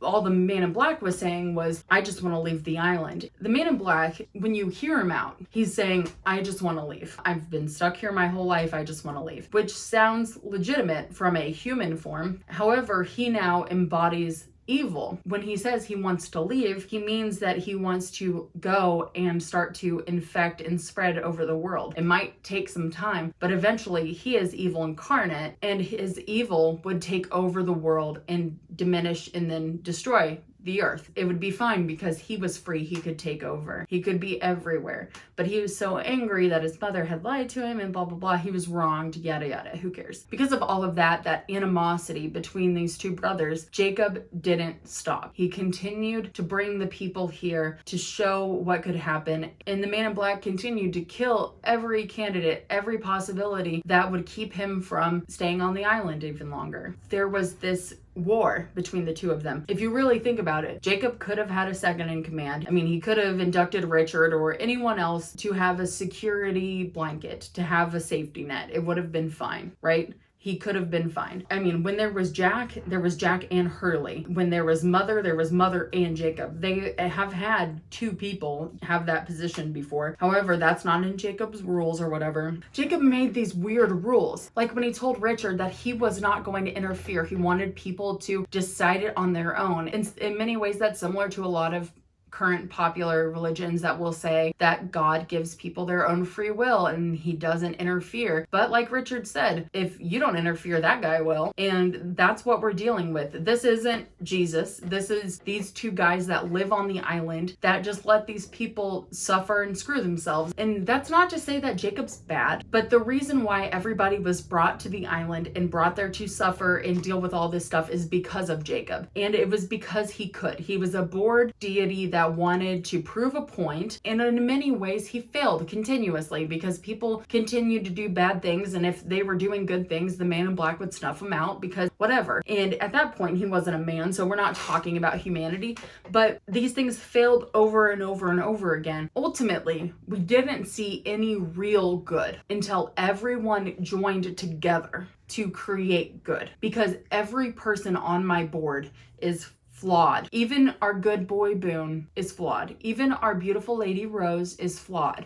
Everyone on this board has flaws and has made gross or terrible or whatever mistakes, every single one of them. Jack, being as good as he is in wanting the best for everyone, is incredibly flawed. I mean, his years off island are disgusting and upsetting. And Sawyer, who has a really good heart, is still a dickhead and winds up doing some pretty selfish stuff. But if we put them all together, even as they war against each other, even as their personalities couldn't be less cohesive, even as they hate each other, they bring good together. When Jacob was trying to find one person, one single solitary person that could protect the island or protect the good in this world, there is not one person. Jacob wasn't good. He was an immortal dude with a grudge. Here's the thing. We could find the good with the balance of Hurley and Ben. People who want the best and they have each other to bounce ideas off of and to create new rules. There is no one good person. There's no one good Jack or good Saeed. But when we bring it together, they created the good. They saved the island. They saved each other, and our folks were able to leave the island. When you ask me what Lost is actually about, it's about the friends we made along the way. And as annoying and cliche as that is, it's bringing tears to my eyes because these people were so alone and awful before the plane crash and so angry and upset. I mean, if you look at Jin and Sun,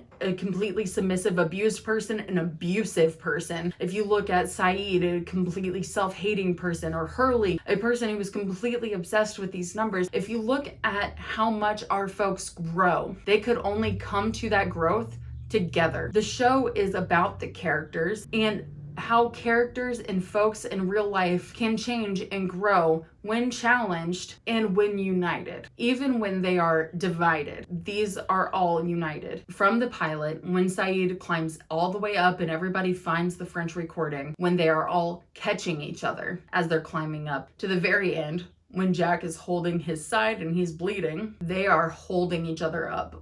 Always. And they might have hated each other or loved each other or anything, but none of this could have happened if they weren't together. So ultimately, it's live together or die alone.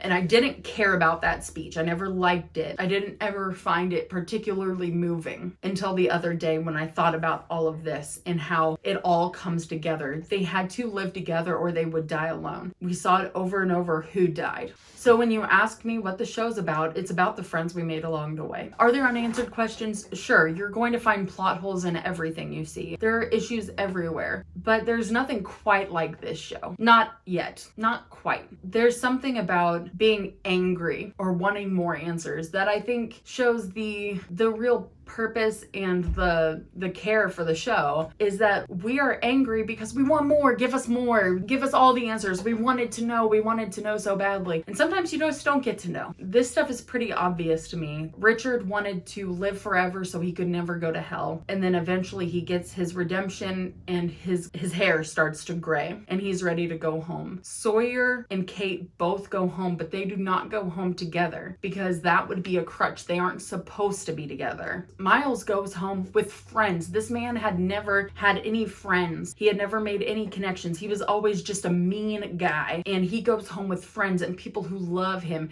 and care about him. And Hurley stays. And even though Hurley is one of the few people who have loving families that really care about them and would miss him, Hurley stays because it's right. Hurley always does the right thing. Lost is as much about Mystery Magic Island and weird Dharma as it is just truly about the characters. I've become attached to these characters. I've cried with them and cheered for them for months. I'm so glad that I've been able to talk about them and get this all out, because some shows like these will impact you and makes you want to think about things. And I think that this has made me think about things more deeply in my own life. I have become emotionally attached to this show in an unhealthy way. The only way to deal with something like that is to talk about it. I think by talking about this show for so long and showing you how much this show matters to at least one of me, that things we make can have such an impact that can change people.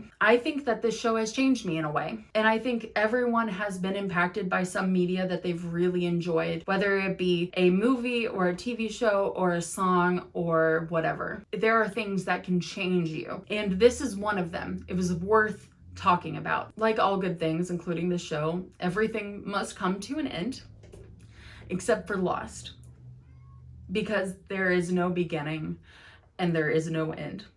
My sweet Lord, my Lord.